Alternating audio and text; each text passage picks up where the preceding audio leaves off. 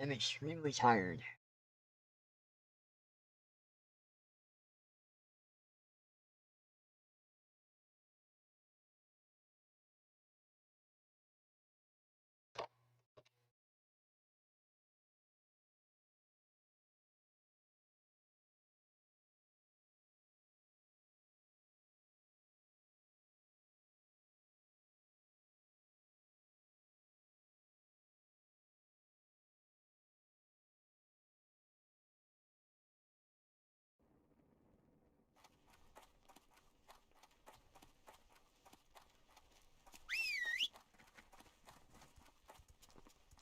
Oh, that's what that is.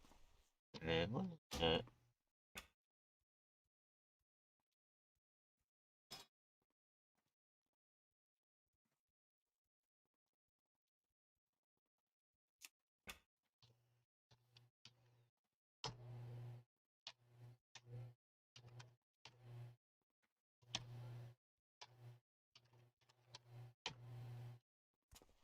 The settings. Or it's just a bar that's gonna sit there.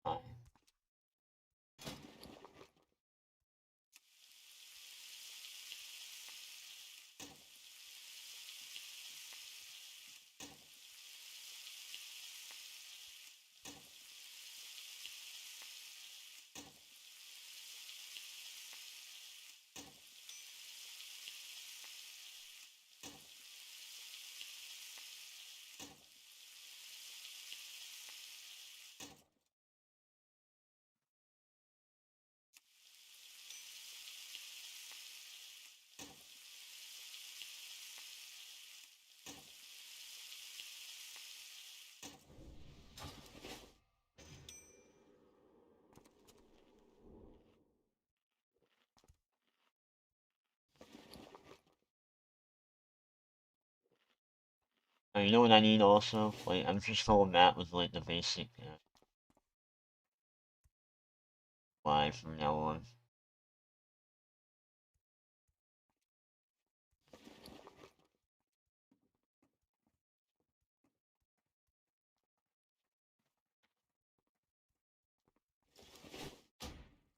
Get the headset out of here.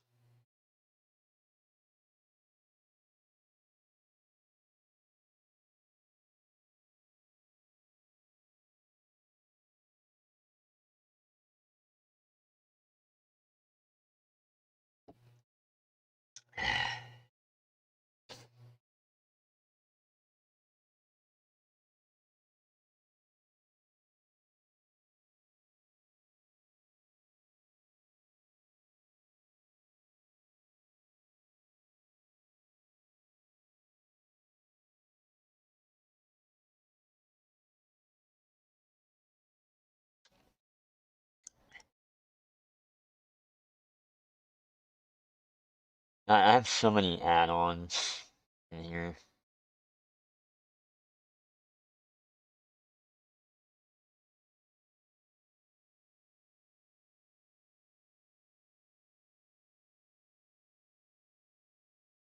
Thing is, I need them all. Well,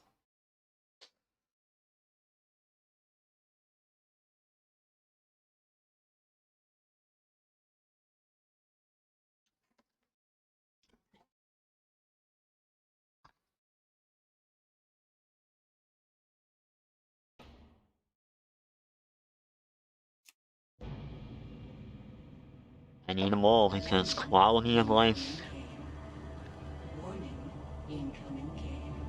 Quality of life enhancements would ruin the game.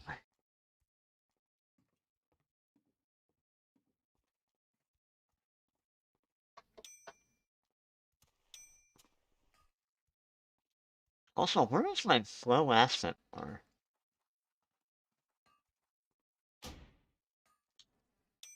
Oh, it's not quite right here. Battle for Azeroth is causing issues. Warning, incoming cave. Warning, incoming cave.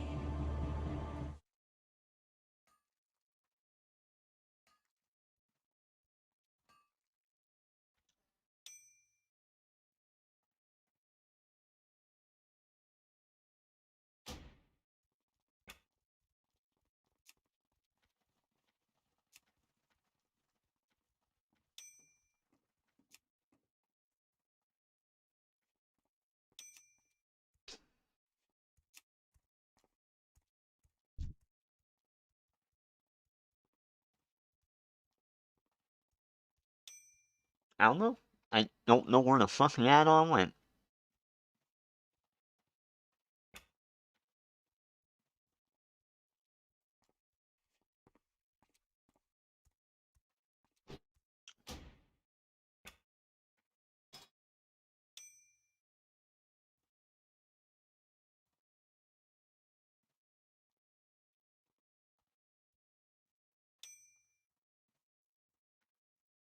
It is gone.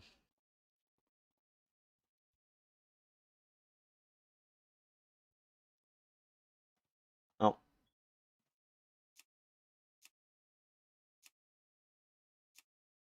that's not gone at least.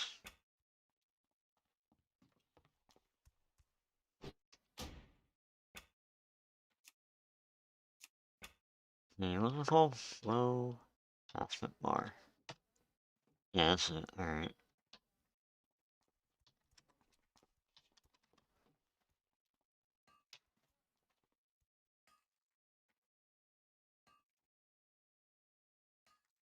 Hmm.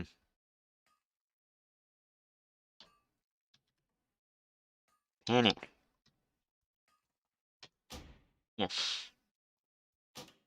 I don't know what the hell happened to it. Warning, incoming cave.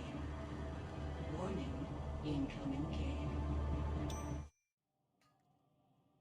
Oh, there it is. So weird.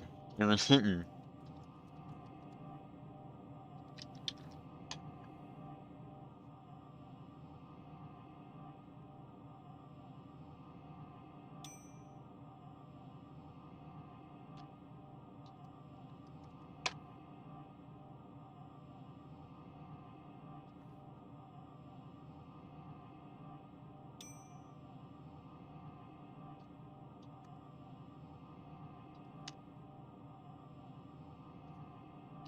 Oh. How do you, unlock?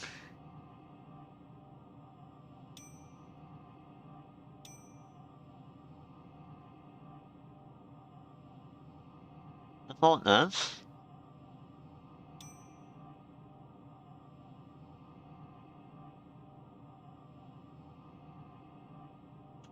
Kind of a dumb add-on. Can you find these for it?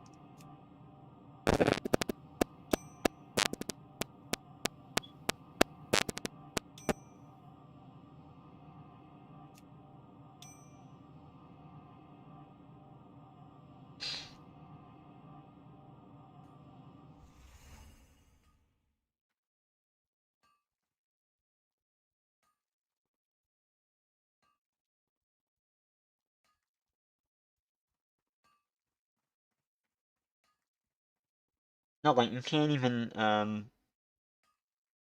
well, what the fuck is the point of that stupid add-on?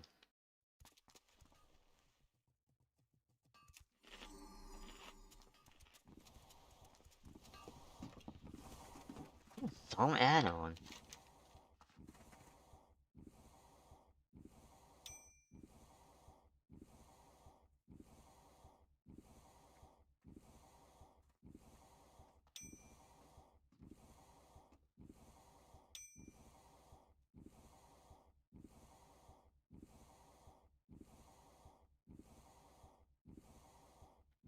I probably shouldn't do that one again.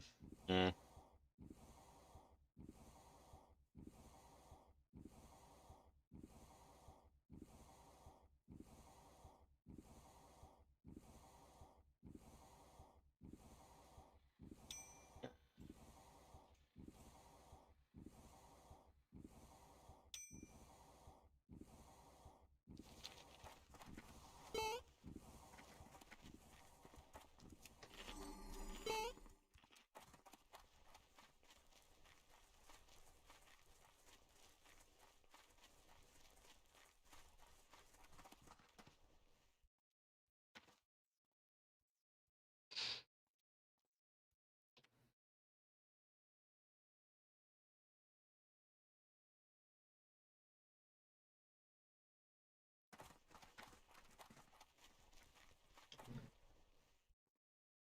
Here comes snitching.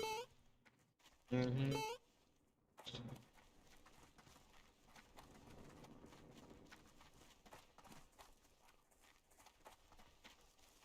Let's watch from afar.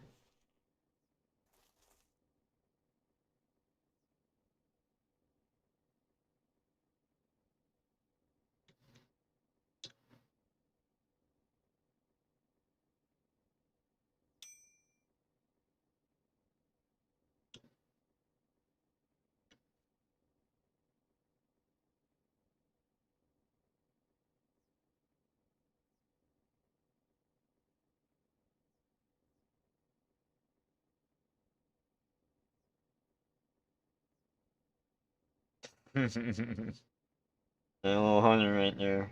Yep. Where'd he go?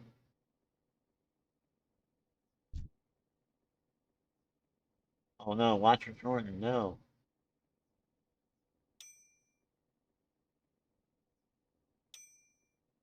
Man, see?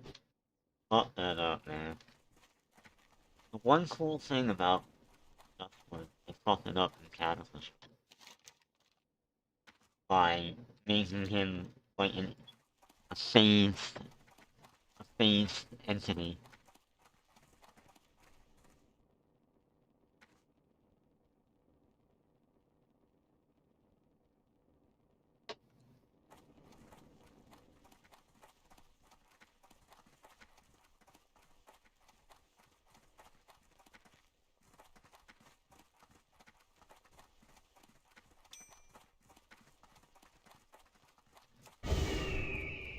And it's so weird how they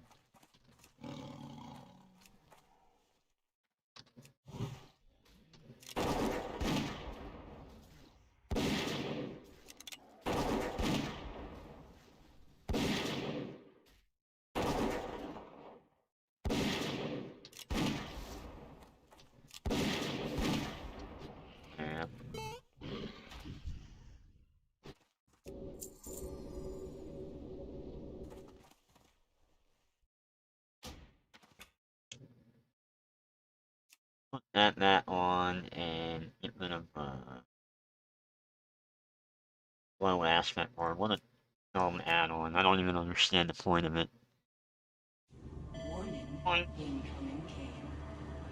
Warning, incoming cave.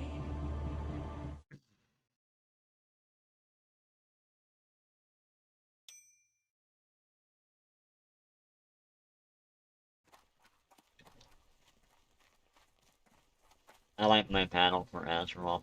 Bye.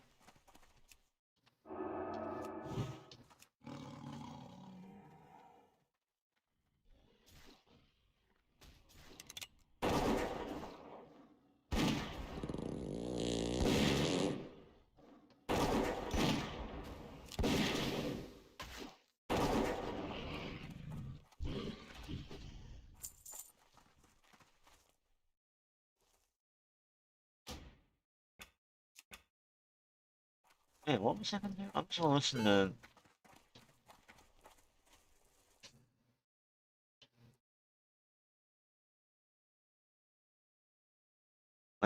My channel is now a politics channel.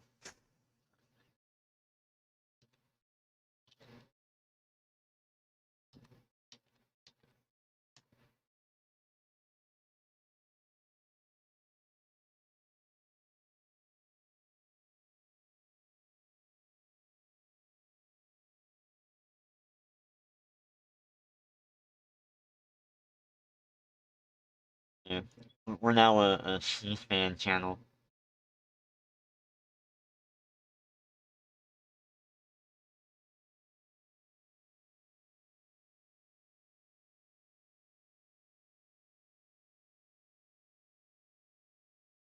There's also devastated communities, families, and businesses in Michigan as well as all across our country. If confirmed, not only will you both play a key role in shaping and implementing the American Rescue Plan, a comprehensive relief package that will provide critical aid to Michiganders and Americans across the nation, but also developing President Biden's budget and policy agenda across the government. How they have. In your respective roles, you'll be responsible for evaluating and coordinating policy decisions to help the country recover from the pandemic, from getting vaccines in the arms of people as quickly and equitably as possible, to reopening our schools and our economy swiftly and safely. We'll also have to help address the long-term challenges that we face, including bolstering our nation's cybersecurity infrastructure, advancing science-based public health, worker safety and environmental protections, as well as strengthening our federal workforce. We'll also be responsible for ensuring that federal agencies are addressing and prioritizing the needs of communities of color and other underserved and vulnerable populations. As part of OMB leadership, it will be your duty to ensure that the federal government is working efficiently and in a transparent manner to deliver for the American people. I certainly believe that both of you bring that kind of experience, expertise, and dedication to public service that is needed to help steer the country through this unprecedented time. I expect OMB will work closely with this committee as we take on the difficult task ahead of us. And I look forward to hearing about the serious challenges we are facing today and how we can work together to tackle them. So thank you both again for your willingness to serve and for being here with us today. And with that, I'll turn it over to Ranking Member Portman. Thank you, Chairman Peters. Glad to join you at the hearing today, and welcome to the witnesses. Look forward to hearing from you. I've enjoyed our conversations we've had by telephone, and it's good to have you here in person, and look forward to having you introduce your family members who are with you. Sweaty As you all spaghetti. know, I think this agency is absolutely critical to our government, and probably the least known, but one of the most important agencies of government. It's the Office of Management and Budget, so the purview is almost boundless. Management of every agency, every department, every program, not direct management, but the oversight of it, and that responsibility would fall on you as the two deputies, should you be confirmed. And then, of course, the budget side, incredibly important. But OMB also looks at every regulation. OMB also looks at every policy, looks at every statement that comes out of the White House, and has to approve it, so it's a huge responsibility. And I'm glad you're willing to step up and take it on. As Deputy Director of the office, and then as the Deputy for Management, respectively, it's important that you both have a background in your respective roles, budgeting, management, but also an understanding of all those policy issues, regulations, and actions that OMB reviews and coordinates across the agencies.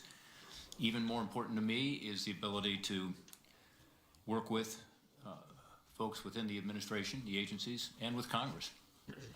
And Chairman Peters just talked about the COVID-19 package. I hope we don't see a repeat of that, because that's not working with Congress, it's working with one side of Congress.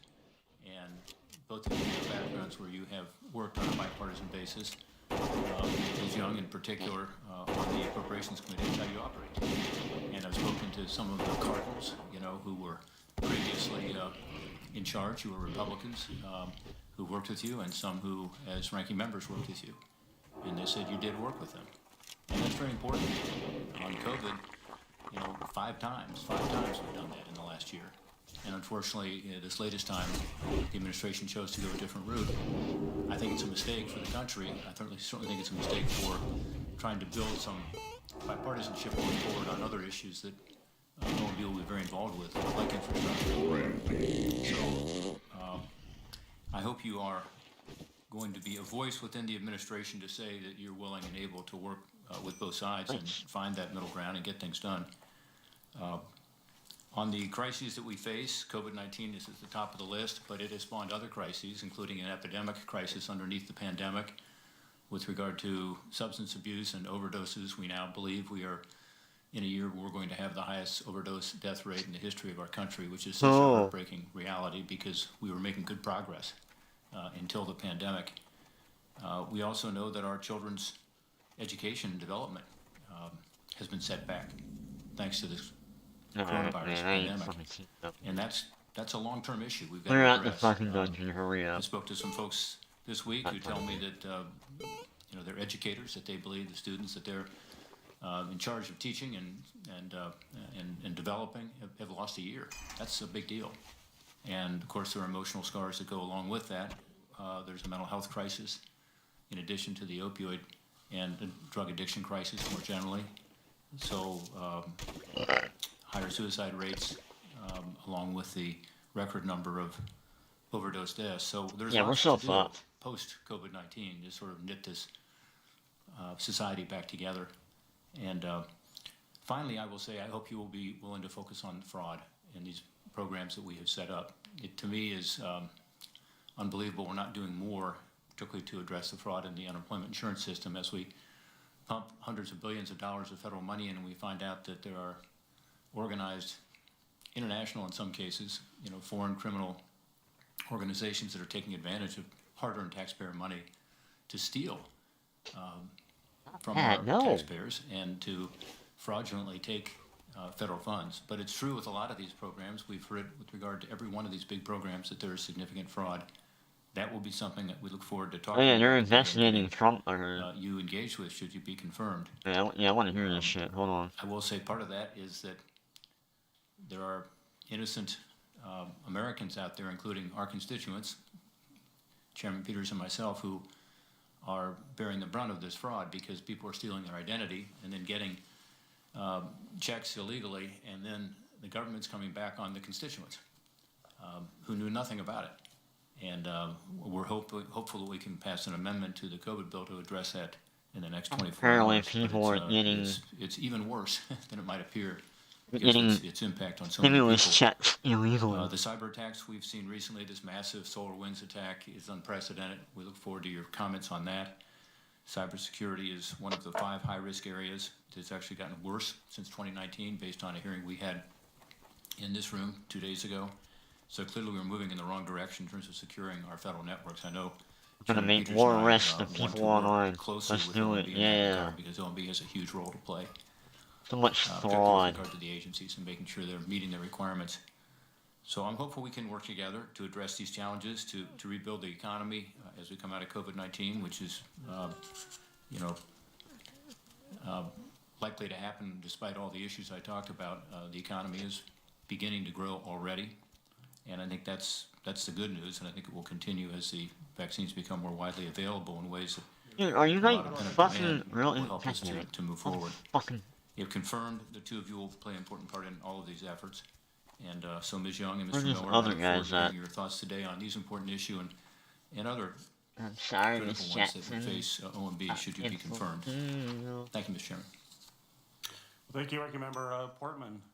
There's more over Today, here. I'm gonna we go over. have some help recognizing our nominees from some of our Senate and House colleagues. So next, I'd like to recognize Senator Leahy, who has a video introducing Ms. Young. I'm very happy to be here today to introduce Shalonda Young. She's President Biden's Joe nominee happy to to be be Deputy here. Director of the Not Office never of been in the Management house and for Budget. way too long. Now, for the members of this committee who also sit on the Appropriations Committee, Shalonda's a familiar face. She's worked on the House Appropriations Committee for nearly 16 years. She's been the House Appropriations Staff Director since 2017. Actually, it's in that capacity I had the Yeah, my pleasure of stream really is now getting to know her a, well, and I can tell you without political stream. reservation, That one. I can think of no I one only better talk about suited to be politics. Deputy Director at OMB than Shalonda.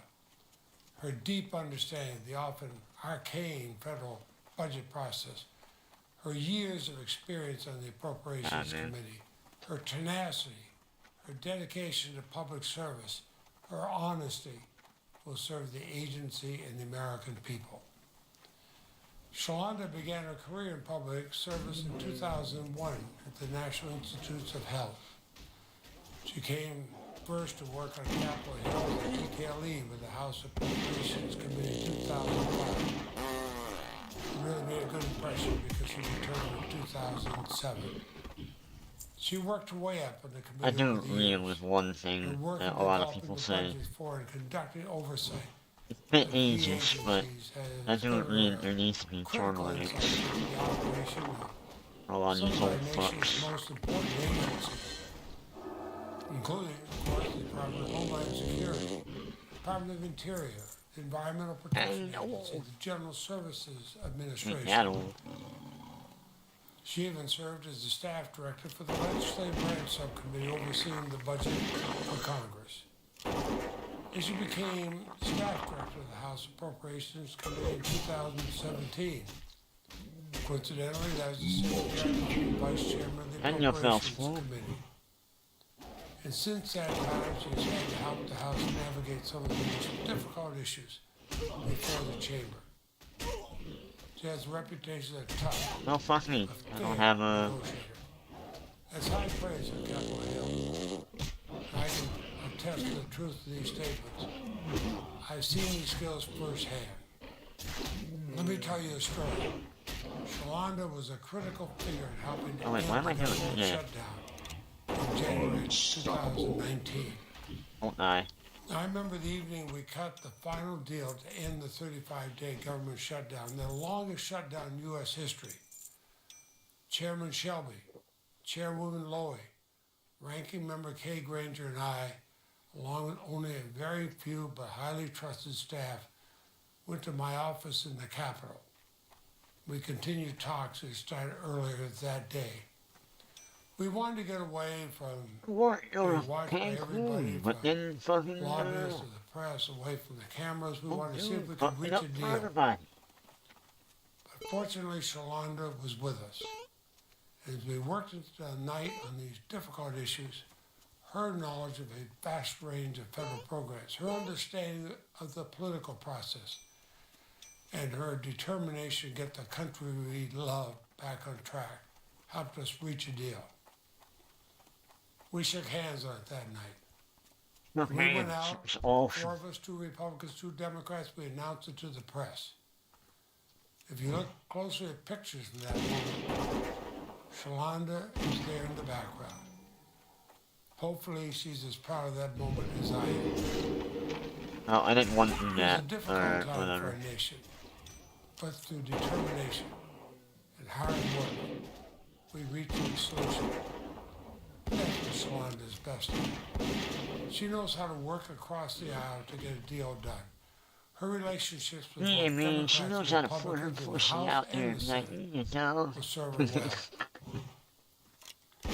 I've heard it said that the Office of That was Management nice. Budget is one of the most powerful government agencies Very that sexist of me. most Americans have never heard of. It's true. It wields incredible influence, not Must just be the an federal incel. budget, but over policies that affect people's lives. We need people like Shalonda Young to help steer the agency in these important decisions. She's wonderful. Oh, fucking hell, man. These are all 8. Next, I'd like to recognize Senator Cassidy, who is joining us virtually. Senator Cassidy, welcome to the committee. Thank you, Chairman Peters, and thank you, Mr. Portman, and thank you all the members of the committee. As Senator Lay just said, this position is one of the most important decisions that no one ever hears of. And among the qualifications to be a political appointee in this position includes a willingness to look beyond partisanship and to really accept the intent of Congress when passing a law in order to meet the needs of the American people and to respect the role of Congress. So this willingness to do so is a prerequisite to be approved for this position. So with this in mind, I have the distinct pleasure of introducing Shalonda Young to be the Deputy Director of the Office of Management and Budget. The reason I have this privilege is that Ms. Young was born in Clinton, Louisiana, and grew up in Clinton and in Baton Rouge. Her parents, Lois and Ronald Smith, her grandfather and her grandmother, and other family still live in Louisiana. Ms. Young graduated from Loyola University, New Orleans, and Tulane University. She is now, as was just said, a staff All the director ones I of the need are in House that cave. Appropriations Committee, and in this role has worked with both Democrats and Republicans to achieve the goals of our country. Now, recall what I said earlier, that this position requires someone with a history of Let's working on take it public easy support. here. I was so pleased to receive this message today from a former Republican House Appropriations staffer. I'm quoting from the message. I hear you're introducing Shalonda Young today. She's amazing, smart, and such a pro. She can explain difficult concepts and has the gravitas required to speak truth to power and quick deeds. Plus, she's very pleasant and funny, a great lady. Thanks so much for supporting her. She understands what's needed to do this job. As a longtime congressional aide, she has cultivated relationships with lawmakers in both parties. Now, it isn't just fellow staff members that speak so highly of Ms. Young. I note there is a list of strong bipartisan Senate support. Last week, my Republican colleague from Alabama, Senator Shelby, said That is why I'm she knows the process training, inside out. She's an honest broker who has demonstrated the ability to work with both sides my to pole get arms. things done. Senator Sanders is about as far away from Senator Shelby you can get in terms of the political spectrum. Speaking to her experience, says, quote, she has done an excellent job There they of come. working with Alright, let's hit Democrats one of and them in the Republicans. freezer. My Democratic colleague, There you Chair go. Leahy, just spoke, and she said that's what Shalonda is best at. She knows how to work across the aisle and get the deal done. And my Republican colleague from South Carolina, Senator Graham, said, everybody that deals with you on our side has nothing but good things to say. These days, wide bipartisan support is rare. But when Senators Graham, Leahy, Sanders, and Shelby agree, either we're some sort of weird spaced out continuum, or the nominee is exceptionally capable. Because she's from Louisiana, I know it's the latter. She's exceptionally capable. There are unique challenges ahead of us as we recover from the pandemic. Ms. Young is a qualified individual with a distinguished career in public service. I look forward to the committee and the Senate approving Thank her you, my nomination. dog. Thank you. Alright, my cat, rather.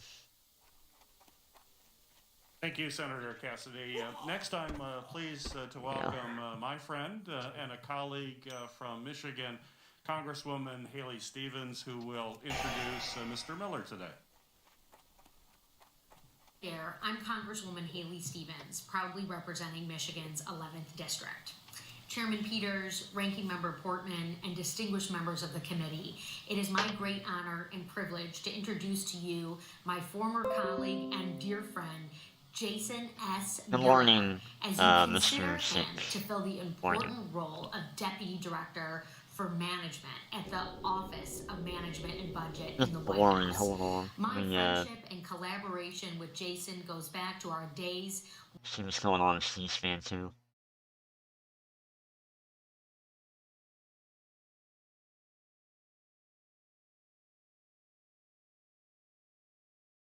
On working Americans, Yeah. no matter where they live in the United States of America, East Coast, West Coast, and all points in between, plus Alaska and Hawaii. So to Mr. Chairman, ranking members, Ranking Member Barrasso, members of the committee, I strongly urge you to support the nomination of David Turk. Thank you, Senator Van Hollen. And now I want to recognize our former colleague, Senator Conrad, to introduce Mr. Turk. Senator Conrad represented North Dakota in the Senate from 1987 to 2013. And served as either chairman or ranking member of the Budget Committee for 12 years. So cool. Perhaps more to the point this morning, he was a member of this committee from 1987 to 1993. And he played a major role in enacting the Landmark Energy Policy Act of 1992. So Senator Conrad, we honored and pleased to welcome you back to the committee this morning. And I want to assure you that your years of hard work trying to balance the budget and your example of bipartisanship have not been forgotten. Senator Conrad. Thank you, Chairman Manchin. Very kind. Alright, there's nothing really And going on I with look the back Hispanic at my woman. time with you and Ranking Member Barrasso. Good to see you. We always like There's a lot of, hi, how are you, kind of shit.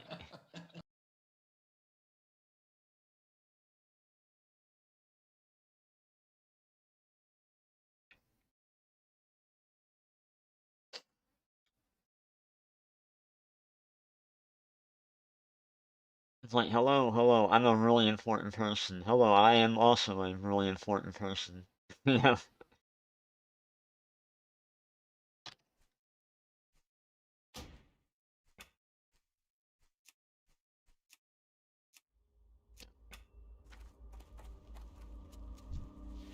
Ooh, what'd I get?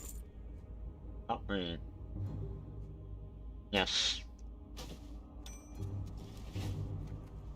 Alright, now I can actually go into... Hold on. Doesn't mean I actually have to kill. You.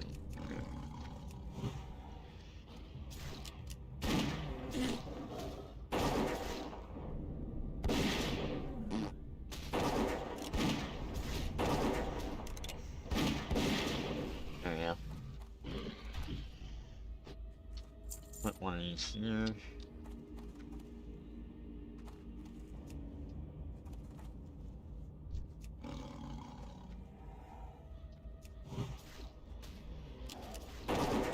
Oh, fuck. I didn't see that guy.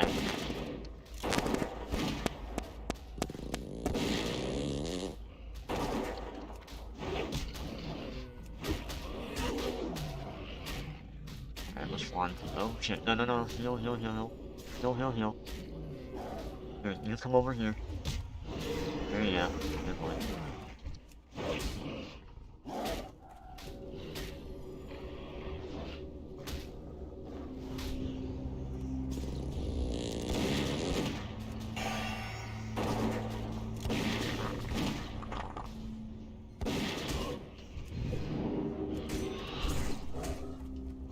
No.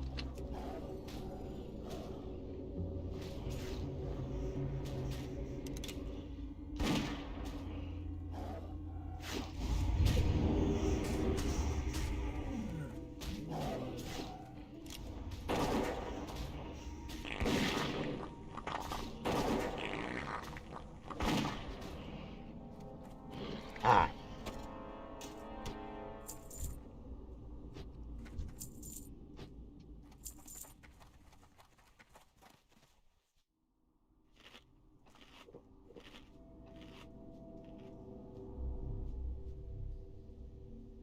That was rough.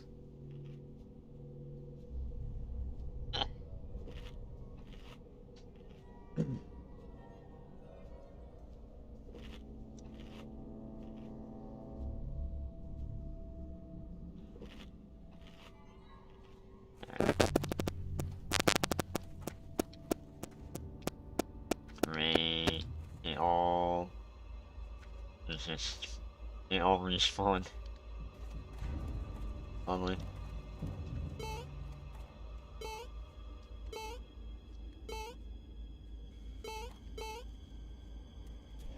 Yep, there they go. Yep. I'll leave this forward. Okay, okay.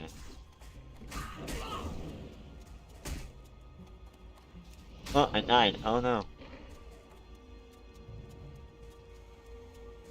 Okay.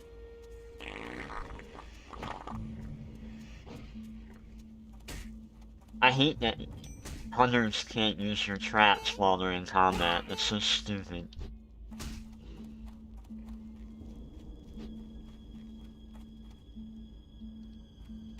Alright.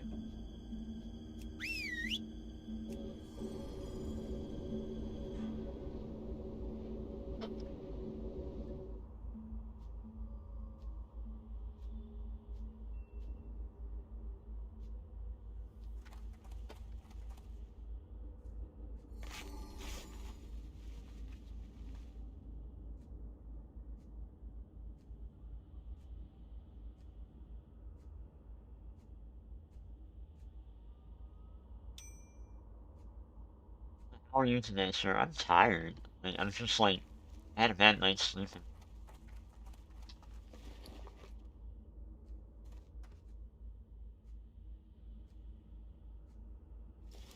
By the way, you may want to update your level range on your stream title. Actually, my stream title shouldn't even have that at the moment. I didn't set it up that way. It's restream's acting up, so like I can't like change the title.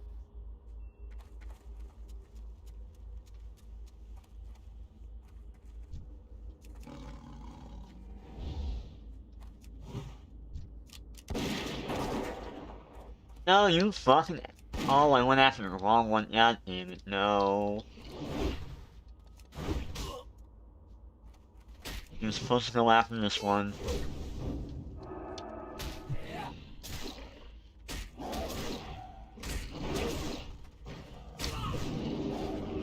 Doesn't matter, got the kill. Oh, look, died. Oh no, I'm dead. Oh, oh motherfucker. Didn't work. I got a heal potion. Oh, that's. For that.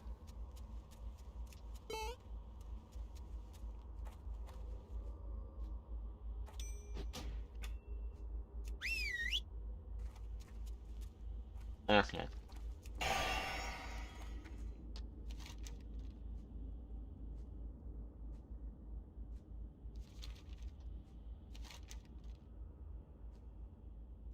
I'm sorry, Miss Jackson. I am.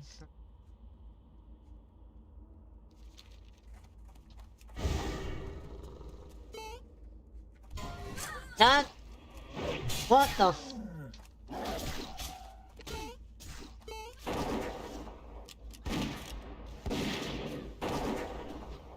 Sorry about that.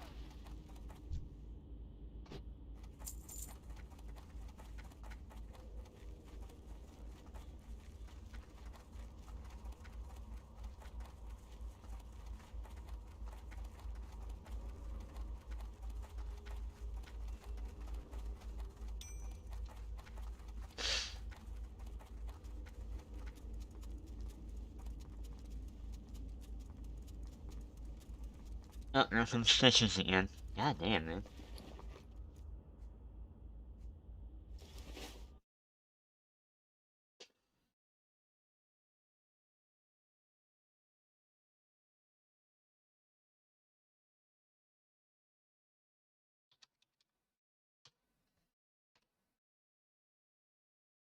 Yeah, I don't know what the hell's going on. My title.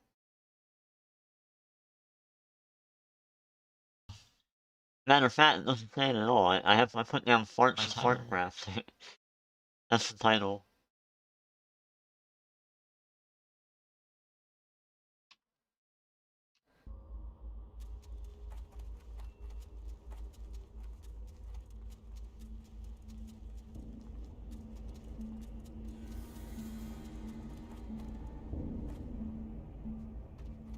Oh, that's unfortunate. Oh, shit, you're gonna die. I'm not fucking playing with that.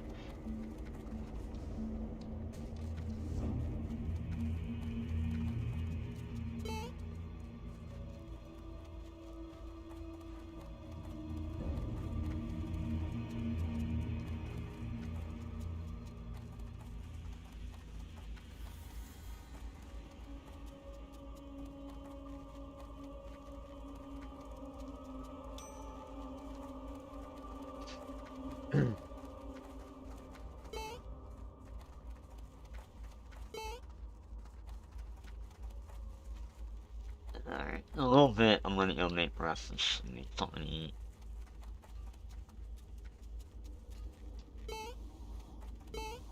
I feel like hard. What can I do for you? What can I help you with?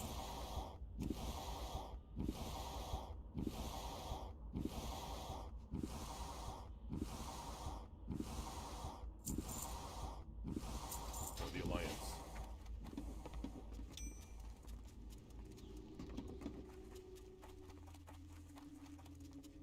King's honor, friend.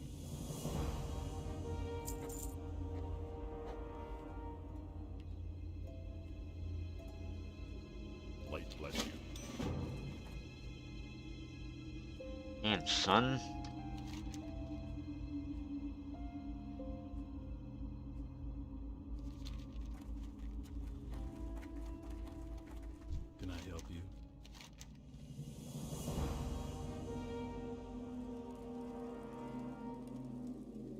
A wand. Have a good one.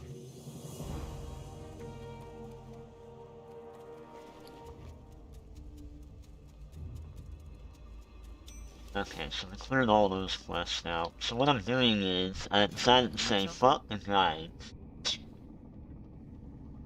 This on this character.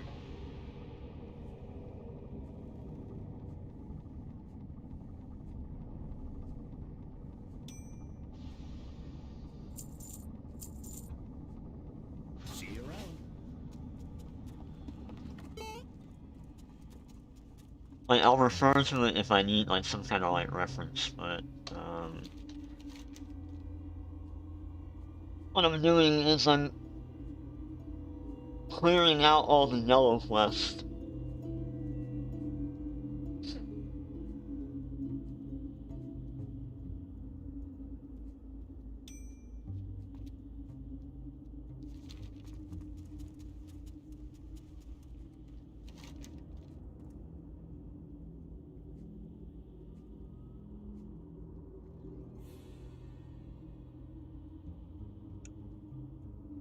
Which, funny enough, was how I used to do it back in the day.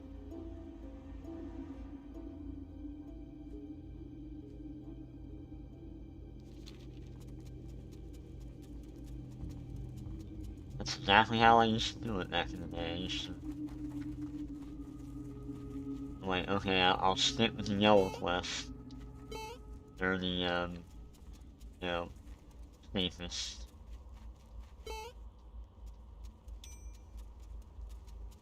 Anything that's orange, you know, don't bother unless you happen to, you know, find a group that's doing it.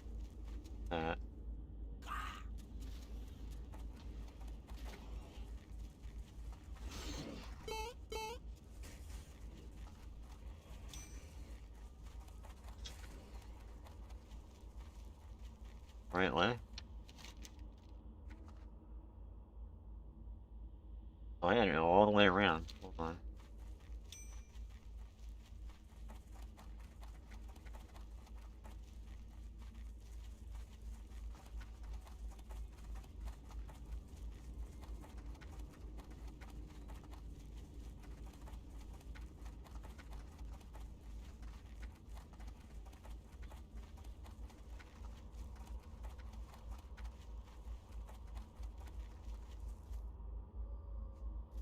Let's see a chest in here.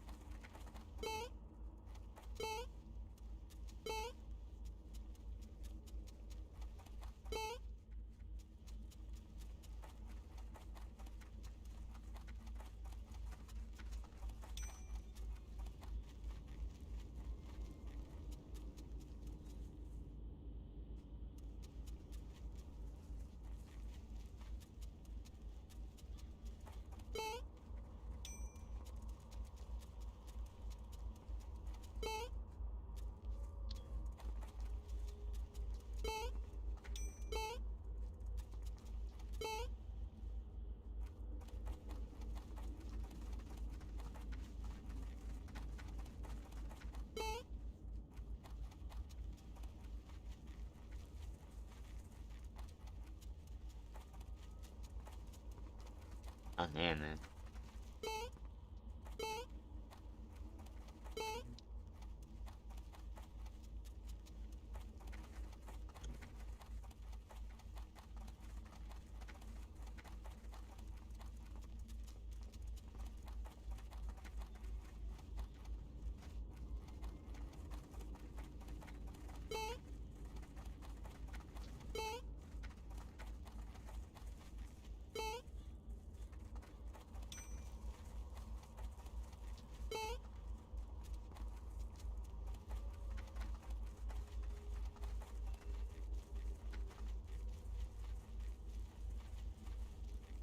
Oh, a chest.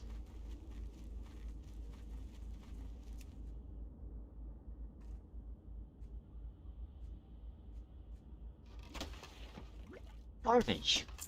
Thank you, Blizzard.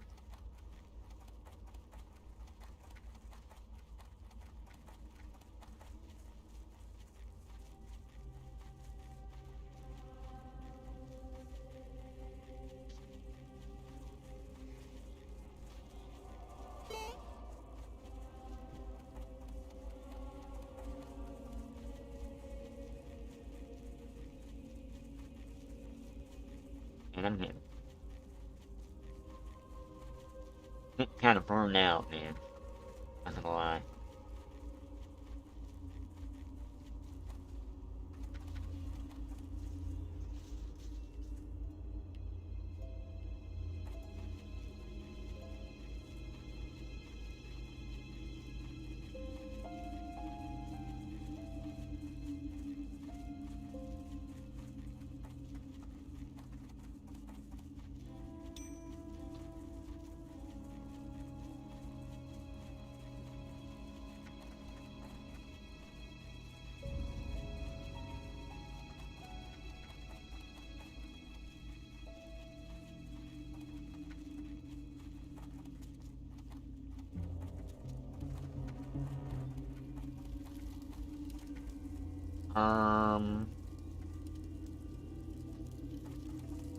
Need help?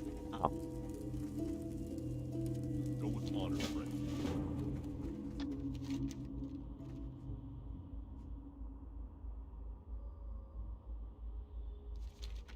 I remember this.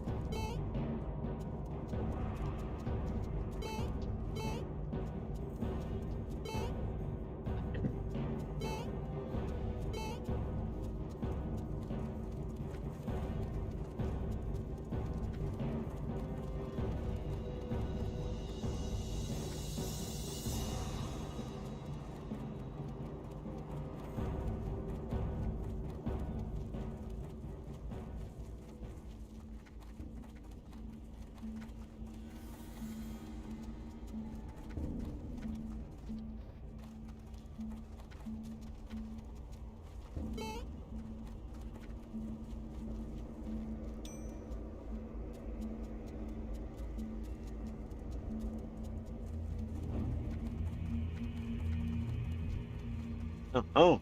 Get him, get him, get him!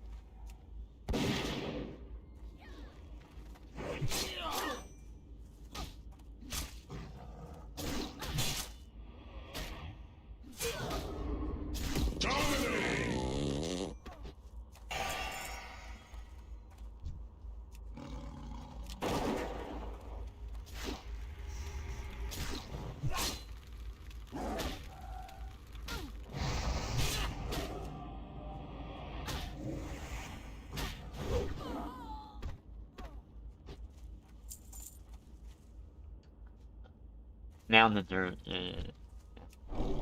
May your generosity be returned to you 100-fold.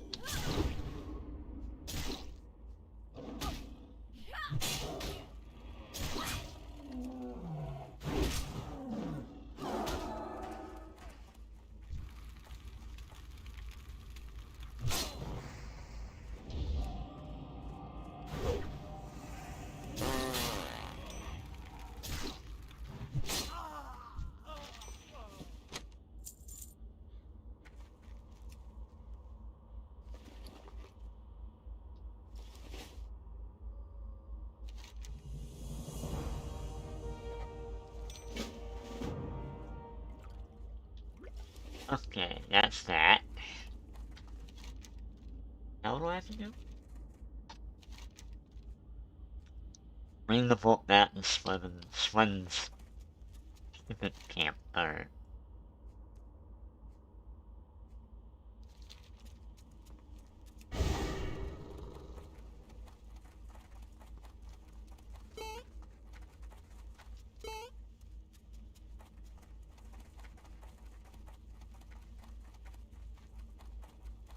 $11 o'clock? Yeah.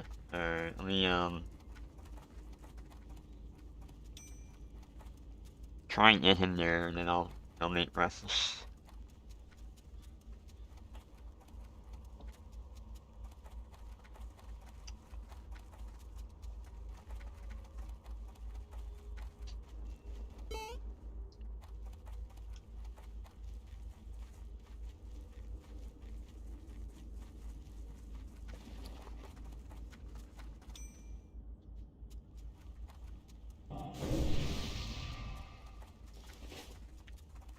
Shoot, in a lot of ways, this whole leveling experience is very similar to, like, what I remember in when I was first playing the game. I didn't know where the hell I was going, and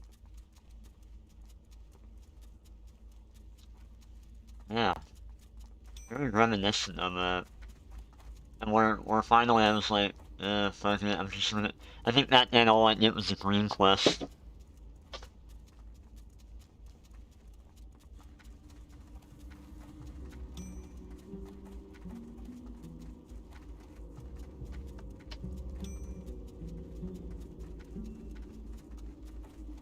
Oh, I do know one thing. I need to buy the upgrade for first aid.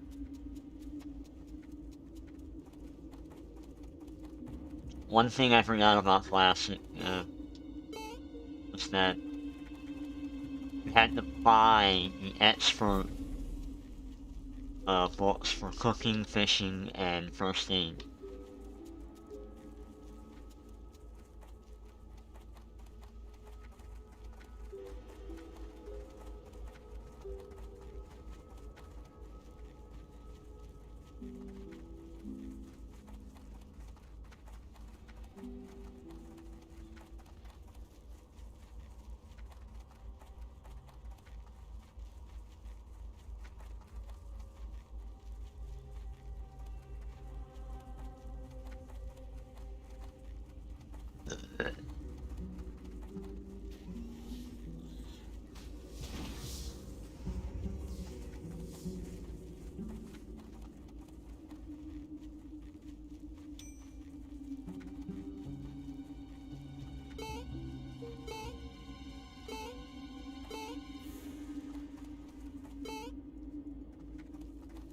Greetings. Take the book you found and show it to the townfolk in Darkshire. Alright, I think this is the start of...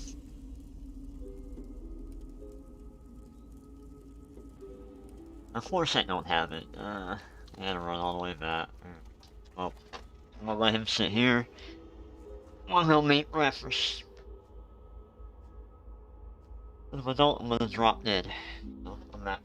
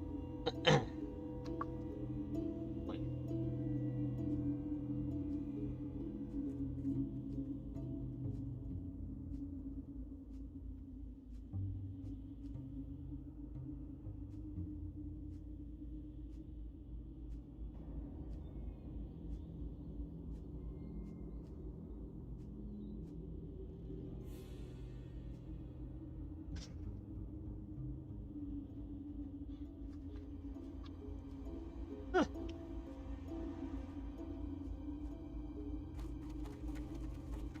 my buff is about to run.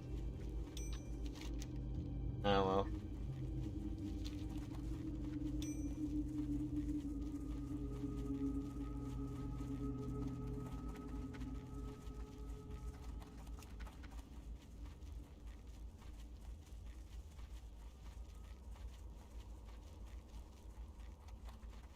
Oh.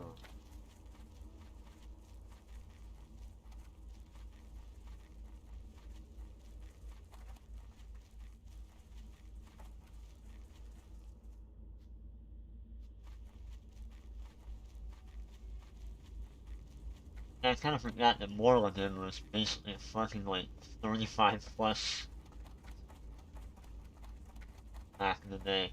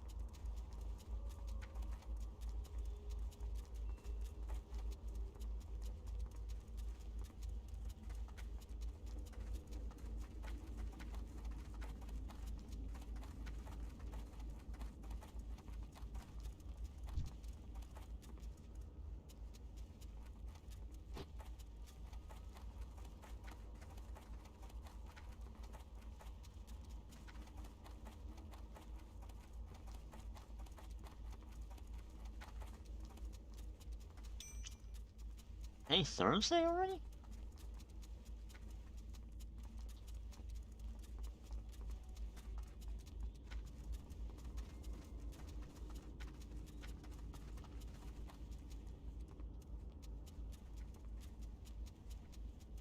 Replace the batteries.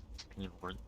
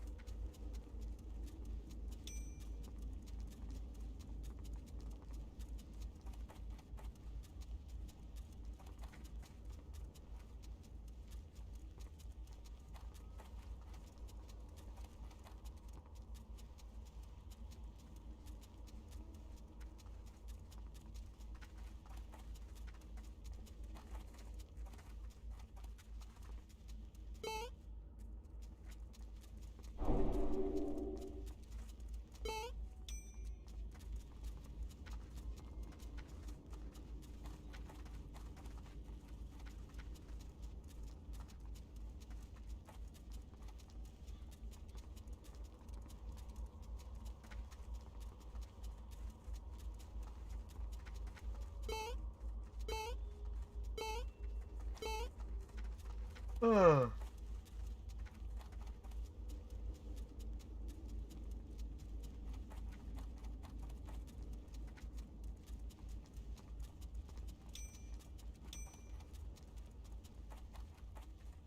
met. Eh? Farewell. Need help?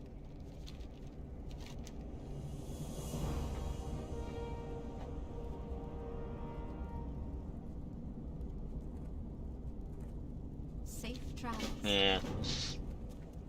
Finally getting to the end of it. Alright. End of the end. Hello.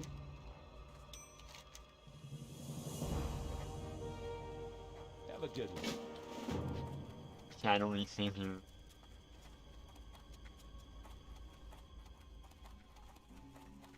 What can I do for you?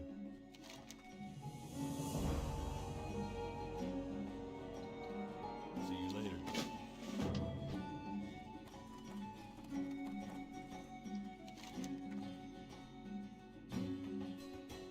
Is not native to Darkshire. The nervous, jittery person. Left Darkshire and headed west.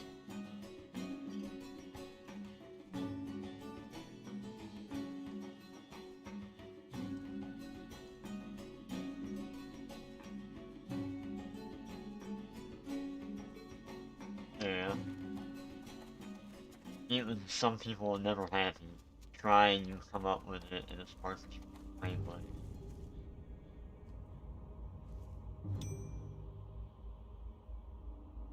Yeah, jitters.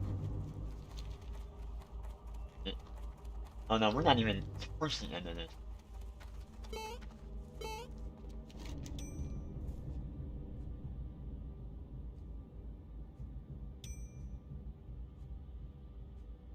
Oh god, yeah, we're not even near the end of this. Sorry, never mind. Thought it was.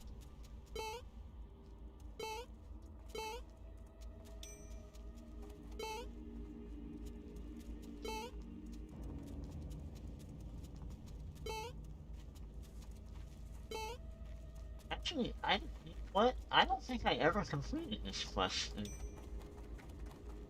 I think about it. I did the Cataclysm rendition of it. Much shorter, and that's probably why I was thinking it was almost over.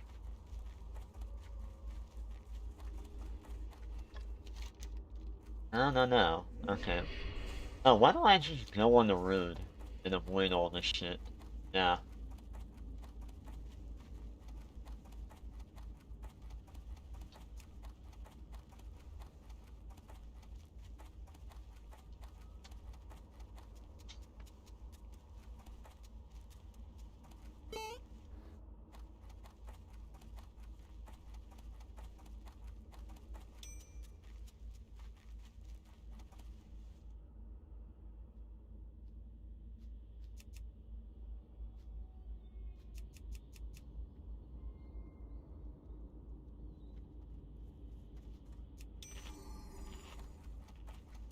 Yes.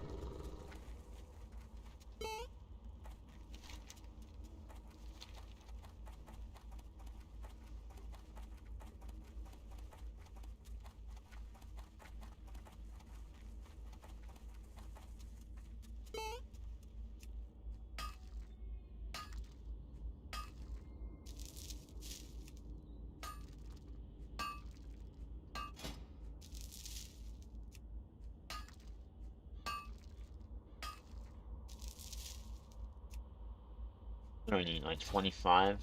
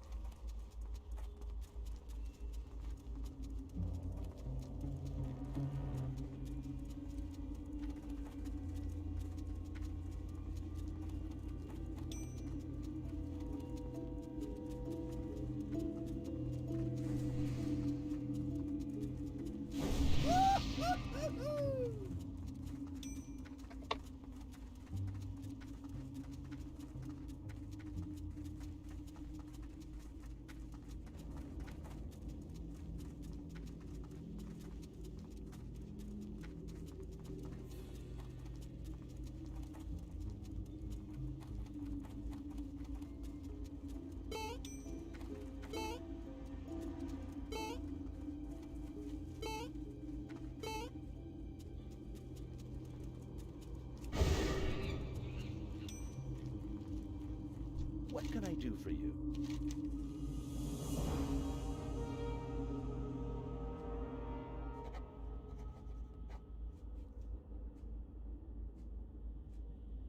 Safe travels.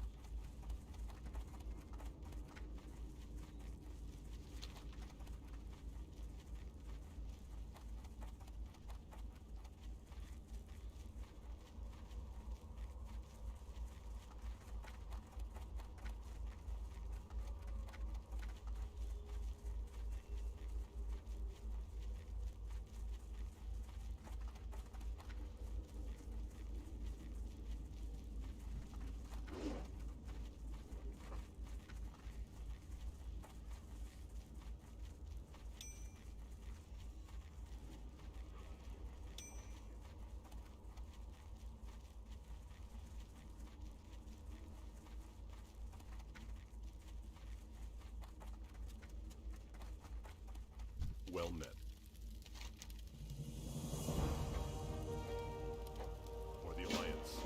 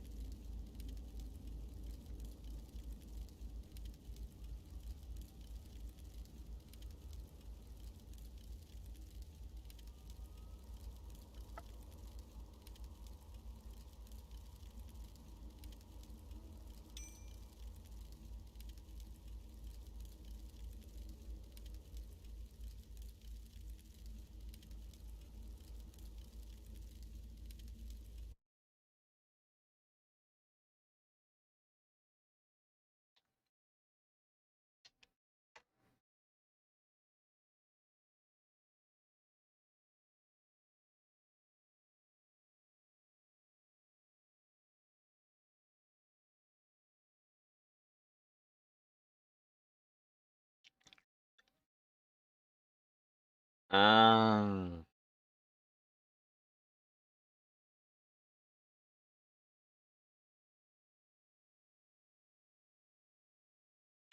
Okay, now I understand.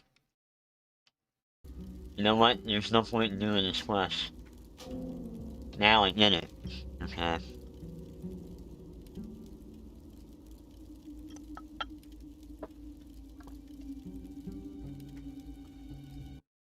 There's no benefit to doing that quest. For my class.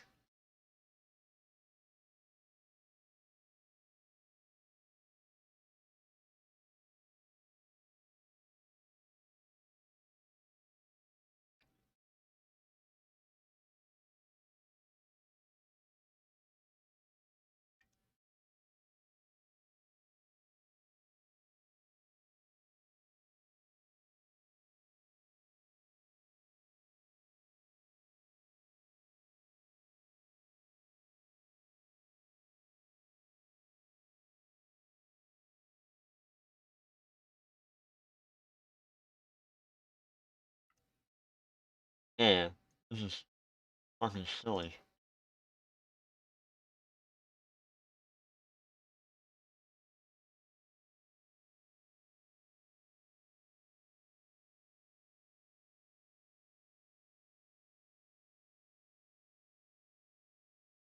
Like, it has you going all over the place. But the end reward,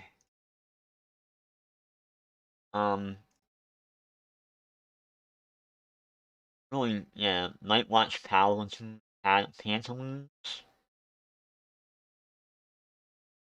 a cloak with 7 stamina, and a male headpiece, yeah. Kind of pointless.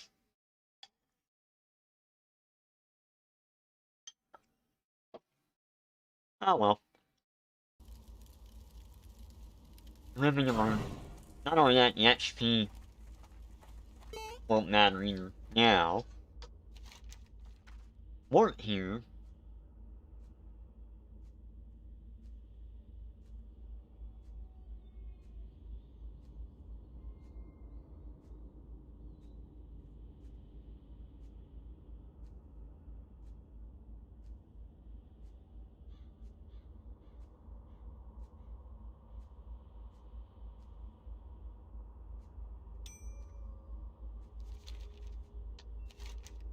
I'll definitely do that one.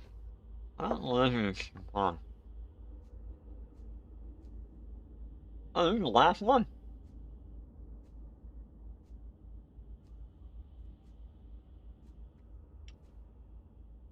Yeah, this is garbage. Don't get shit for that. Alright.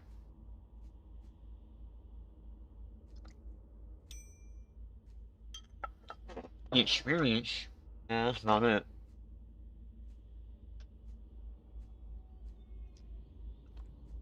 Look at that.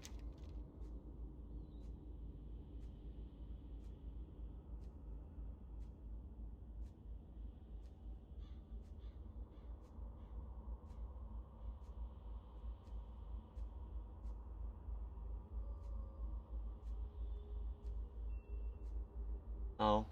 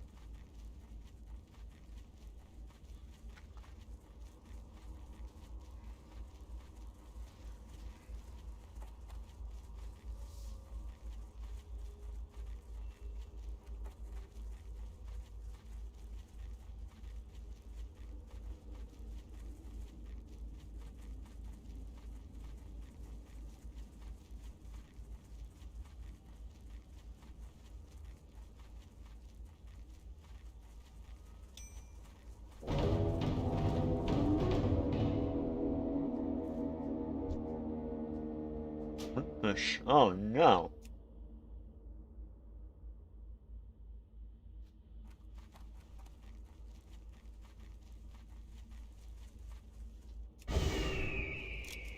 Hi, Lucas.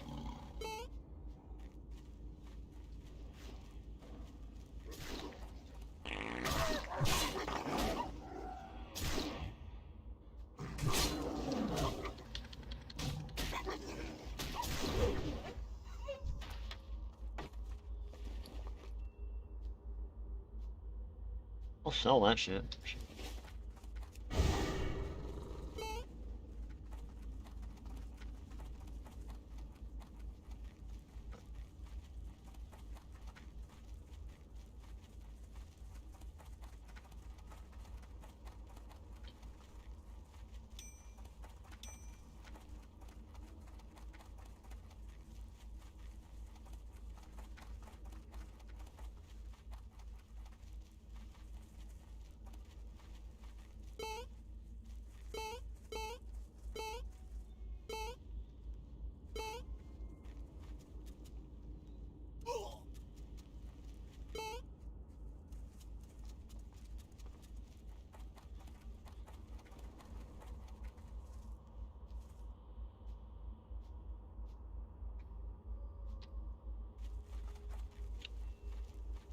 Oh man. Okay.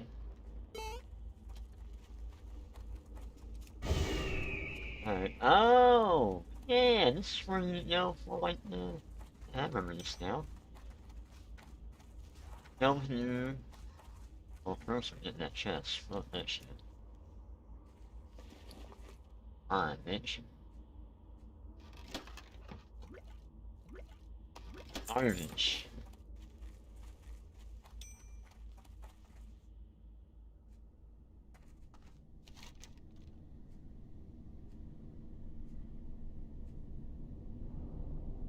He's inside the shack. The ring and the axe aren't bad either. And, well, the items aren't really what I'm interested in.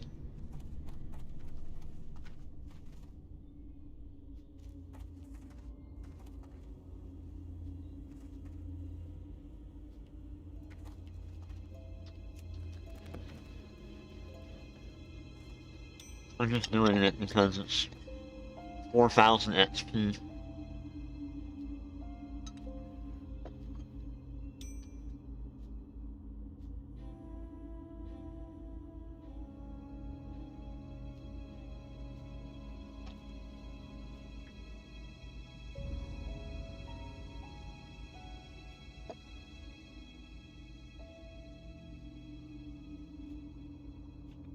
There he is.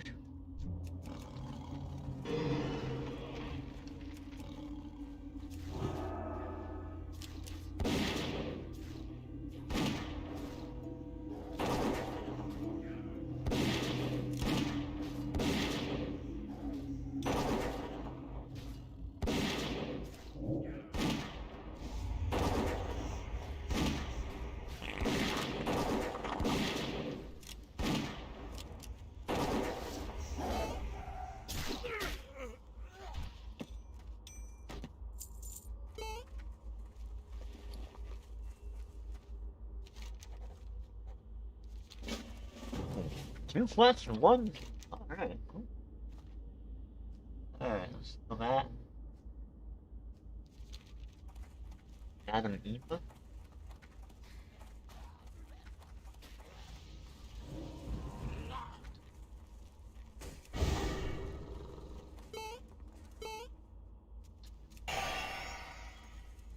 Oh, you cursed me.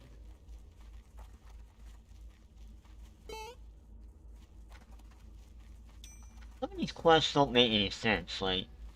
Okay. This was orange.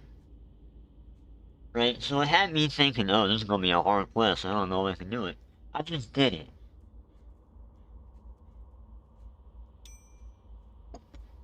Didn't even sweat, you know? Greetings.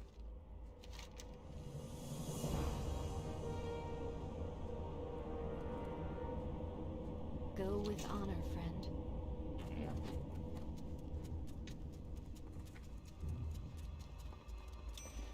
So what do I get for in the book? A get Dickle. Alright, well, we'll turn.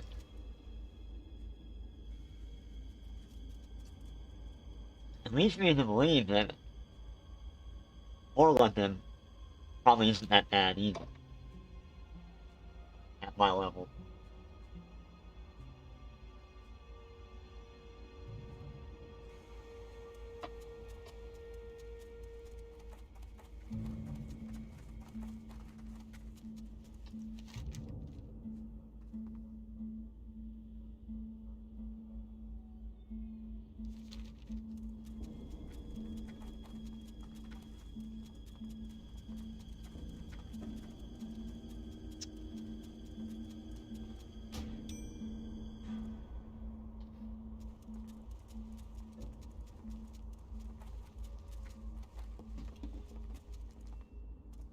Hey there.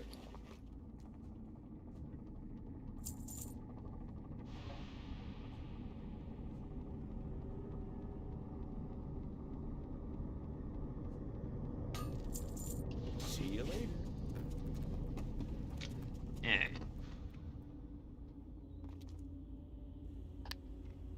Take my vitamins.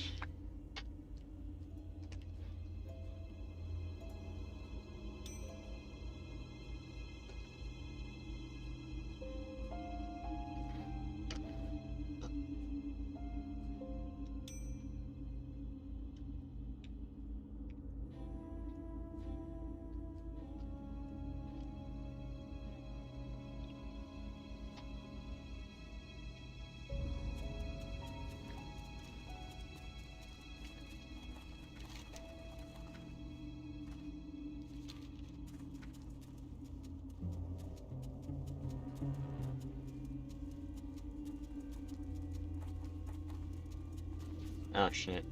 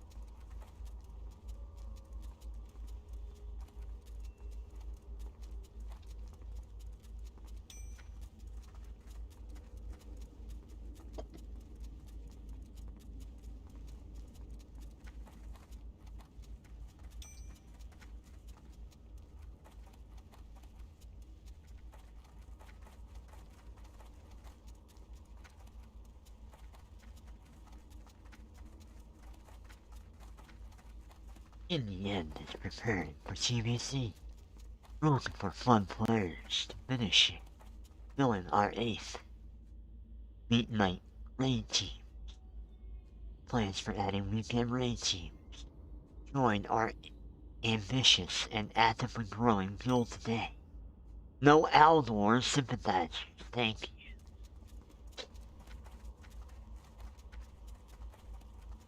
Oh, sometimes I like to read out the the guild advertising, because I think they're funny.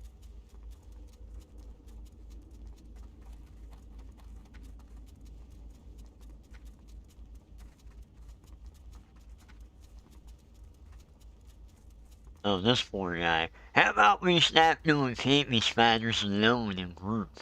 How about we don't? Buckle up, pal. Do it along like the rest of us.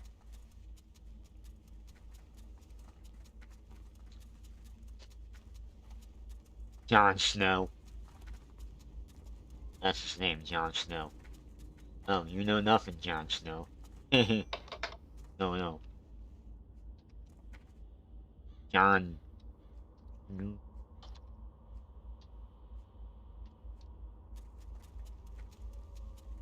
Oh.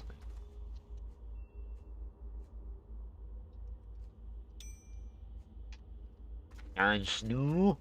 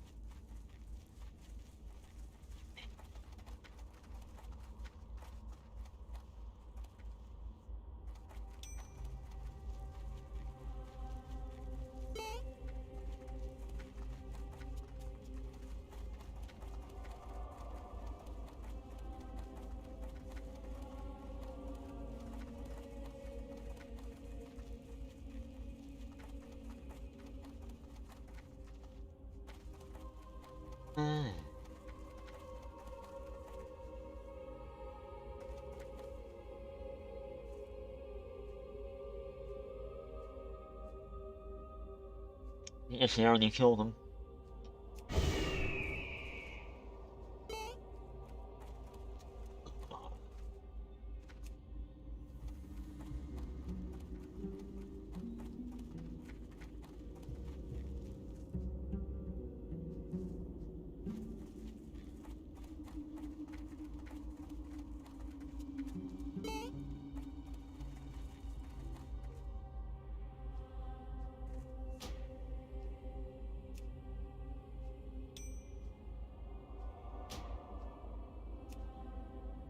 I'll drink.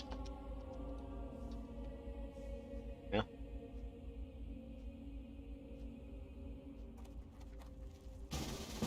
Yeah. Alright, let's,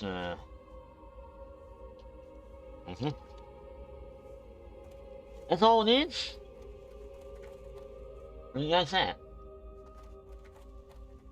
Where you guys at? Oh, you're over here on the other end.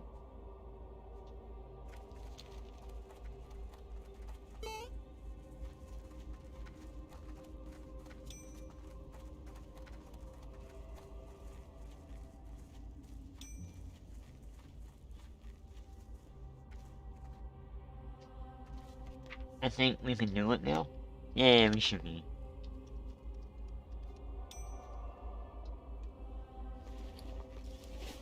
We should be fine. We should be okay. Alright.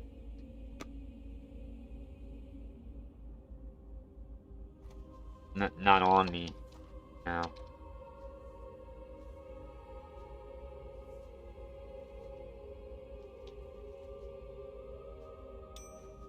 Wants to know if I have a pair. I'm like, really?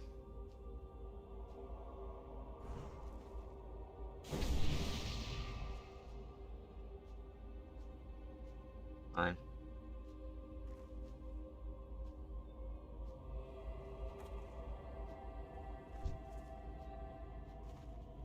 Come on, man. Bring him over here, man. He's not that bad. Come on.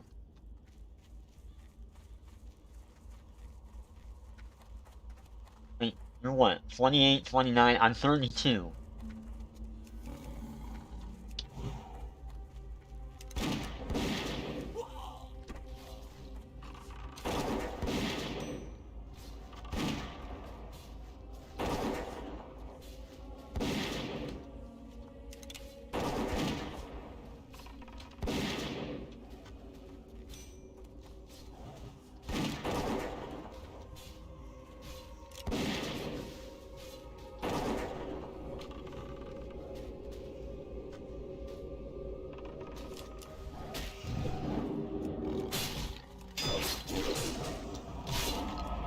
He hits hard. Yeah, he does hit hard. Okay.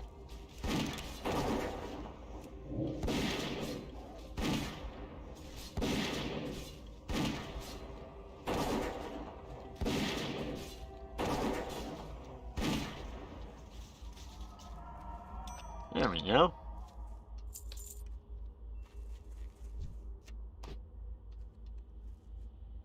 Easy peasy. There you go.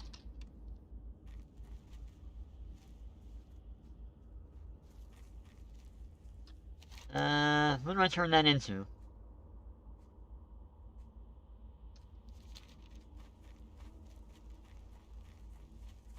Gotta go. Sorry. Ain't got time. Nope. Gotta go. Gotta go, man. Gotta go fast. Nope.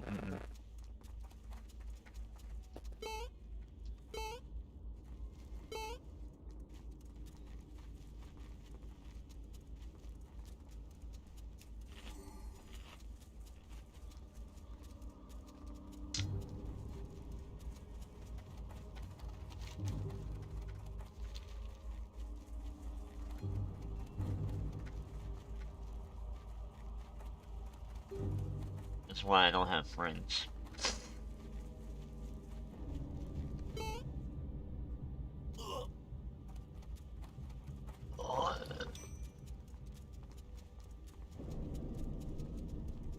Yeah, I kinda look at it this way. I might look. The game makes me that way. Blame the game, not the player.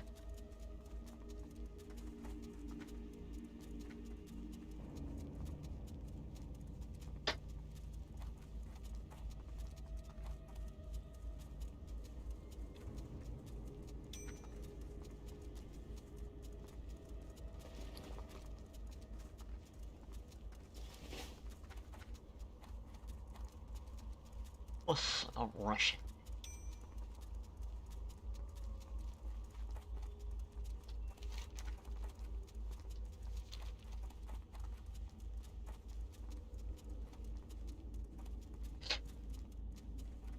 You're wondering what that is. That's a John Cena quote from like way back in like 2002, 2003, I think. When John Cena first entered the WWE. It was before he picked up the Vanilla Ice rap gimmick that what he was later known for, but before that he was a nobody. And it was around the time that Vince McMahon was like, yeah, we need ruthless aggression, ruthless aggression. That's what we want.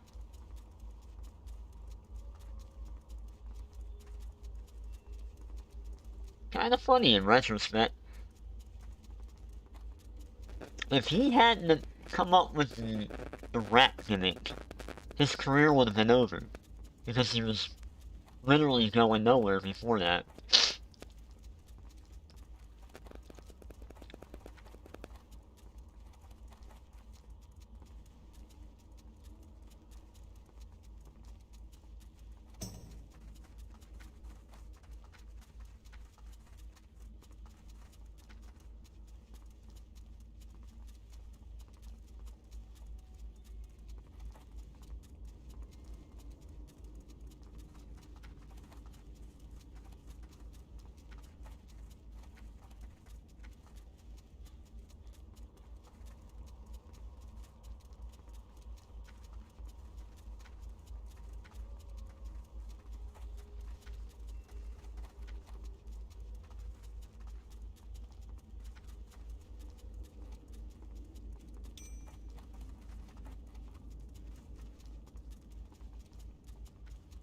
Hey there.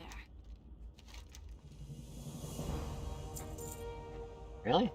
Speak with Watcher Sarah, I could have told you this earlier. How do I put this? Morgan may have believed that his family was all dead, but in fact his daughter Sarah is still now a Watcher. Farewell. Oh no.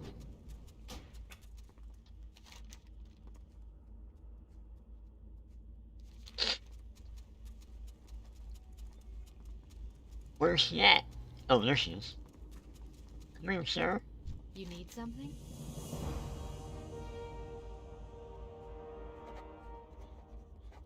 Ooh, that's an upgrade of sorts. Be careful.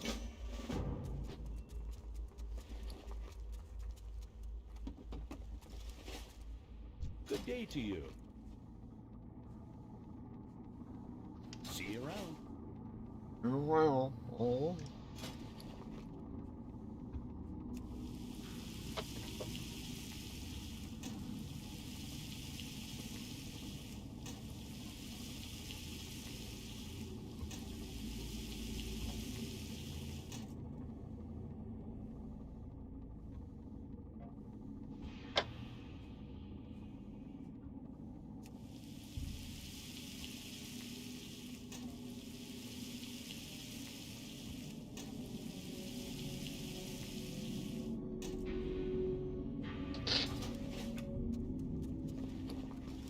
Now what? We don't have to go all the way back to the reef. Yeah, god damn. Literally just back and forth, back and forth.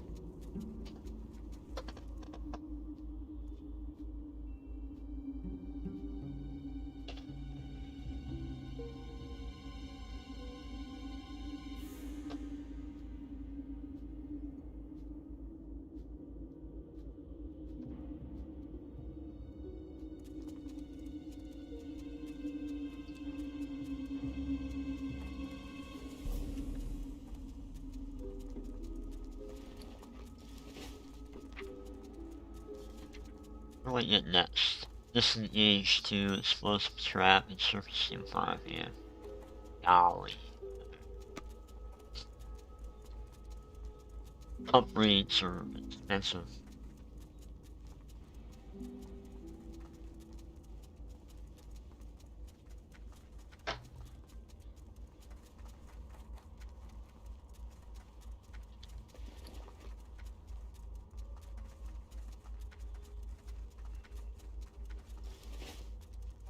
You know what, that's the thing though, like, how are you supposed to save up for a mount?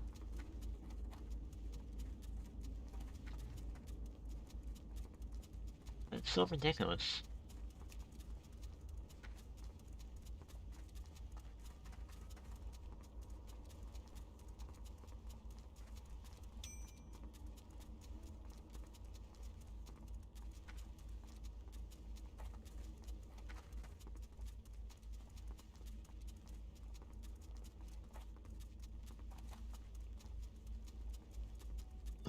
It's like 100 for the mount and 10 for the training or something like that. Forget.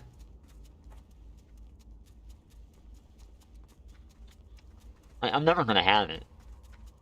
Never gonna have enough.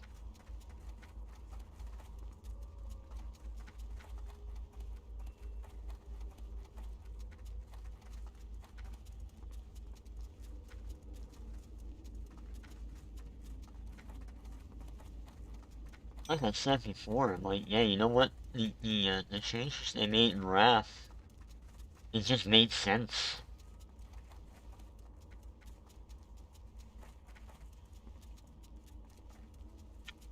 Part of the issue with vanilla was simply money.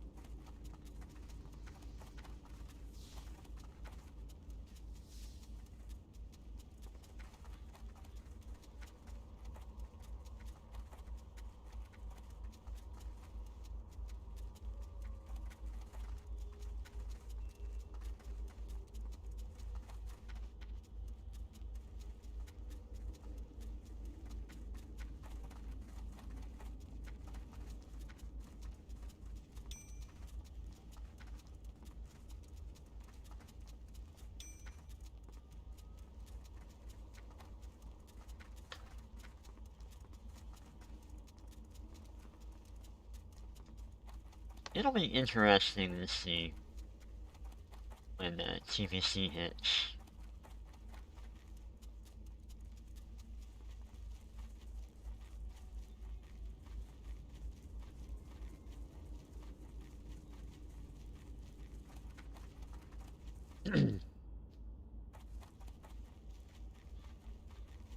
Oh, I'm not even worried about flying.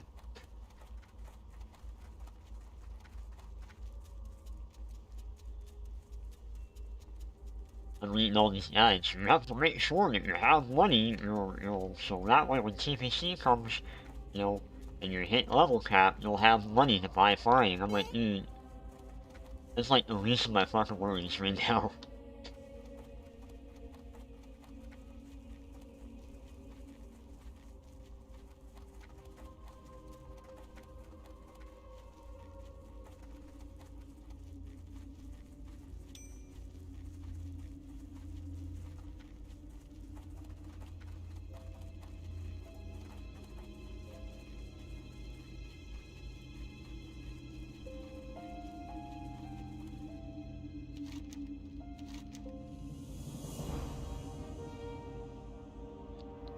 Chance on hit, blast the target with arcane damage, yeah.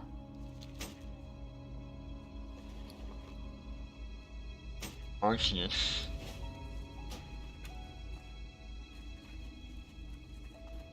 Oh, what a sad ending to.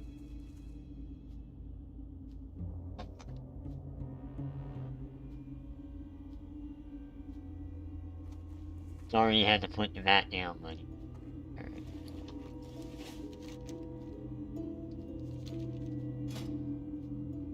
What's the percent chance? On hit. Oh, it's all automatic. Okay. Cool. Cool.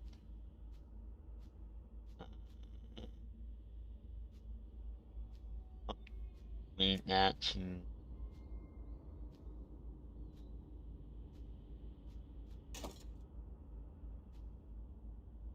Actually, maybe I want to redo that. Yeah. Outfit.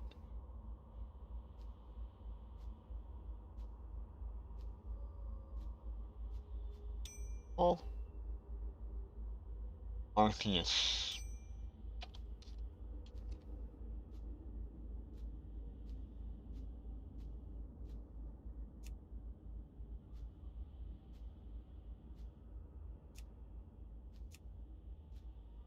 And outfit.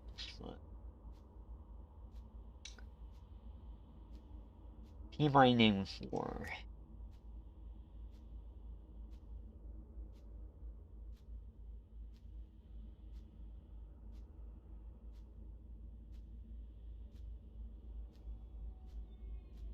What? No. Asshole? Okay, yeah.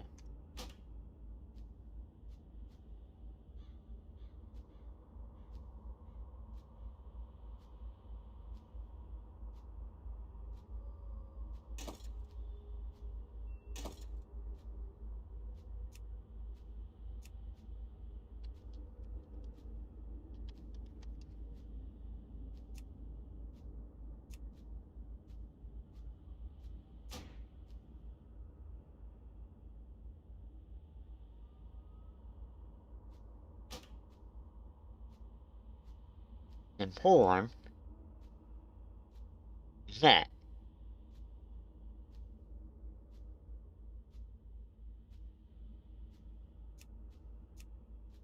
Arceus.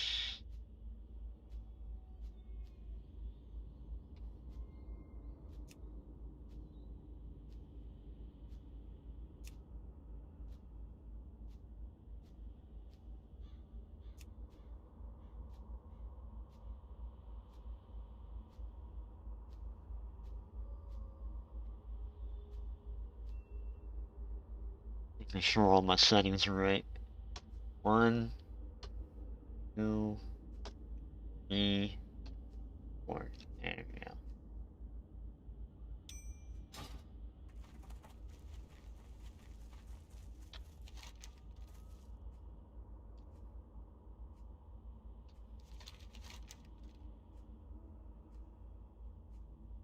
I guess I'll take that Stormwind. Where am I? Yeah, I might as well go the long way. Oh wait, I'll just go that way. Yeah.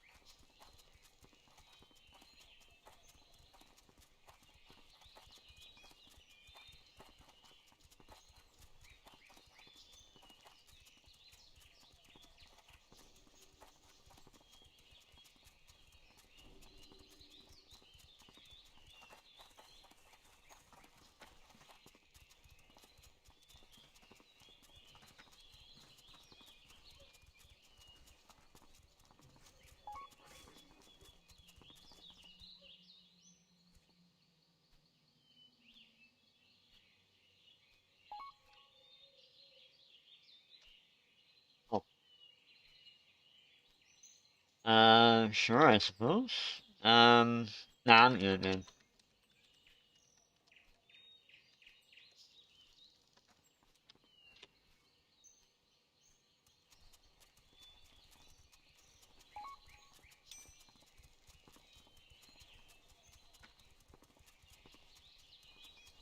Yeah, I just passed up enchantments, so I don't care.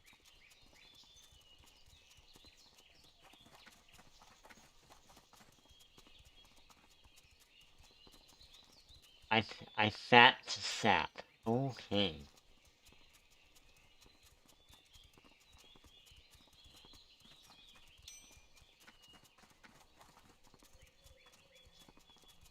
What are these guild names, I'll tell you.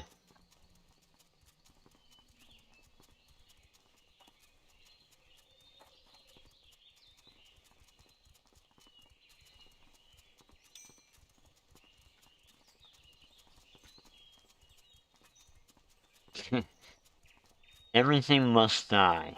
Okay.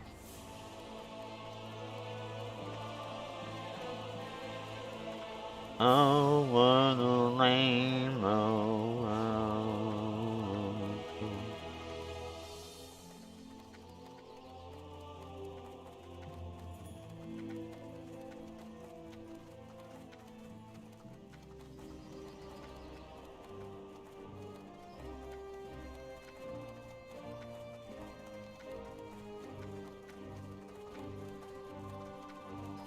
Every time I hear that music, I think of, South Park.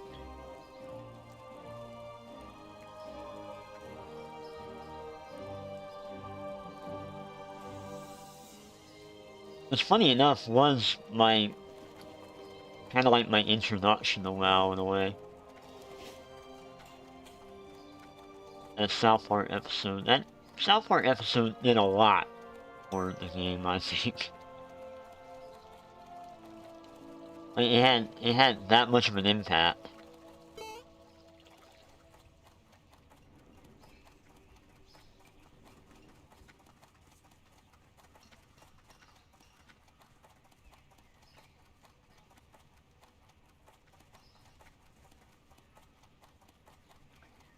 I kind of find it funny. Like, that episode didn't feature any Horde characters at all. It was just all Alliance. And as if the Horde didn't exist.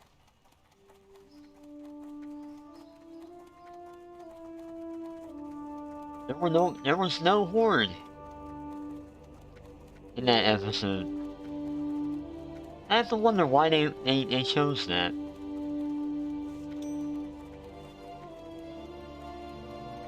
I went the wrong way.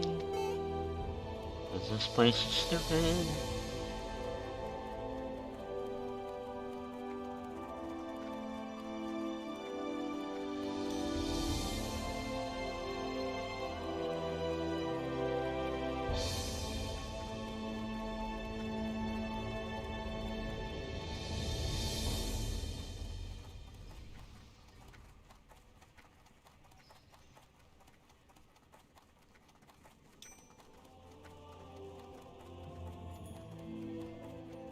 How are you?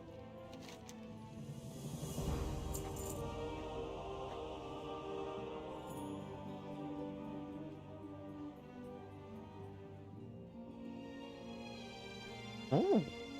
South Shore is the closest town to the ruins of Alterac. Go there and speak with the Lore Master. I will go.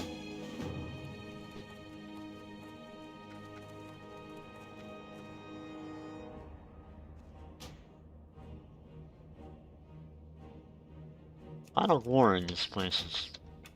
I kinda wish they had done more of that.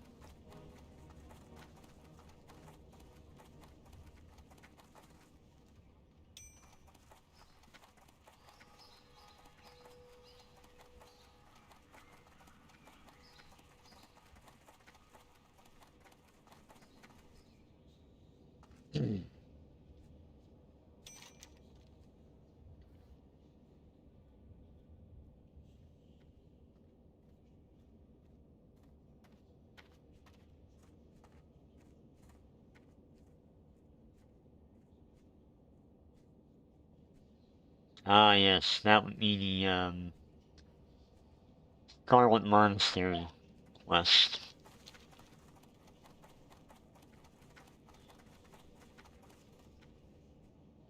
How do I get out of here? Okay.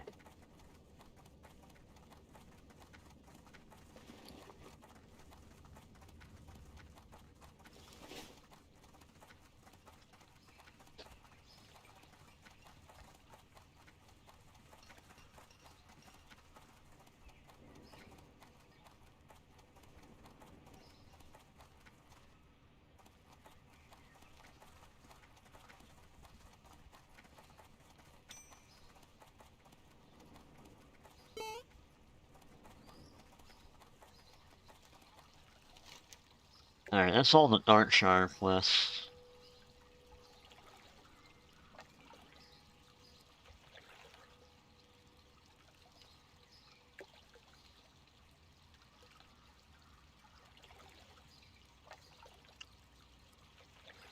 Stranglehorn Vale?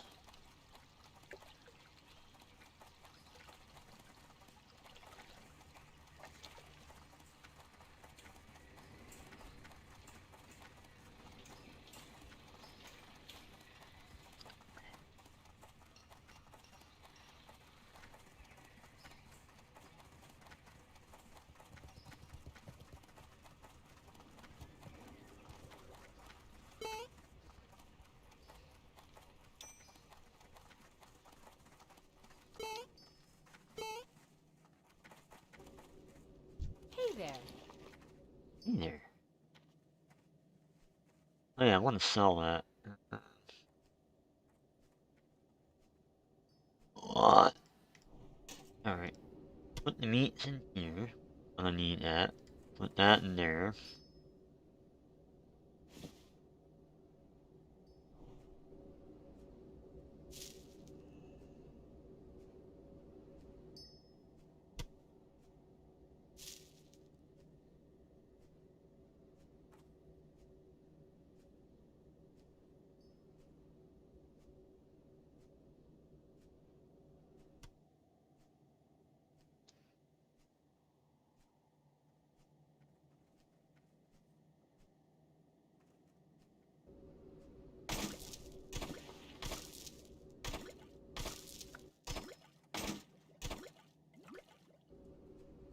Let's see. What does WoW Live suggest?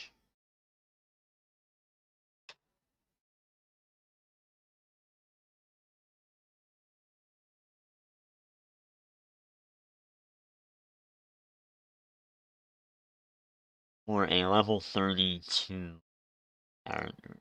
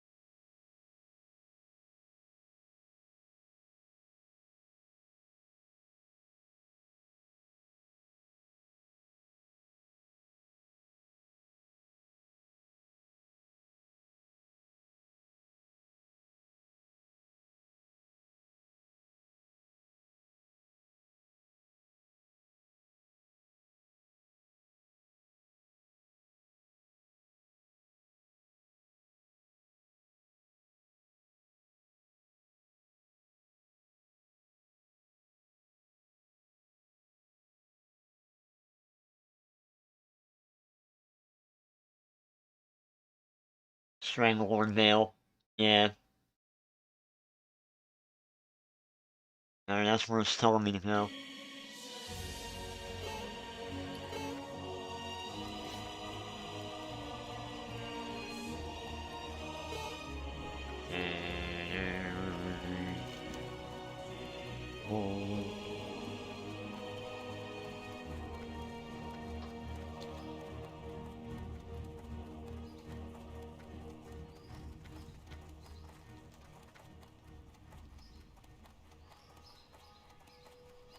Yeah, unfortunately with those guides, like, it's like I said, you have to, like, have done it from the very beginning. Light be with you. No faster way to get there. You have to have done it from the very beginning, because what they do is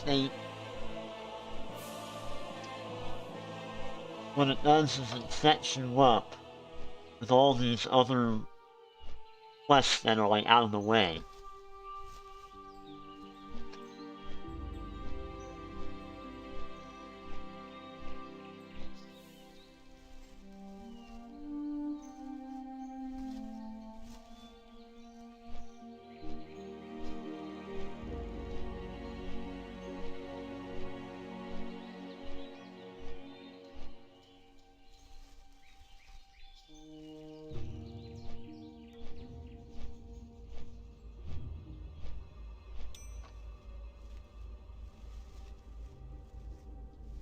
Oh, I'm gonna change my add-ons real quick.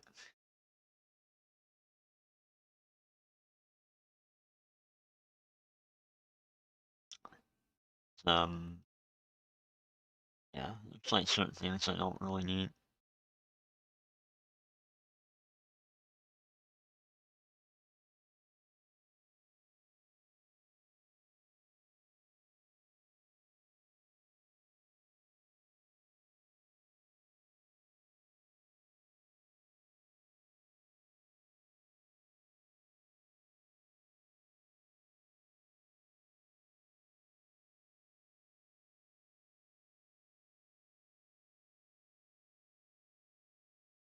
Wanna go back with Dungeon Questing and Central?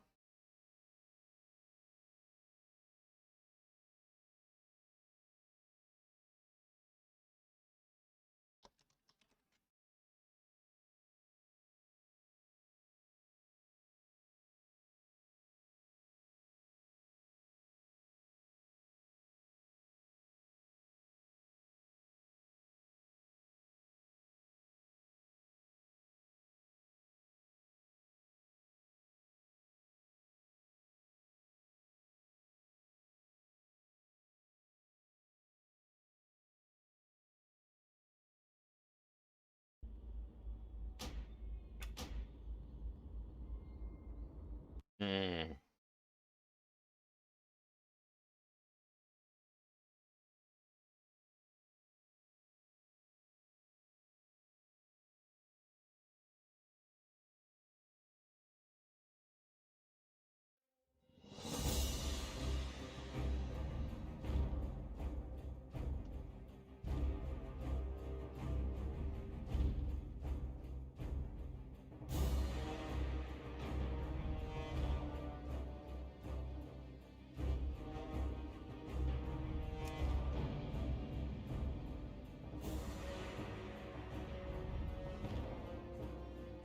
Warning, incoming cave.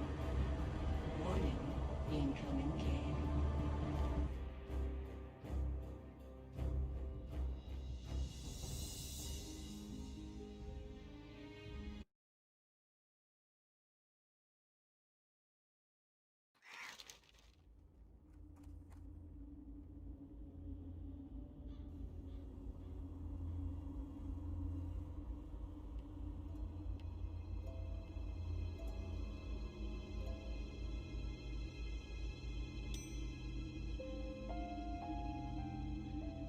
No.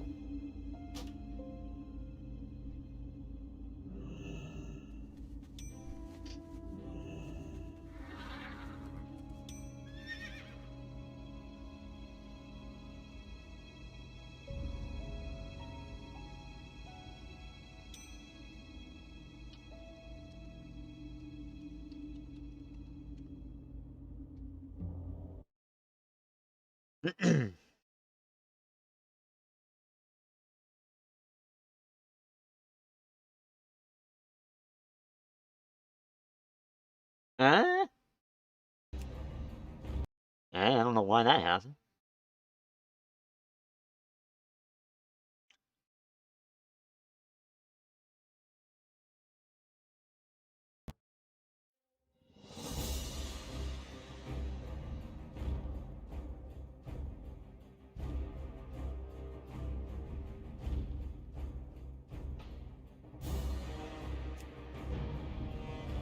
Warning,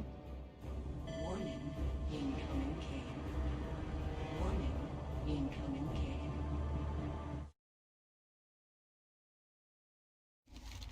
Yeah, dismiss. Fuck off. No.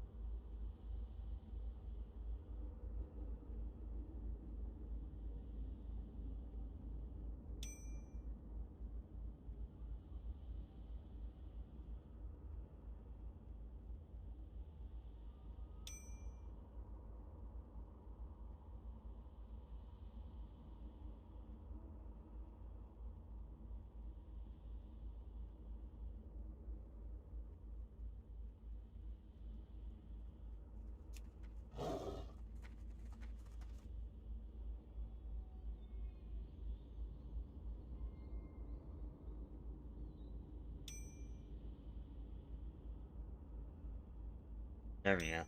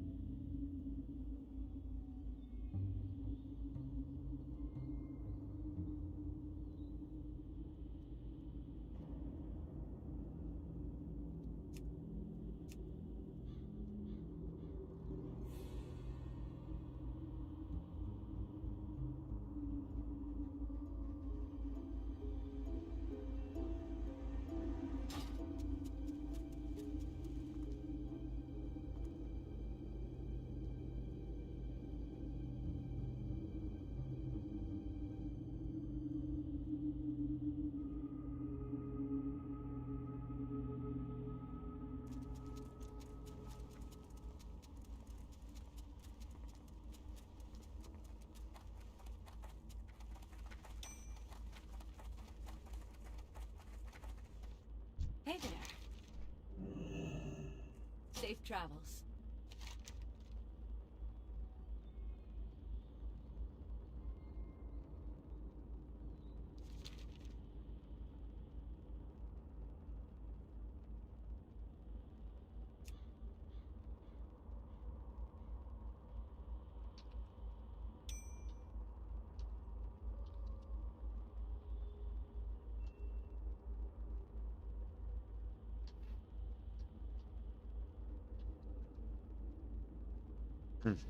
Alright.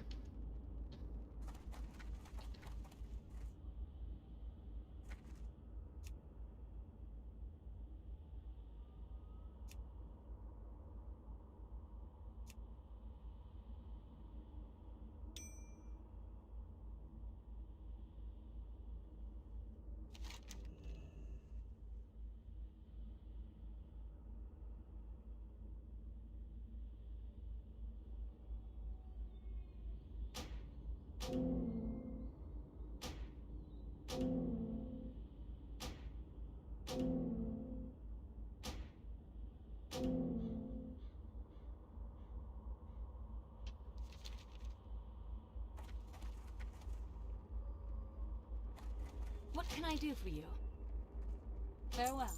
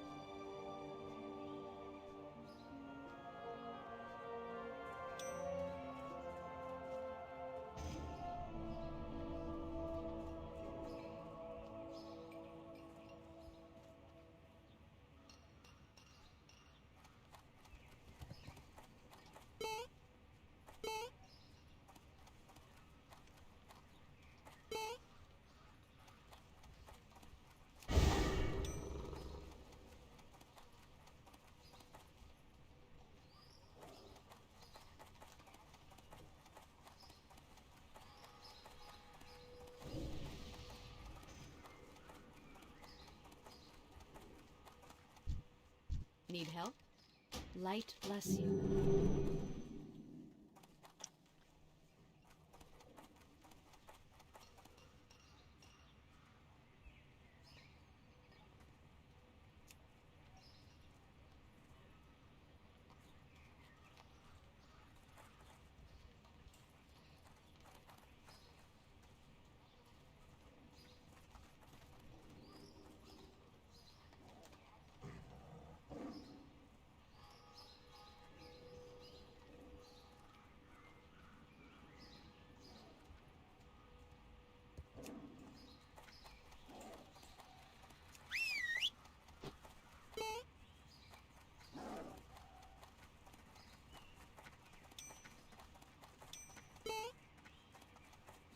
God.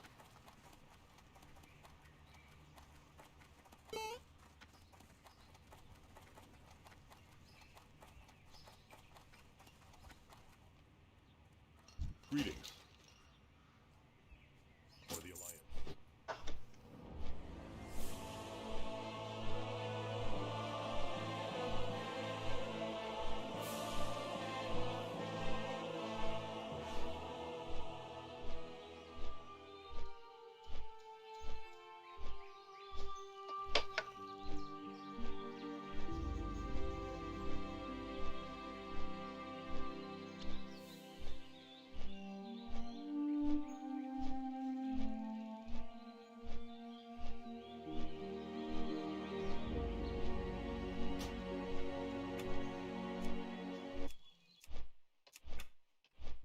I'm gonna move for something else.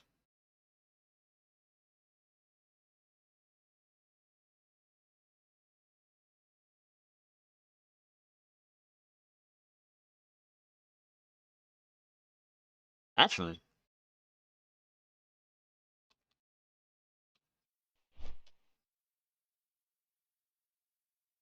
What's going on here in C-SPAN?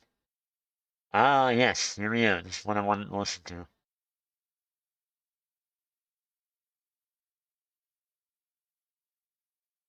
Alright, we're gonna be listening to C-SPAN. Bill, not this is our bill, take it or leave it. Ah, already Another Mitch time, our friend McConnell from up New there York told fucking talking everyone to, shit. quote, go look up in the dictionary what bipartisanship is. Oh, Mitch It's both McConnell, I parties talk working like together, Mitch not your party doing a bill and then saying it's McConnell. bipartisan. So in less than 4 months, we've had two completely different versions of the Democratic Party. You're making it really The two of them confusing for could us. have had a fascinating debate with each other. Why is it But so look, the confusing? real tragedy here is not Senate process. It's how ill-suited this bill is to what Americans need right now. Well, we No really don't policies want to to get give them schools money. We reopened just right want to away. pretend that we're trying to No do smart something. solutions So that to way, directly spur rehiring. Less than 1% of the money goes to the vaccines that will end this nightmare. Only 9% to the entire healthcare fight altogether. Oh, I that's guess it's kind become of a rite weird. of I passage don't for a even new know. Democratic president to begin with a poorly targeted spending spree that doesn't give Americans what they need. What? We already laid the foundation for a roaring comeback. The Biden administration inherited a tide that was already turning, but they've chosen to ignore the approach that got us this far.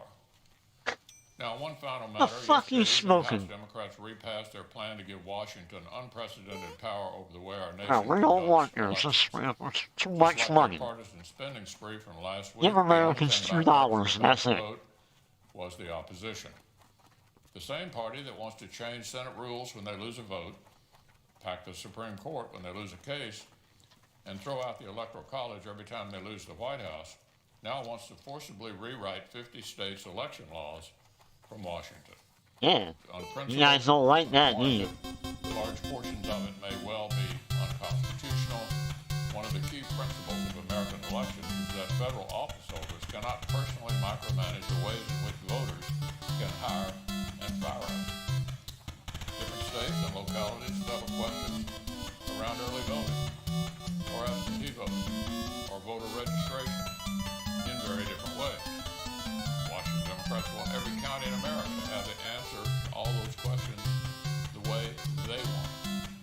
For example, no state would be able to have a simple voter ID requirement unless they neuter it with a massive loophole. But every state would be forced to allow ballot harvesting, where paid political operatives can show up carrying a stack of ballots with other people's names on them. Imagine looking at this. Why is my music? Okay, bye-bye. The losing side doubt the legitimacy of 2 consecutive presidential elections and thinking this is the time for a sweeping one-party rewrite of election law. Yeah, Democrats are also I coming think after so. America's free speech. The Federal Election Commission was set up after Watergate to be a bipartisan panel. Why the hell are you By bringing up God, Watergate? The FEC intentionally needs bipartisan consensus to throw a penalty flag. Washington Democrats want to scrap that as well. Their bill would convert the FEC Oh, they don't into want an us to odd fucking numbered vote partisan anymore, body, it seems like. and this partisan FEC would get even greater scope to nose around in even more of America's speech and America's activities. It's almost like they The bill don't like also us. tramples on citizens' privacy with new mandates that would intensify cancel culture and help Cancel mob culture, oh harass man, people cancel for their culture's private real. views. Yeah. Even the left-wing ACLU condemns this part of H.R. 1. Well, This is he's what the starting to ACLU spread had that say. shit now, huh? It could directly interfere with the ability of many to engage in Republicans. political speech about causes that they care about, and that Like, impact preventing trans will allow people from using the influence bathroom. from the ACLU. That's right. House Democrats have swung so far to the anti-free speech left, they've even lost the ACLU. Speaking of political swigs, Democrats also want Washington to take over. I don't know how true that elections. is, by the Should way. remember that majorities in Congress actually come and go. It would be absurd for election regulations in every precinct in America to go boomeranging back and forth every time Congress changes hands. Millions of American voters elected 50 Republican senators and a whole lot of House Republicans to make sure that Democrats play by the rules, not rewrite the rules. For one party to seize They unilateral really control want to over elections abide by nationwide our rules would be a civic and make it so catastrophe. that poor black It's people worth can't asking, vote. why are Washington Democrats so desperate to forcibly rewrite election law before the next time voters decide their fates? What a bunch of hogwash. Under the previous order, the leadership time is reserved. Fuck you, Mitch McConnell. Mr. President. It should have burned his house down. Mr. President, some of our Republican colleagues say that America doesn't need President Biden's COVID rescue plan because, quote, the pandemic is nearly over. Is it really? Funny. Is it really nearly I heard them over? say we shouldn't spend money helping tornado victims in their states after the tornadoes were gone. Let me say it clearly. We're not out of the woods yet. I wish we were. 510,000 Americans, maybe more now, have died. The United States has 5% of the world's population. We have 20% of the COVID infections and deaths. Why? Because of poor leadership during the first year of this pandemic. We had a president then, who is now gone, who would announce it was a hoax and it was going to disappear by Easter, downplaying the seriousness of the situation with his fancy Not to mention the fact that we have audio of him admitting how bad it was while he was lying at the same time. It made no sense. Like, oh, it ain't that bad, guys. But then he was telling somebody else in private, oh yeah, it's kind of bad. A lot of people are gonna die. The first year of this pandemic. There was also another reality which the Republican leaders just alluded to. 12 months ago, we passed something called the CARES Act. It was historic, the largest federal expenditure in the history of the United States of America. Who designed that bill? Well, Treasury Secretary Mnuchin, whom I didn't know well, but apparently had some skill as a negotiator, because he managed to not only speak for President Trump, but to negotiate a bipartisan package in March of last year called the CARES Act for $2 trillion. It came to the floor of the Senate. Vote 96-0. Every Democrat voted for the COVID rescue plan of the Trump administration a year ago. Every Democrat. That they did. The second major bill occurred in December, $900 billion, designed to help us for the first 3 months of this year. Again, Treasury Secretary Mnuchin at the table on behalf of President Trump, negotiating with Democrats and Republicans, and it came to the floor of the Senate. And this time, 92 votes in favor of it, including every Democrat, and 6 Republicans voted no. So you see, when it came to COVID rescue plans under the Trump administration, The Republicans were happy to ask us to join them, and we did. Oh, some people said we're giving a political advantage here or there or the other place, but those arguments didn't prevail on the Democratic side. The nation came first. The pandemic came first. Unemployed people and businesses struggling came first, and we voted that way. Then came a new president, Joe Biden, elected November 3rd. Despite the denial of some, it was a reality, and he took this pandemic and faced it squarely. No excuses about hoaxes or it's going to go away or I've got a favorite chemical that'll save everybody's life. Right. He faced it squarely. He accepted the responsibility as President of the United States to tell the American people the truth. And the first thing he told them, we should not stop in our efforts to end this pandemic and put America back on its feet. So he made a proposal with at least $160 billion in it for buying vaccines, administering these vaccines, and distributing them across the United States. I would think that everybody would agree with that as a starting point. It wasn't the end point. The cash payment promised by the Trump administration and agreed to by most Democrats, he wanted to keep his word on that, $1,400 more for families all across America. He talked about state and local aid. I can tell you that is more than a theoretical exercise in my state of Illinois.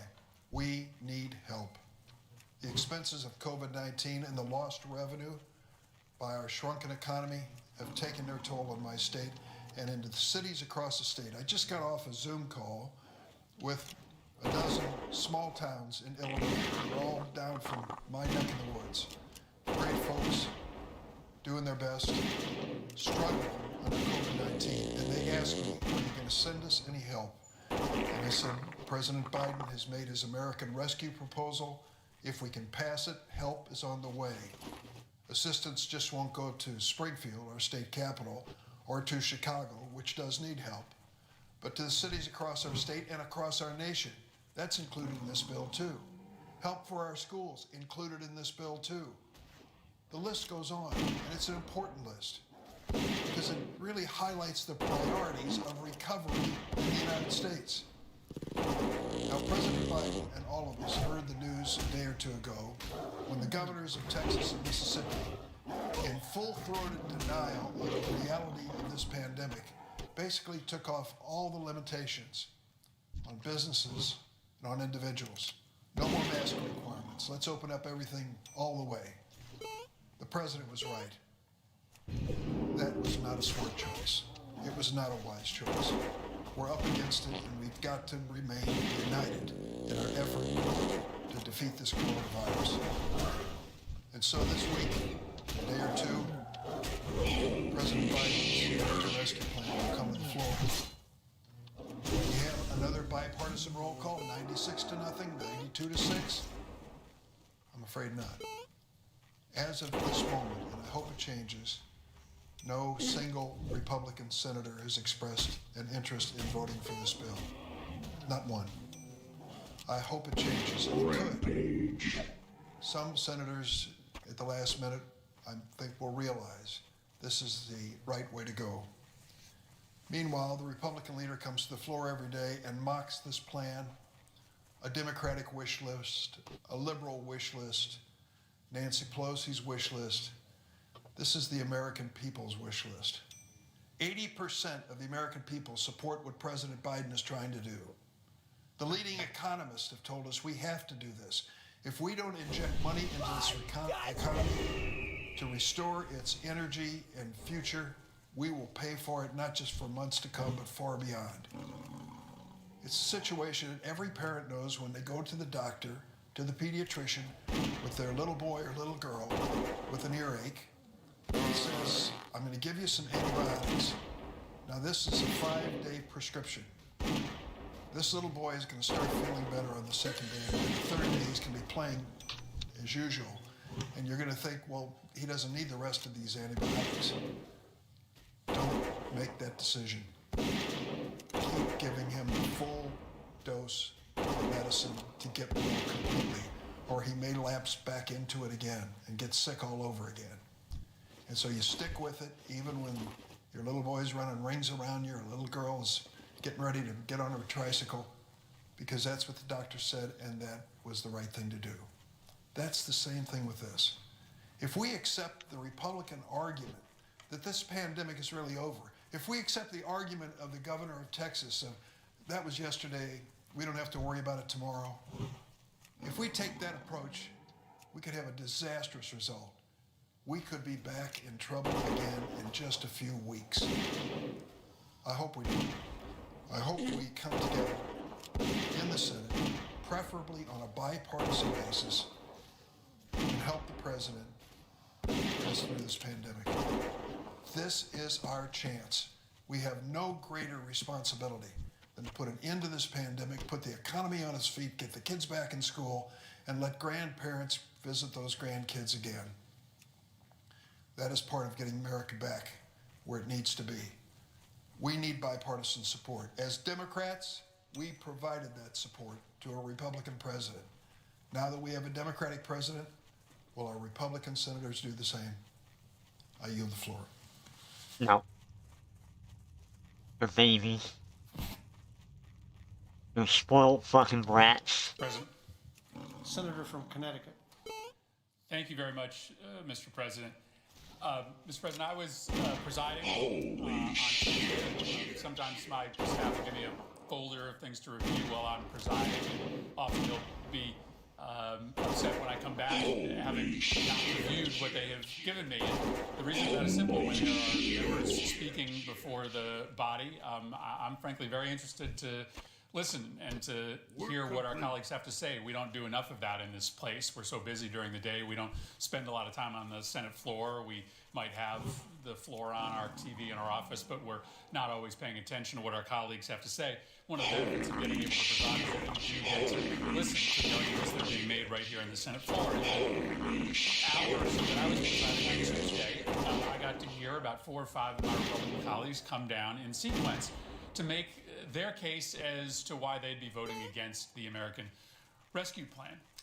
And so I got to hear a number of themes be developed.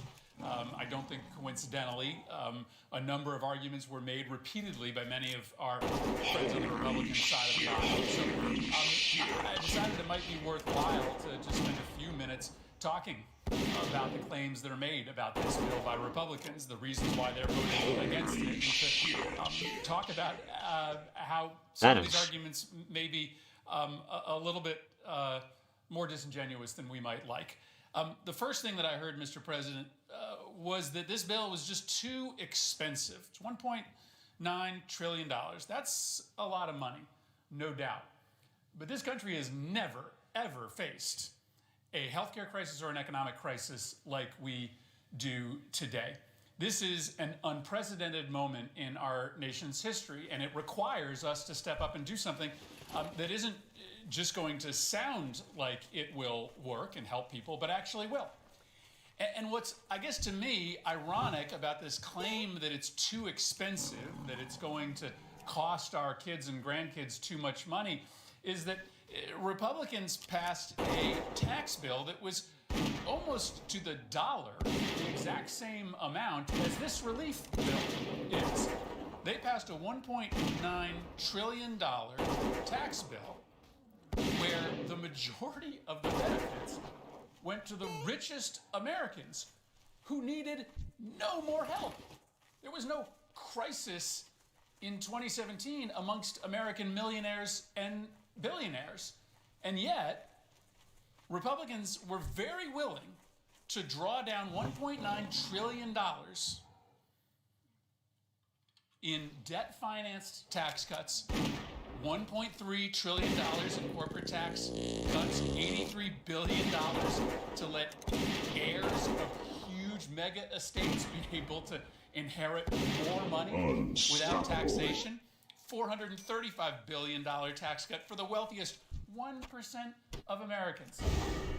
And so it's a little hard to listen to my Republican colleagues claim that this bill is too expensive when they were willing to spend the exact same amount of money in 2017 on tax cuts for their wealthy corporate and millionaire friends. It is also hard to listen to this argument because just a year ago, Republicans were willing to spend $1.9 trillion to address this crisis. It isn't as if Republicans haven't understood when they were in control of the White House and the Congress that we needed to step up and meet this moment. Republicans have said, well, this is different because we're turning the corner.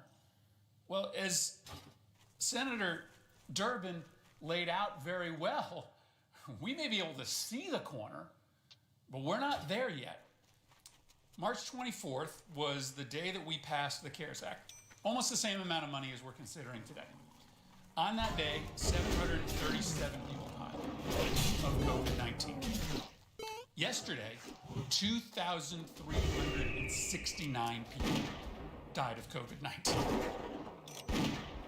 So, in many ways, the crisis today is exponentially worse than it was a year ago, when Republicans, to a person, were willing to spend $2 trillion on the crisis.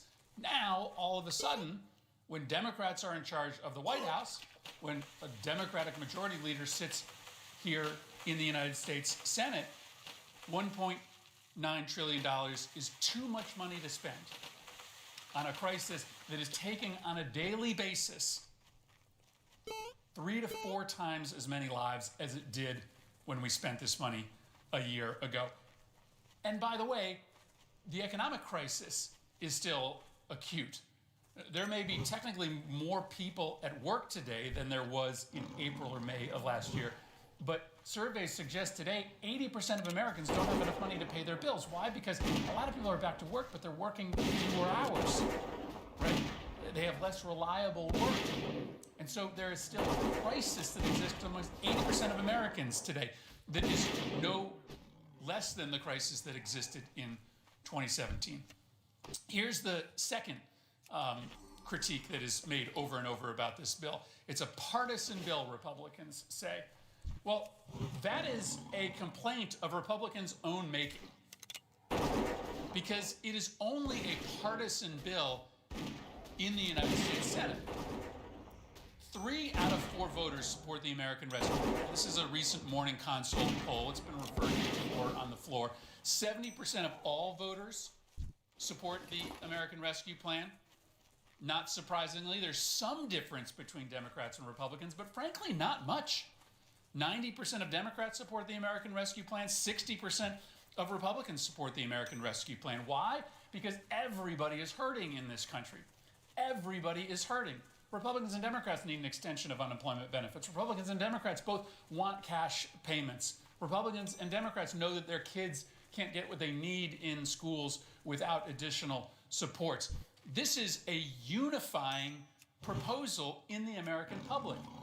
President Biden made a commitment to govern in a way that unified the country. He's done that. He's proposed a bill that has the broad support of Republicans and Democrats. I don't know that it's his fault that it can't draw Republican support in Congress, despite the fact that it draws Republican support from the public. And finally, Mr. President, this was maybe the most interesting theme of the complaints. It's not COVID relief. I've heard different statistics thrown out by my Republican friends. Some of them suggest only 5% of this bill is COVID relief.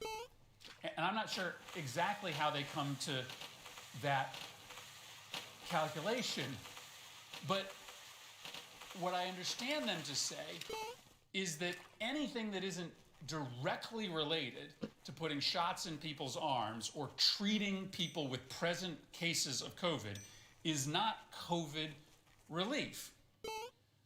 Well, let's just take a look at what was broadly part of the CARES Act that was supported by every single Republican and what is broadly part of the American Rescue Plan.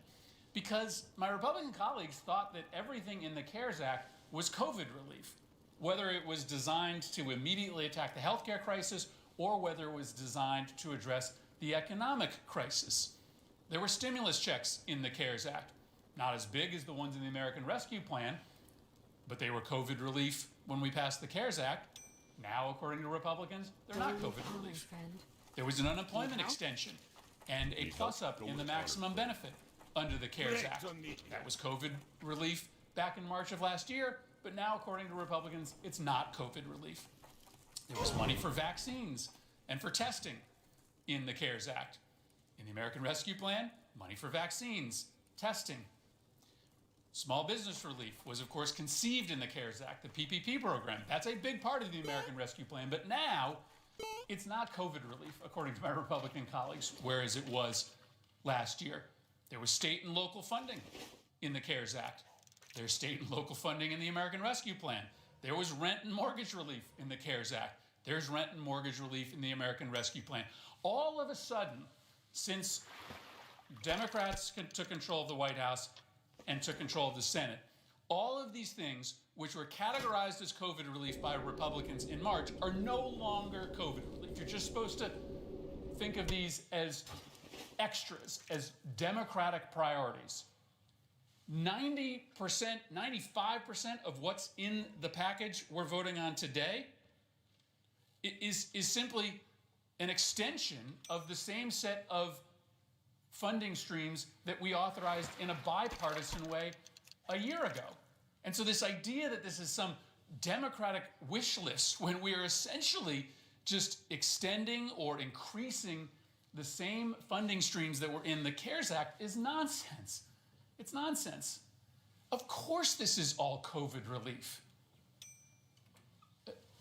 Of course it is COVID relief when you are increasing nutritional benefits to people who can't afford to feed their kids because they've lost their job or they've lost hours because the economy melted down due to a pandemic. That is not all of a sudden not COVID relief today. This one is maybe the most bizarre of Republican claims.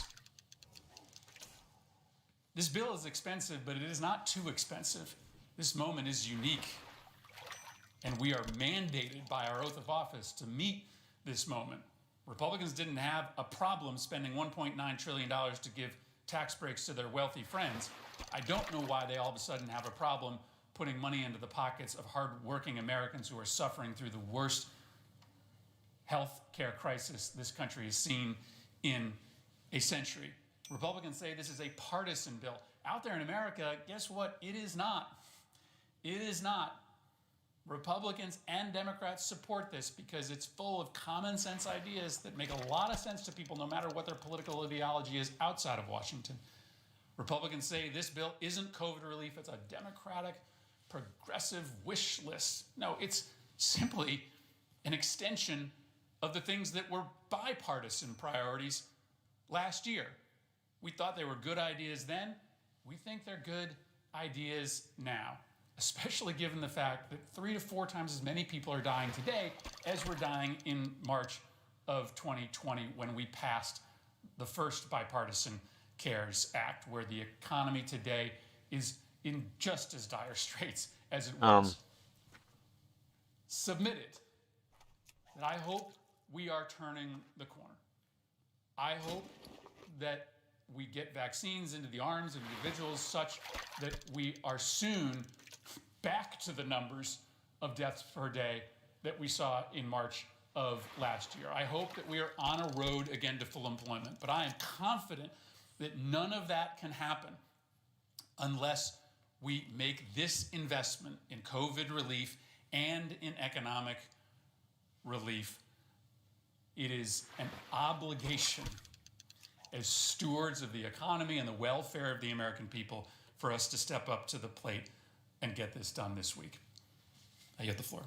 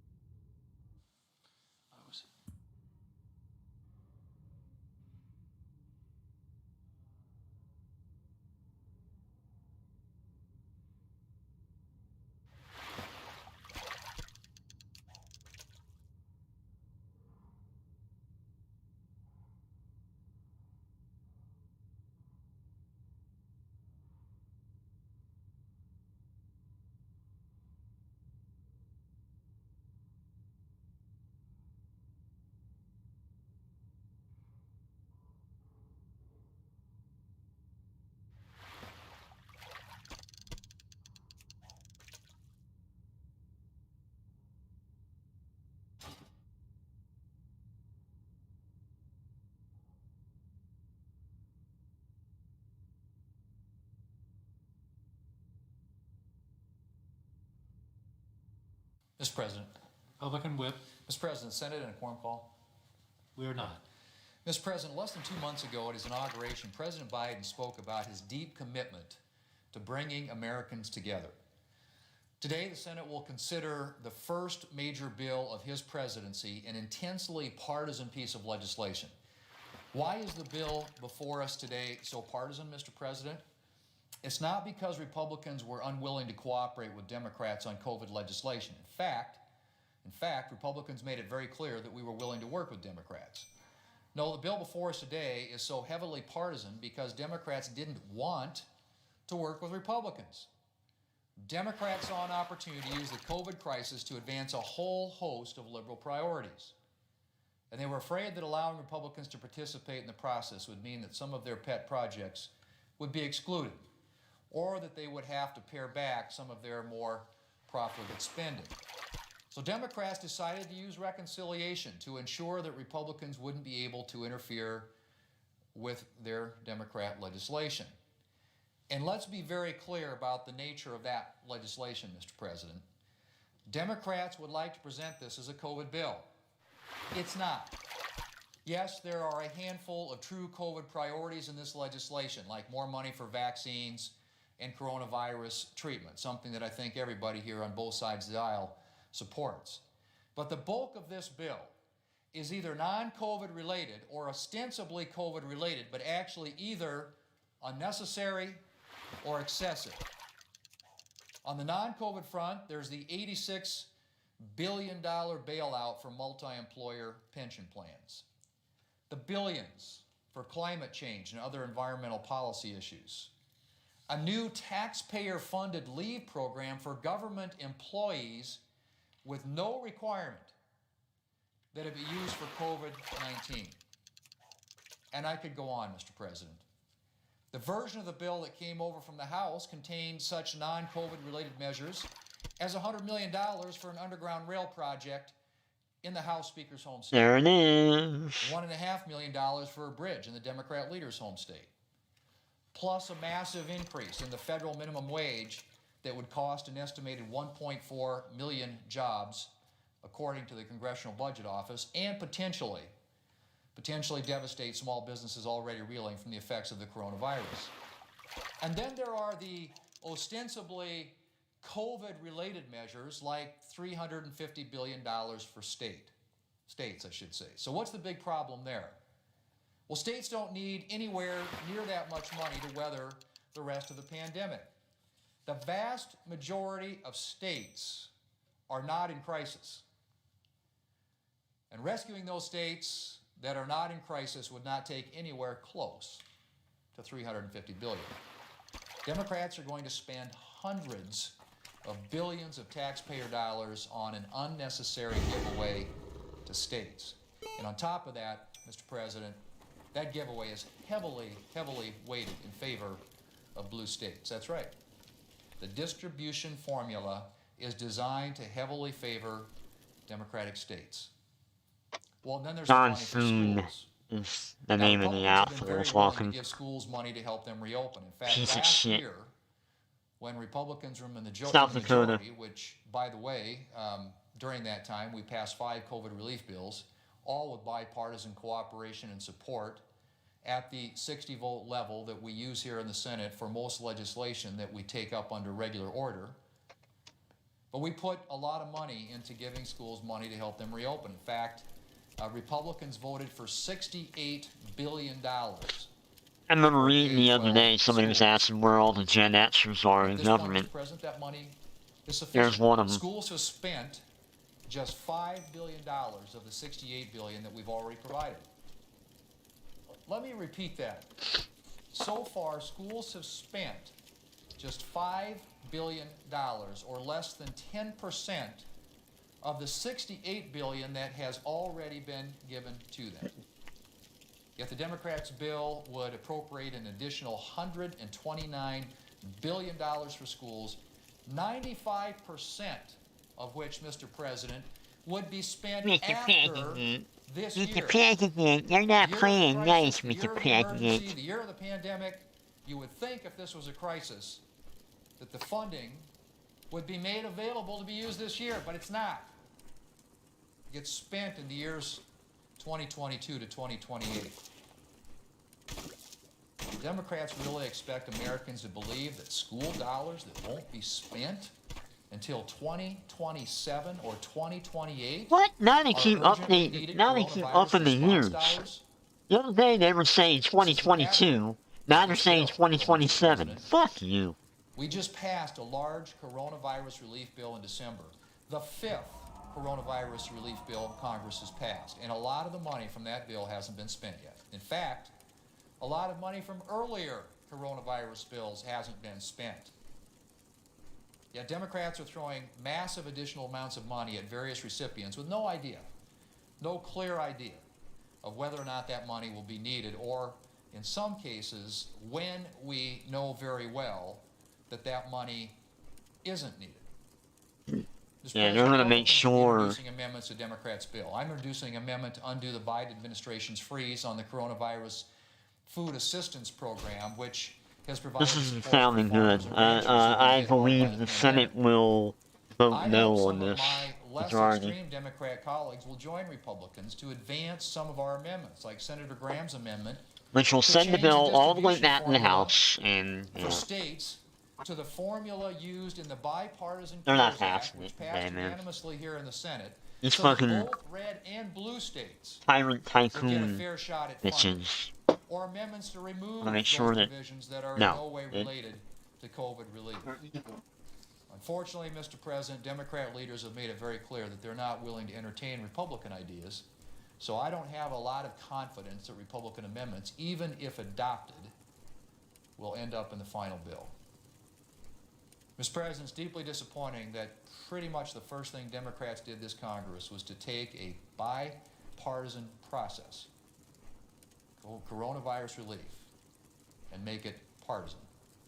All five of the coronavirus bills that Congress has passed to date, last year, Republicans were in the majority, were bipartisan.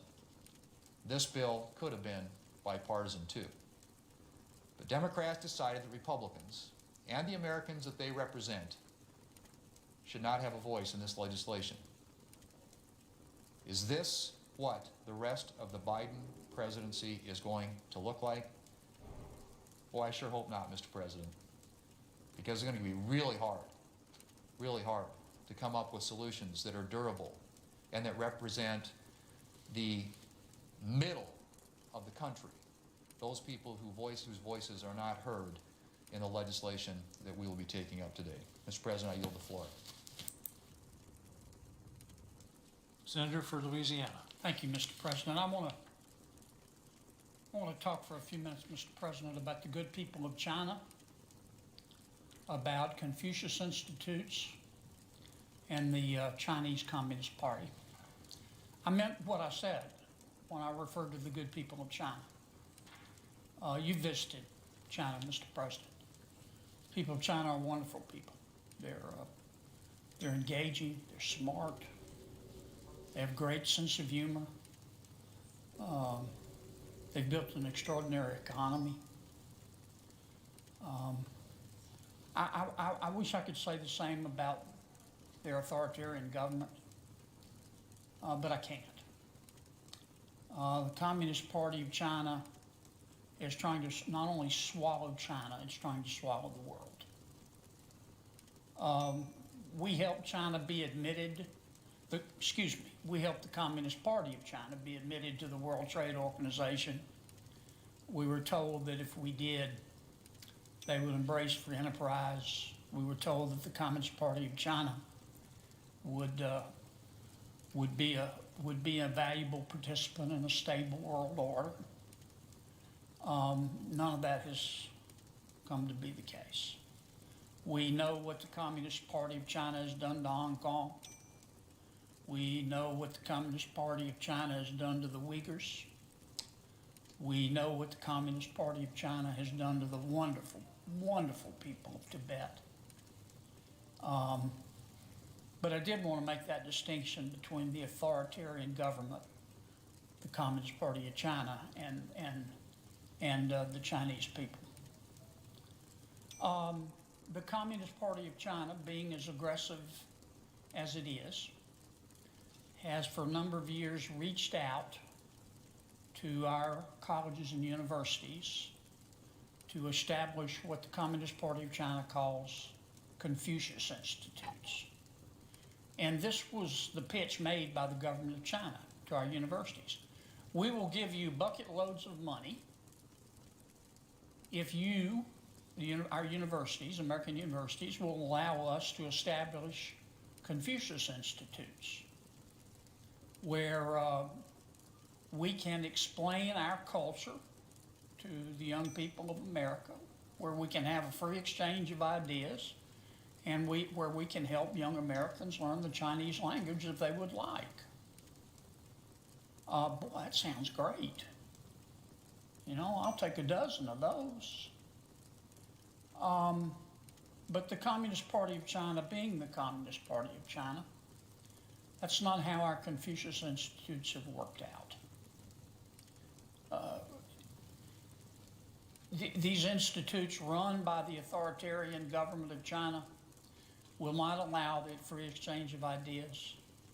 They will not allow anyone to talk about the Uyghurs or the people of Tibet or Hong Kong or what happened at Tiananmen Square. They meaning the Communist Party of China, has used these Confucius Institutes as propaganda arms of their government. Now, many of our universities have done the right thing. They've said, nope, we stand for the free exchange of ideas, and if you're going to come on our campus and tell our people that there are things that they can't talk about, then respectfully, the Confucius Institutes need to leave our campus. But some of our universities haven't done the right thing. I'm not suggesting that, I'm not cynical enough to suggest that it's all about the money, but you can't ignore the fact that I think the Communist Party of China has given our universities through the years, don't hold me to this figure exactly, but about $150 million to set up these Confucius Institutes. And universities, they build that money into their budget, so they're reluctant to see the Confucius Institutes leave. Not all of our universities, but some of them. I recognize the economic reality. I have a bill that would say we wouldn't get rid of Confucius Institutes. It would just tell our universities that you've got to properly manage them. You can't allow the Confucius Institutes to stay on your campus if the Confucius Institutes will not allow for the free exchange of ideas.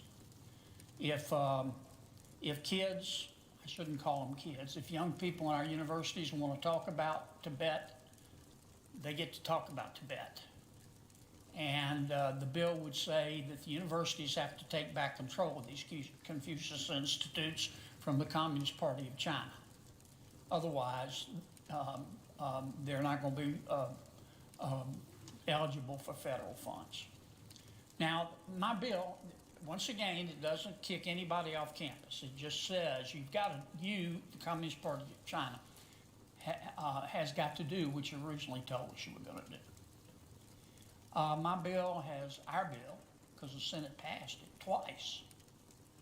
Twice this bill's passed the United States Senate. The last time, with bipartisan support, we put the bill on the NDAA. And Mr. President, you know how conference committees work at the NDAA.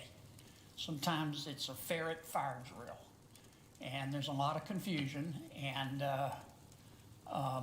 somehow the Confucius Institute bill got watered down to do nothing in the conference negotiations on the NDAA. I'm not criticizing anybody, but it happened. So I'm going to ask my colleagues on both sides of the aisle to pass the Confucius Institute Act for a third time, and hope in our new Congress we can keep teeth in it in working with our colleagues, not only in the Senate, but in the House. And toward that end, Mr. President, I'd like to ask unanimous consent that the Senate proceed to the immediate consideration of S-590, introduced earlier today. Clerk will report. S590, a bill to establish limitations regarding Confucius Institutes and for other purposes. Without objection, the Senate will proceed to the measure. Mr. President, I ask unanimous consent that the bill be considered read a third time and passed, and that the motion to reconsider be considered made and laid upon the table. Is there objection? Without objection. Thank you, Mr. President. Mr. President, since we've got a few minutes here for, I think Senator Sanders is supposed to be next. Am I right about that, Megan? I just thought I'd spend a few minutes to talk about President Biden's coronavirus bill.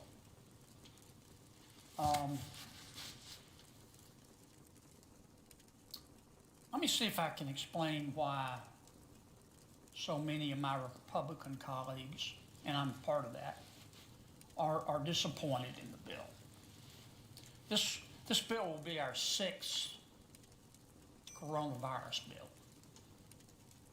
I don't think anybody, any fair-minded person, can accuse the United States Senate, both Democrats and Republicans, of not trying to respond to this devastating virus and the economic problems that it has created. And I've been very proud that in the first 5 bills we did it on a bipartisan basis. We spent a lot of money, about $4 trillion. That's 4 0 0 0 0 0 0 0 0 0 0 0 0 taxpayer dollars. And of course, we don't even have 5% of that. We borrowed every bit of it. Just a staggering sum.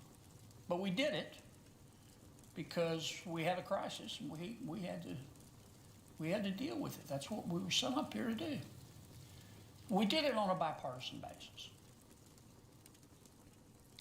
But the last bill, President Biden's most recent bill, what we called the $1.9 trillion bill, we haven't done on a bipartisan basis. And I'm disappointed in that. I understand politics. You do too, Mr. President. 46 degrees. But I listened very carefully to President Biden and throughout the campaign and in his 6 weeks of his administration. And he said very clearly and repeatedly, Sorry, I went out in the kitchen. I want to work with everybody. And what I heard him say to the Republicans was, decided to do the dishes while I was making a cup of tea. But if that's the case, either he or the people around him are not a very good judge of distance. Oh, fuck you. Who's saying that? Hold on. It's been made very clear to us John Kennedy. that there will be no negotiations on this bill. Oh, you're not talking to us. I don't want to talk to us. Which only requires I hate Republicans. A majority, and I think we both expect, Mr. President, there to be 50 Democratic votes in favor of this bill and 50 Republican votes against it, and Vice President Harris will break the tie. And that's not a bipartisan bill. Yeah, well, fuck you, because you would have denied it. Fuck you. And I do. I regret that. And I think it could have been different. Wow. You know, we can debate. You can't be trusted. We need. That's the problem. $1.9 trillion, and I understand there are good arguments on both sides. I think there real argument, but maybe not so much that you black people explain why they think we need it. There's another side of the story, and that is that, thank the Lord, we enjoyed 4% GDP growth last quarter. Oh, thank you, baby Jesus. Oh, my. About 6% GDP growth this year. The American people have about $1.6 trillion in excess savings. We have all this liquidity that as soon as it is allowed to be released, is going to stimulate our economy substantially, in my judgment.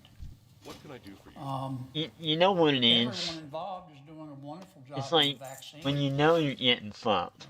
President Trump's team did a wonderful job. President Biden's team's doing a good job. You know, The what governor's job team is doing a and great job. everything else. It's all People kind are of getting hogwash, if vaccinated. you We know ask me. that, Be careful. we have a lot of people in America who had the virus and didn't even know it. They didn't even know it, so why the hell did we give them money? Either through vaccination or people who've had the virus and therefore had the antibodies that we're going to have way over a majority of the American people protected. And so one They were point gonna of view die anyway. I mean, what the is that hell? we don't need to spend $1.9 trillion. But there was a middle ground here, Mr. President. And I'm disappointed that the president took the position that, look, we need to spend $2 trillion right now, even though there's $1 trillion at least in previously appropriated funds. That we You haven't mean spent. the $29 that I have right now in my bank A account? reasonable approach would have been to say, Is that what you're do we referring really to? need to spend The $2 $29 bucks trillion? that I have left? Maybe we ought to spend the other $1 trillion and see if that'll do it. Another reasonable approach would have been to say, maybe we ought to reprogram some of the $1 trillion that hasn't been spent. For example, we appropriated. Oh, that's just an NPC. What the hell? $70 billion to our elementary and secondary schools. I thought that was a person. I only thought that was a spent $4. player. I didn't know that. Oh well. So why are we giving them another $160 billion in President Biden's bill? Maybe, I'm not saying it's the case, but we ought to explore it. Maybe the schools didn't need the full Wow. $70 billion we gave them if they've only spent 4 or 5. So maybe we could reprogram some of that money. Now, if we had this money sitting in a checking account, I would still think, because it represents a scarce resource, I would still think that that we would need to take a look at the money we've already spent and either spend it if it's well placed or reprogram it before we go out and spend $2 trillion. But we don't have the money in a checking account. We're going to borrow every penny of this money. Just don't have the money. So $2 weird. trillion. Just don't have it for some reason. I don't know why. Meanwhile, we have the money to blow up brown people in other countries. Right behind it is going to come a green infrastructure. I'm hearing that could be $2 to $3 We trillion always more. have that money. At some point, we're going to run out of digits. Somehow, we And just at some always point, we're have gonna money to change blow the up name of the people. Department of Treasury to Amazing. the Department of Debt, because there's no treasurer left. It's all debt. The other thing that bothers me about the bill, Mr. President, President Biden, and again, I understand politics, he has marketed this as an emergency. It's an emergency. It's an emergency. Right now, we need $1.9 trillion to deal with the economic crisis caused by the lockdown. And I understand that argument. And there clearly are some Americans. But if what the president is saying is accurate, then why is so much of the money not even going to be spent until a year from now? I don't even know what they're going on about with that. If all that's true to deal with an immediate crisis, why are we giving money to states and local governments that have actually seen their revenues go up? No, what he's talking about. There's no crisis. He's talking about California, And I look at the New bill, Jersey. you know, why are we giving money to bail out pension plans? Can we talk about this? And I look at the bill and I say, why, as I just alluded to, why are we giving 160, I think that's the figure, Mr. President, $160 billion to our elementary and secondary education institutions? Fuck them kids, that's When why. we've given them $70 billion in the past, and they've only spent $4 billion. Where's the fire? They've got $65 billion or so left. This is real money. There's no money fairy. And I look at the bill. I mean, I want to help the American people. Gosh, many of them do need help. But I'll give him a dollar or two. Come on. Checks to people who've never missed a paycheck? Do they really need the money? Yeah. If they haven't been laid off? Yeah, motherfucker. If they've been paid the entire time of the lockdown? How are you trying to address this? Really? Couldn't that money, first of all, one option is not to spend it if there's not a need and pay down our debt. Wow, man, I can't believe we're fucking even addressing, like, oh my god, these people are vile. The option would be on spend it on something They're so vile. that we really need. And I've come to the conclusion when I'm not. You know what gets me? It's the way that he words it. To be mean-spirited, but that, like, saying it in such a broad, general way.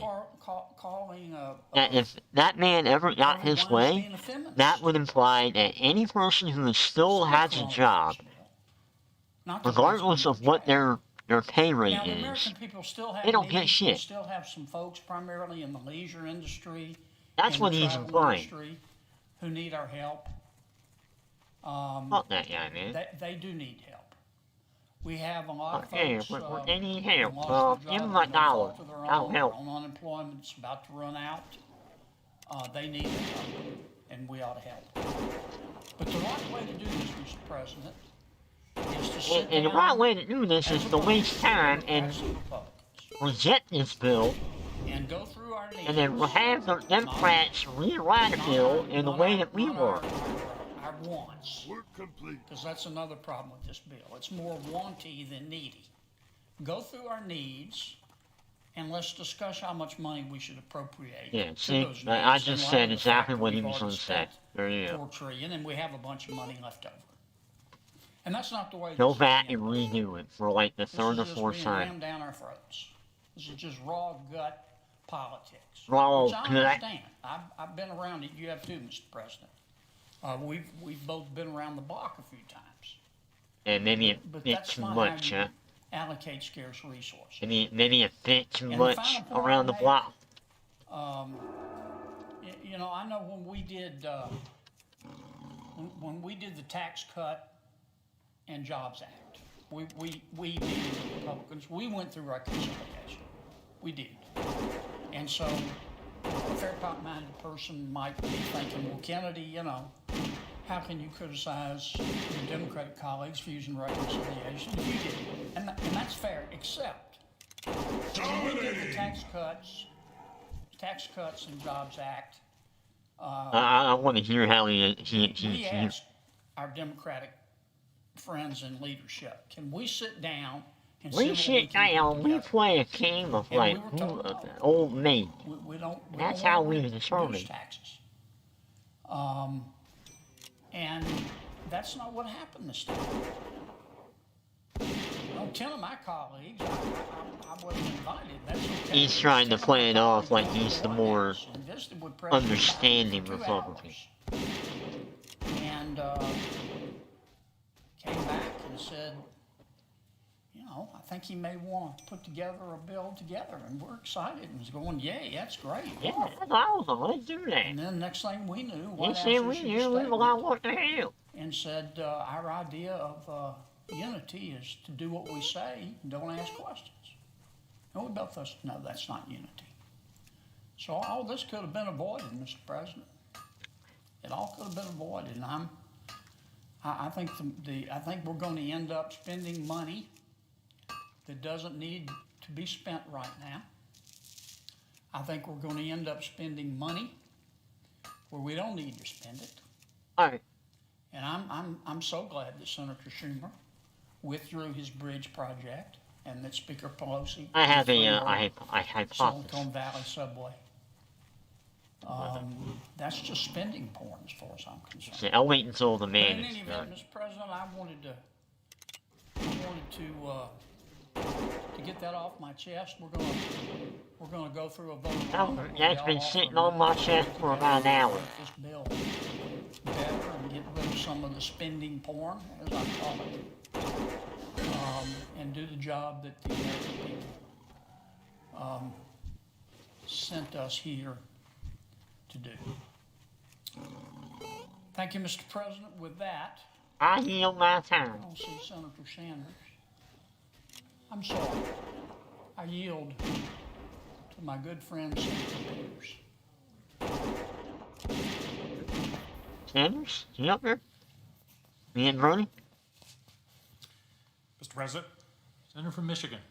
Mr. President, I have 6 requests for committees to meet during today's session of the Senate. They have the approval of the majority and the minority leaders. Uh-oh. Duly noted. Mr. President, as we near the 1-year anniversary of the coronavirus pandemic gripping our country, there's no question that Michiganders and people all across our country are still hurting. While we're making important progress in the fight to combat this virus, this public health and economic crisis continues to take a significant toll on families, workers who are out of a job, educators, like me. students, I'm sitting small here businesses, hospitals, playing World of and Warcraft communities while all across listening the to country. this. We passed targeted temporary relief in December, but we knew at that time that that was not going to be enough. We need more robust, meaningful relief. We must act quickly to meet the urgency of this moment by swiftly passing the American Rescue Plan. This is about relief for Michiganders and Americans who are reeling and are trying to make ends meet. Funding to help schools safely reopen. Sources to speed up vaccine distribution and support small businesses fighting to stay afloat. I continue to hear from Michiganders from all across the state who are struggling to put food on the table, pay their rent, and keep the lights on. These folks are not asking for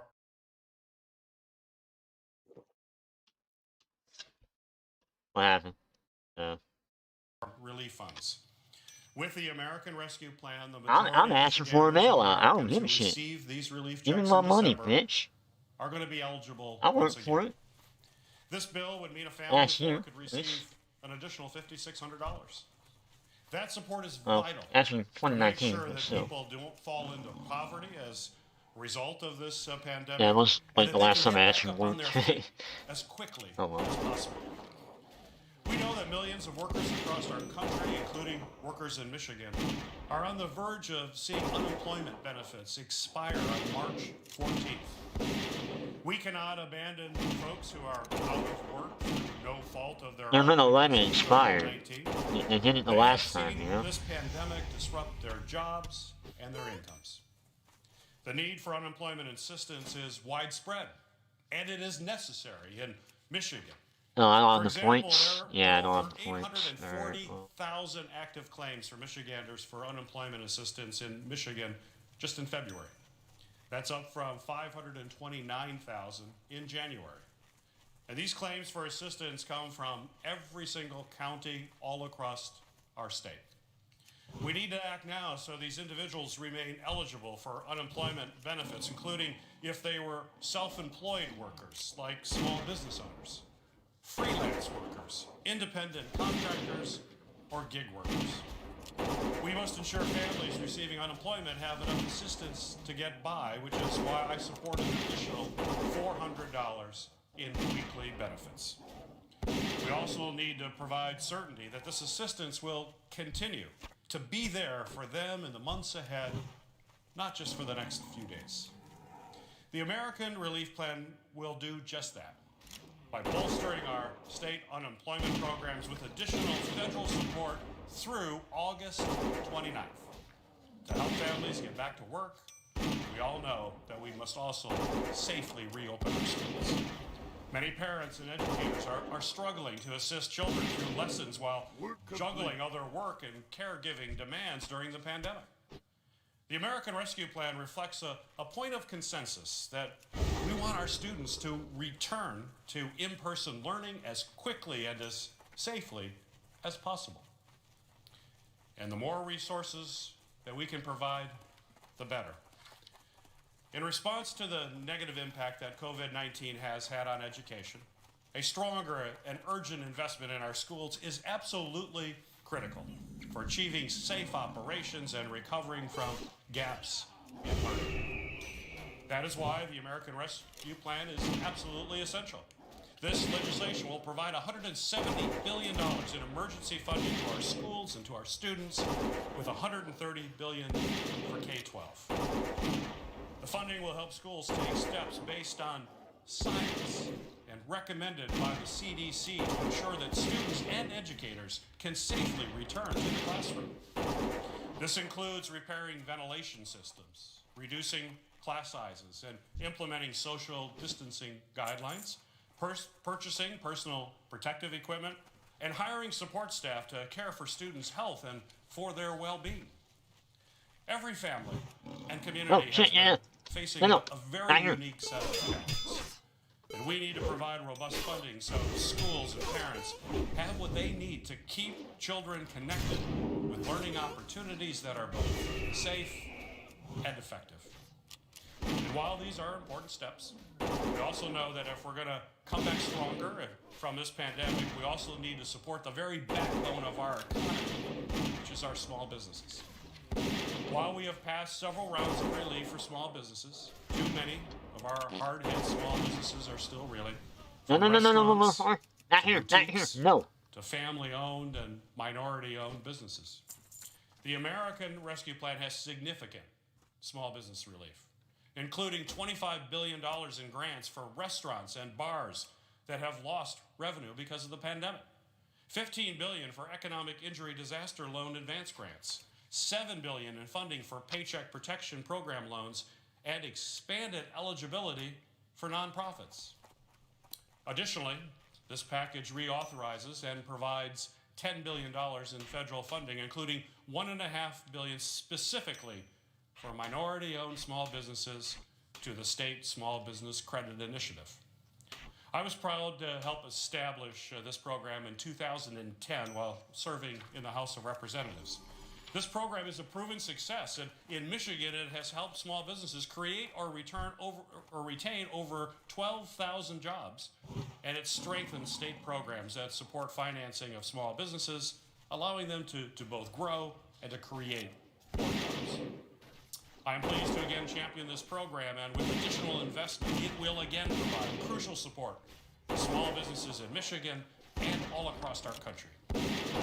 And finally, to completely get this pandemic under control, we must ramp up the distribution of vaccines. That's one of my top priorities as chairman of the Committee on Homeland Security and Government Affairs. And thanks to the extraordinary work of our scientists, our researchers, and our vaccine makers, especially those in my home state of Michigan, we now have 3 safe and effective vaccines. But I know that many people have been frustrated and darn right angered by the difficulties they've had in trying to secure vaccines for their loved ones change or something for here real quick. themselves. But I'm encouraged that President Biden and his administration have been working tirelessly to expand vaccine production and speed up vaccine Yeah, we're doing it. I mean, it's But to get those additional slowly but surely vaccines they're into people's here. arms, it will take additional resources. Through my work on the Senate Homeland Security Committee, I have been leading the charge to ensure that the Federal Emergency Management Agency has the essential staff, supplies, transportation, and other resources necessary to ensure that every vaccine dose is actually reaching an arm in this country. I have spoken with President Biden both in the Oval Office and at the Pfizer vaccine facility in Portage, Michigan, about the critical need to expedite the deployment of vaccines and do everything in our power to ensure vaccines are free and widely available in every community as quickly and as efficiently as possible. Relax. The American Relief Plan includes $50 billion to help FEMA support a national vaccine program to efficiently administer vaccines, including underserved communities. It also provides frontline medical professionals the personal protective equipment, testing supplies, and workforce needed to slow and to eliminate the spread of COVID-19. All of these resources are mission critical, as FEMA plays a leading role in assisting the federal government's response to COVID-19 by coordinating medical supply acquisition and distribution, Get and rid of some of assisting these state and local add-ons. governments with funds for response activities, such as vaccine distribution and overtime pay for public health officials. As we consider the American Rescue Plan, there are signs of hope, particularly with ramped up vaccine production.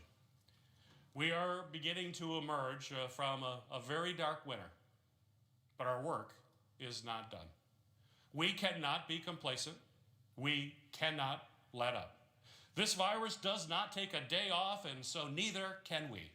We must pass the American Rescue Plan. This package is not only what the American people need, but it is what they want. There's widespread support we all across want the it, no country doubt. for this package, from mayors to governors to economists across the political spectrum and the majority of the American people. We must deliver comprehensive and urgently needed relief, so we can do just that by passing the American Rescue Plan. This package will not mark the end of our efforts to crush this virus, but it will provide a massive shot in the arm to help families to safely open up our schools and to accelerate the development of more vaccines. So with that, Mr. President, I urge all of my colleagues to support the motion to proceed and final passage. Mr. President, I suggest the absence of a quorum. Clerk will call the roll. Ms. Baldwin.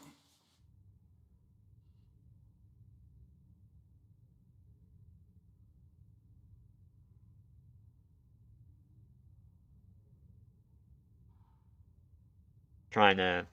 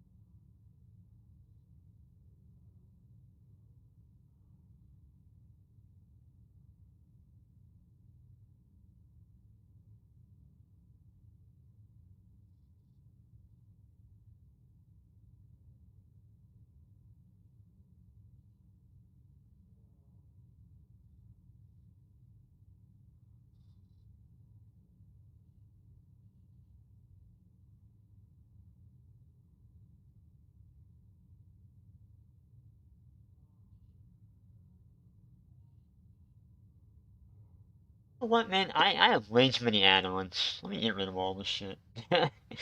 I'm just like doing a straight up fucking redo.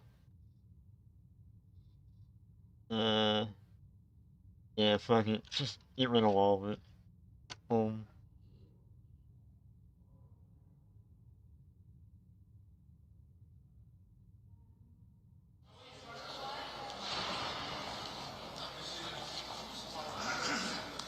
There he is. There he is. There he is. You just decided to go ahead with that. But now you're here. We knew you'd be here. That's not Okay, so they're going on at rate. coming. And I'm going to step up a little bit so you can see I'm kind of short. I'm Shelley Moore Capito from West Virginia, and we're here to talk about an important issue to every single American family, really, and everybody, and that is getting our schools reopened. This has been a very difficult year for families, for many of our workers, particularly women, have not returned to the workforce because they've had to stay home, many of them be with children. We have many children who are falling through the cracks. It's estimated through certain studies that children are going to be losing about 9 months of instruction. And you know, for some families they can manage, but for most families, those families that have working parents, that don't have connectivity, that have students that might... I ask for the quorum call to be vitiated. Without objection. All right. Mr. President, later today Oh, or tomorrow Bernie. is part of the American Good old Rescue Bernie. Plan, which we will be discussing in the next few days, which I happen to believe is the most significant piece of legislation to come to the floor of the Senate in decades in terms of addressing the crises facing working families. As part of that piece of legislation, I will be offering an amendment to raise the federal minimum wage from $7.25 an hour, which I believe is a starvation wage, to $15 an hour over a 5-year period. 5 Yeah. years. And I think there's been some miscommunication around here, and there are people who are saying it's going from $7.25 to $15 an hour in 1 year. Not true. It goes from $7.25 to $9.50 to $11 to $12.50 to $14 to $15 an hour. So anyone who says we're raising the minimum wage in 1 year in the midst of a pandemic to $15 an hour is simply not telling the truth. Mr. Hello, President, Bernie. this amendment is similar to a bill which I have brought forth, the Raise the Wage Act, which I am proud to say has been co-sponsored by some 38 members of the Senate, and this is also similar to legislation which has already passed the U.S. House of Representatives, and I thank them and I thank my friends in the Progressive Caucus in the House for doing a great job in pushing this legislation. I should also add to for my Senate colleagues that this legislation raising the minimum wage is supported by some 300 national organizations, including the 12 million members of the AFL-CIO and virtually every major union in this country.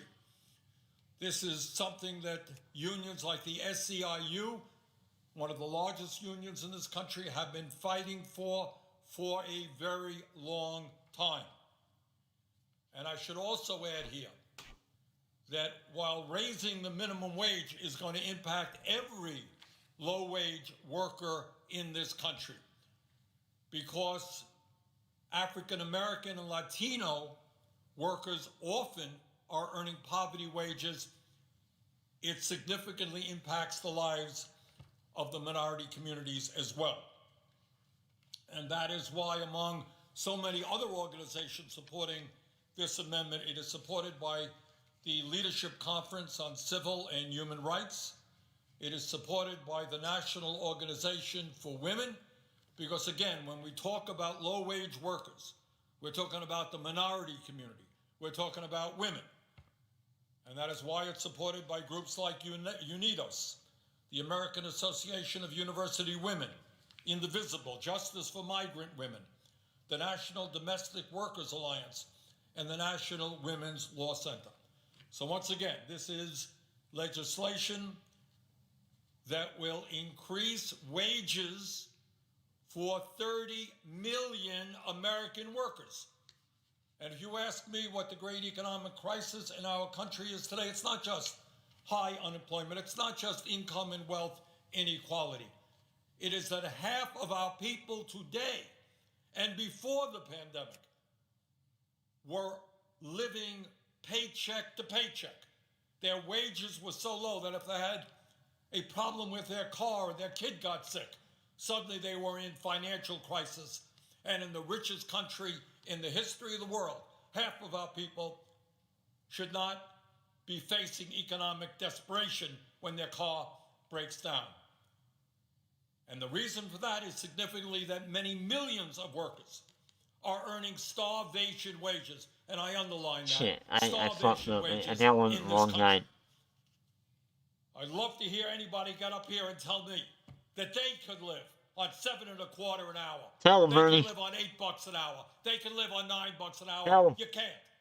You can't. And I've been all over this country, and I have talked to workers who are making $10, $11 an hour with tears streaming down their cheeks, telling me what it's like to work for starvation wages and try to raise your kids.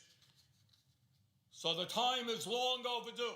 Tell them, Last Bernie. time this Congress passed an increase in the minimum wage was in the year 2007.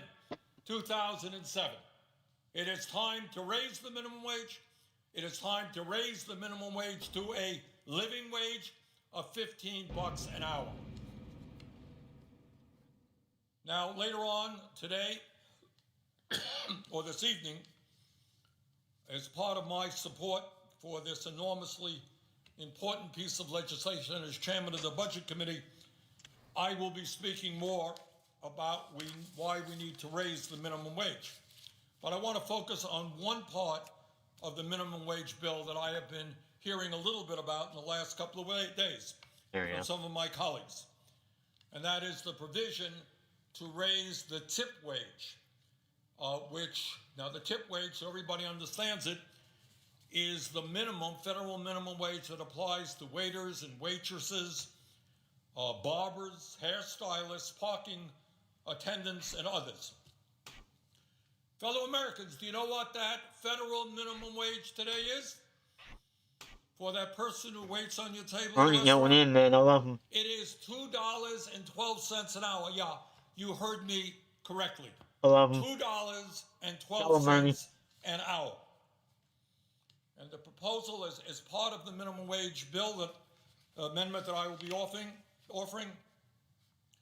That tip minimum wage will go up from $2.12 an hour to $14.95 an hour over a 7-year period, longer than the overall national minimum wage would go up.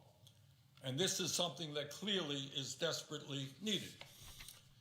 Now, I know that here in Washington, at any time we bring forth serious and important legislation for working people, the big money interests get to work. And all of their lobbyists who make their 6 figures or 7 figures a year, they get to work on Congress and tell you why you can't do anything to protect the most vulnerable and hard-hit people in this country. So the National Restaurant Association, they are a very powerful lobbying organization. I guess they have been enormously successful because we've not raised the federal minimum wage since 2007. So this powerful lobbying organization is going around and they're telling members of the House and the Senate that raising the tipped wage is opposed by restaurant workers and it would be harmful to the interest of waiters and waitresses and other people. That is not true. That is what lobbyists say, representing big money interests. That's what they're paid to say. But that is not what workers who wait on tables are telling us. One Fair Wage, an organization, a grassroots organization representing service employees, waiters, waitresses, and others, has just delivered to the White House a petition with 140,000 signatures on it from service workers who are demanding that they receive the same minimum wage as every other worker in this country. And polling among service employees and non-service employees also supports the reality that Americans want our waiters and our waitresses and other service employees to get a fair and equal minimum wage similar to what other low-wage workers are receiving. Now, I have heard from some who tell me that, people who are waiting on tables, and by the way, I was one of the worst waiters in the history of the country, but I was a waiter a long time ago. I know a little bit about it. And I am hearing from some that waiters and waitresses, they're doing really well, making a whole lot of money. And they don't need an increase in the minimum wage. And let's be clear, when you talk about the restaurant and the hotel industry, you're talking about mass discrepancies in the kind of incomes that people receive. I will not deny for a second. My daughter worked in a fancy restaurant. She did quite well. So if you're working in a hotel, in a fancy restaurant where you have a menu that is quite expensive, you get a $100 meal, and you get 20% of that's 20 bucks, you're waiting on 3 or 4 tables, you're doing okay. I don't deny that for a second. And I wish those waiters and waitresses who work so hard a continued success. But let us be clear. Not everybody works in a fancy restaurant or a big hotel which has a high-priced menu. You got a whole lot of people working in diners, working in working-class restaurants where the menu is not that fancy. And maybe it is $10 for lunch or $8 for lunch. And 20% of that is $1.60 on an $8 meal. And let us be very clear that when we talk about waiters and waitresses, some 70% of tip workers in this country are women who suffer from 3 times the poverty rate of the rest of the U.S. workforce. In other words, women who are waitressing have a 3 times higher poverty rate than the rest of the U.S. workforces. Their tips are not keeping up with their needs. They use, these women waitresses, use food stamps at double the rate of other workers in this country.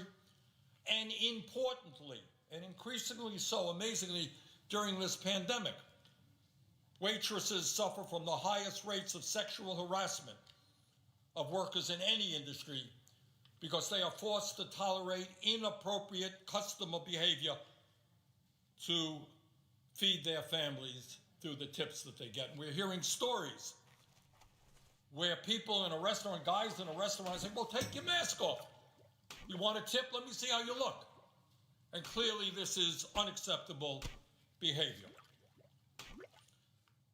I also want to point out that the idea of moving tip wages to the same level over a period, in this case 7 years, moving it to the same level as the overall minimum wage is not a radical idea. Ain't a Bernie Sanders idea. It already exists. I don't know if people know this. It already exists in 7 states. So in 7 states right now, people who work in the service industry, waiters, waitresses, and others, are getting the same minimum wage as all the workers in those states. And those states are California, Oregon, Washington, Nevada, Montana, Alaska, and Minnesota. 7 states already pay their service industry workers the same wages as they pay other minimum wage workers. And I should point out that all of these states experienced a growth in the number of small businesses and restaurants after they abolished the tip minimum wage. So they abolished the tip minimum wage. It did not drive restaurants out of business. In fact, in those states where the tip minimum wage equaled the general minimum wage, we saw a growth in the number of restaurants. And furthermore, to respond to another piece of misinformation, waiters and waitresses in these states received more in tips, not less. So the mythology that's going around here is that if we raise the minimum wage for waiters and waitresses, when somebody walks into a restaurant, they're going to be thinking, oh my goodness, this person is now making 10, 12 bucks an hour, I'm going to leave less of a tip. Ain't the way the world works. Let me also say a word about how the pandemic, which has impacted workers in every sector, but how it has impacted tip workers. In many states where the tip minimum wage still exists, tip workers, and this is rather unbelievable, tip workers did not even qualify for unemployment. So we're talking now in this bill of substantially increasing unemployment, a $400 supplement, and we're talking about extending it to late August. But tip workers whose minimum wage is so low, they do not even qualify for unemployment. In an industry where more than 6 million workers have lost their jobs, and obviously we all know the restaurant and hotel industry has been terribly hard hit by the pandemic, more than 60% of sub-minimum wage earners could not get unemployment benefits because the state and federal government denied them benefits for not making enough earned income. You all got that? So we're talking about the need, and I certainly agree with that, to expand and extend unemployment benefits, but you got a whole lot of workers who are earning starvation wages who are not going to be eligible for unemployment. At the same time, as restaurants reopen, the CDC has declared restaurants as the most dangerous place to work. We all know that, it's obvious. You're coming face to face with your customers. And now servers in the midst of that are responsible. You're a waiter, you're a waitress. You are now responsible for telling somebody who walks into your restaurant that they must socially distance themselves or wear a mask. Not necessarily a comfortable position for a worker dealing with a hostile customer. I would also add, as all of us are increasingly aware of sexual harassment in general in this country, that the restaurant industry has some of the highest rates of sexual harassment. In a workplace where 70% of the workers are women and where they rely on their customers to determine their wages because of tips, women are often expected to withstand sexual harassment in order to get those tips. In states where the sub-minimum wage has been eliminated, sexual harassment has been cut substantially because women no longer have to take that. It's not an all or nothing proposition. So, I'm going to be, if you ask me again, what the major economic crisis facing this country, we know unemployment is sky high. We know income inequality is unacceptable. And so many other factors are out there about the economy. But at the top of my list is the fact that tens of millions of workers in the richest country on earth are barely making it. They're having a hard time feeding their kids. They're having a hard time paying their rent. Many of them get inadequate or no health insurance at all. Now, year after year, the American people, I think, correctly perceive that this Congress bows to the wishes of the rich and the powerful, give tax breaks to people who don't need to deregulate companies that should be regulated, etc., etc. In this moment of economic and health crisis, now is the time for us to stand with working families. And the most important thing that we can do is to raise the minimum wage and the living wage. This is what Joe Biden believes. This is what the Democratic platform stands for. And this is what at least 38 co-sponsors of Raise the Wage Act also believe. So here we are at a pivotal moment. The working class is being decimated. People are struggling to feed their kids. We've got to raise wages in this country, and we have got to raise the wages of tip workers. I'll be back later for more on this, but thank you very much, Mr. President. I've got your slow outfit.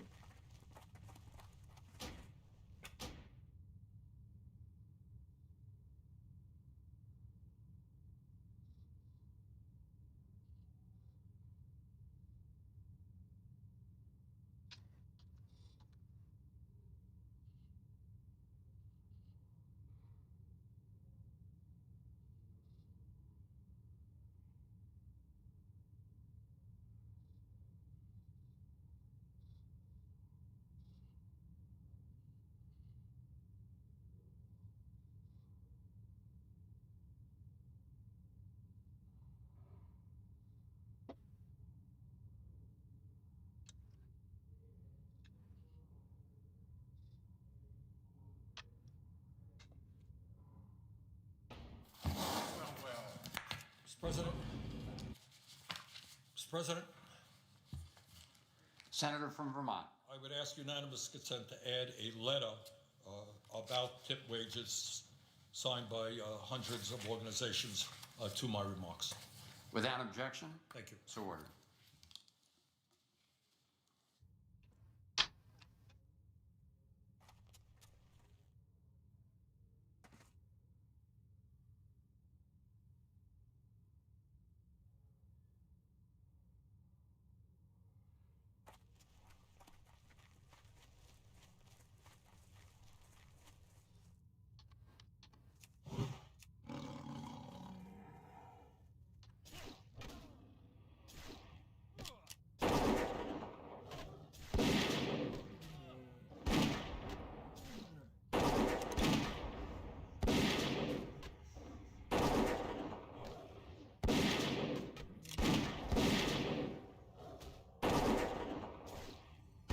Ah, you piece of shit.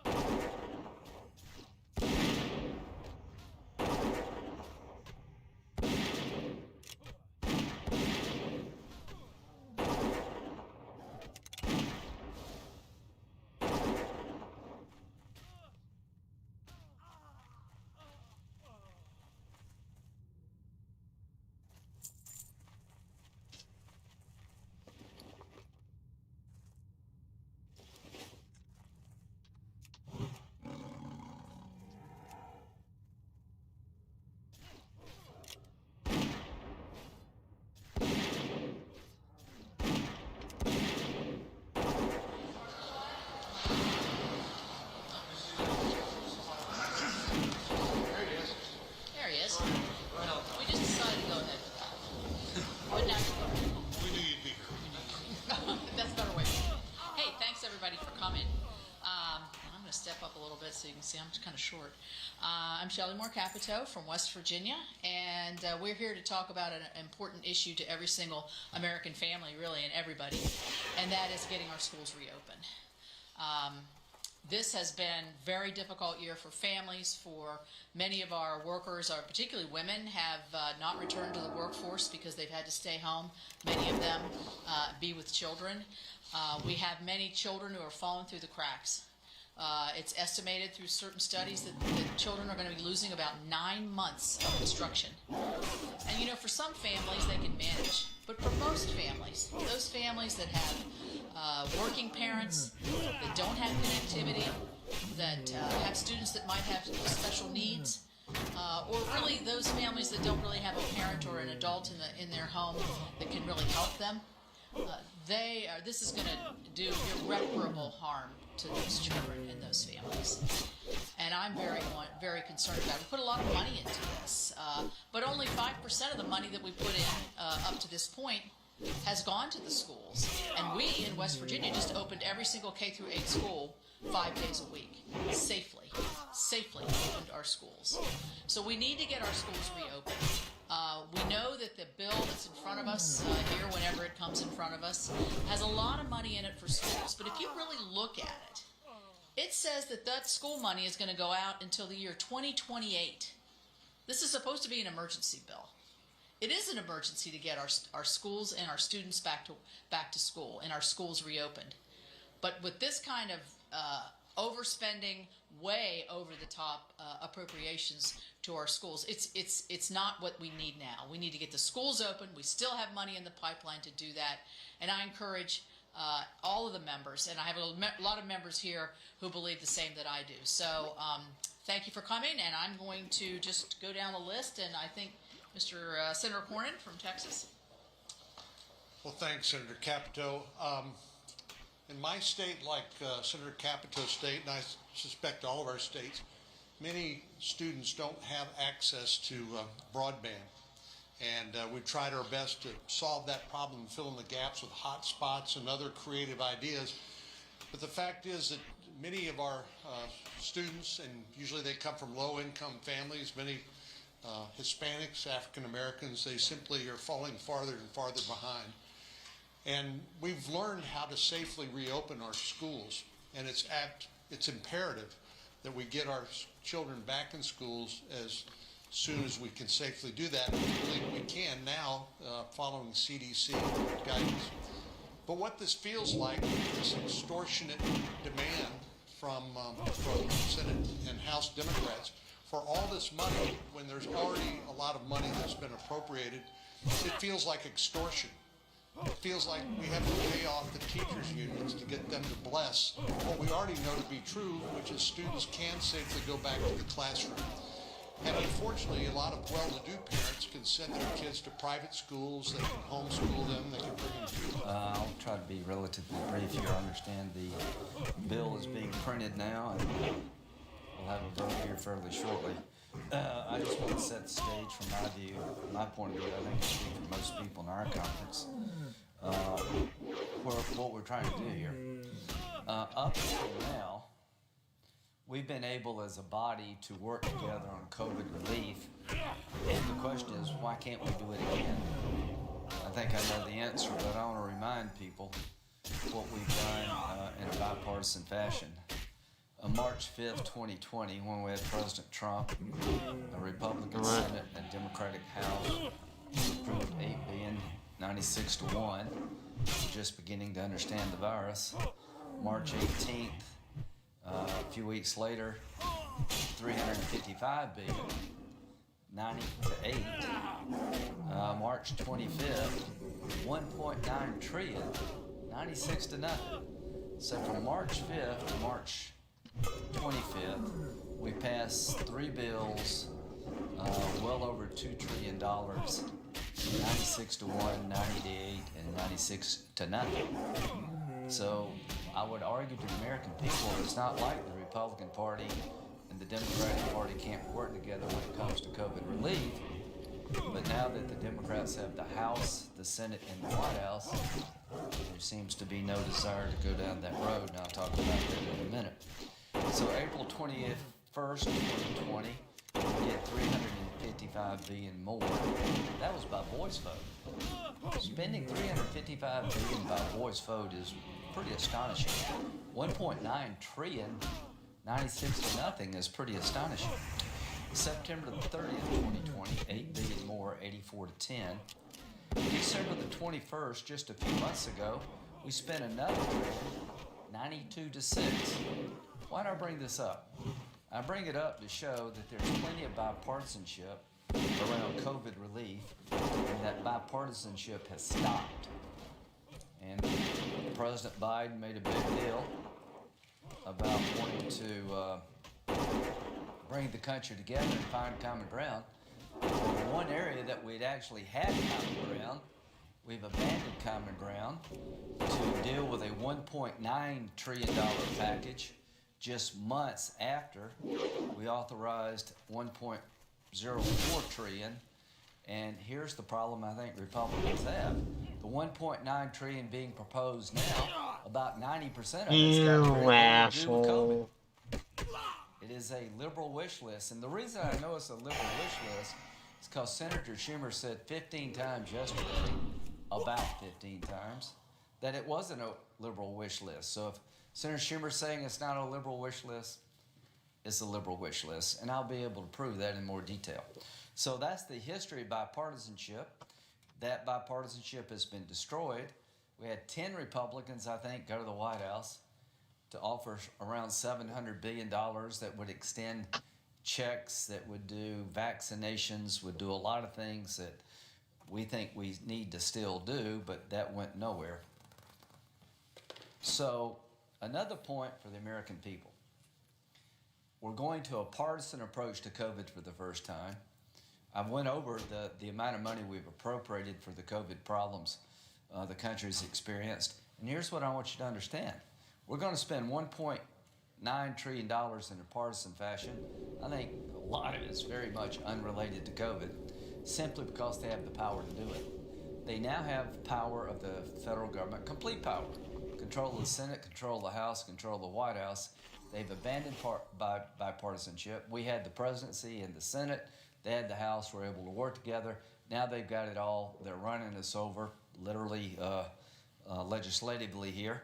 I think we've made reasonable offers. Nobody's willing to compromise. They see this as a moment to do a lot of things they've been wanting to do for years that has nothing to do with COVID. But another problem they have, in my view, is that you're appropriating $1.9 trillion, most of it not related to COVID.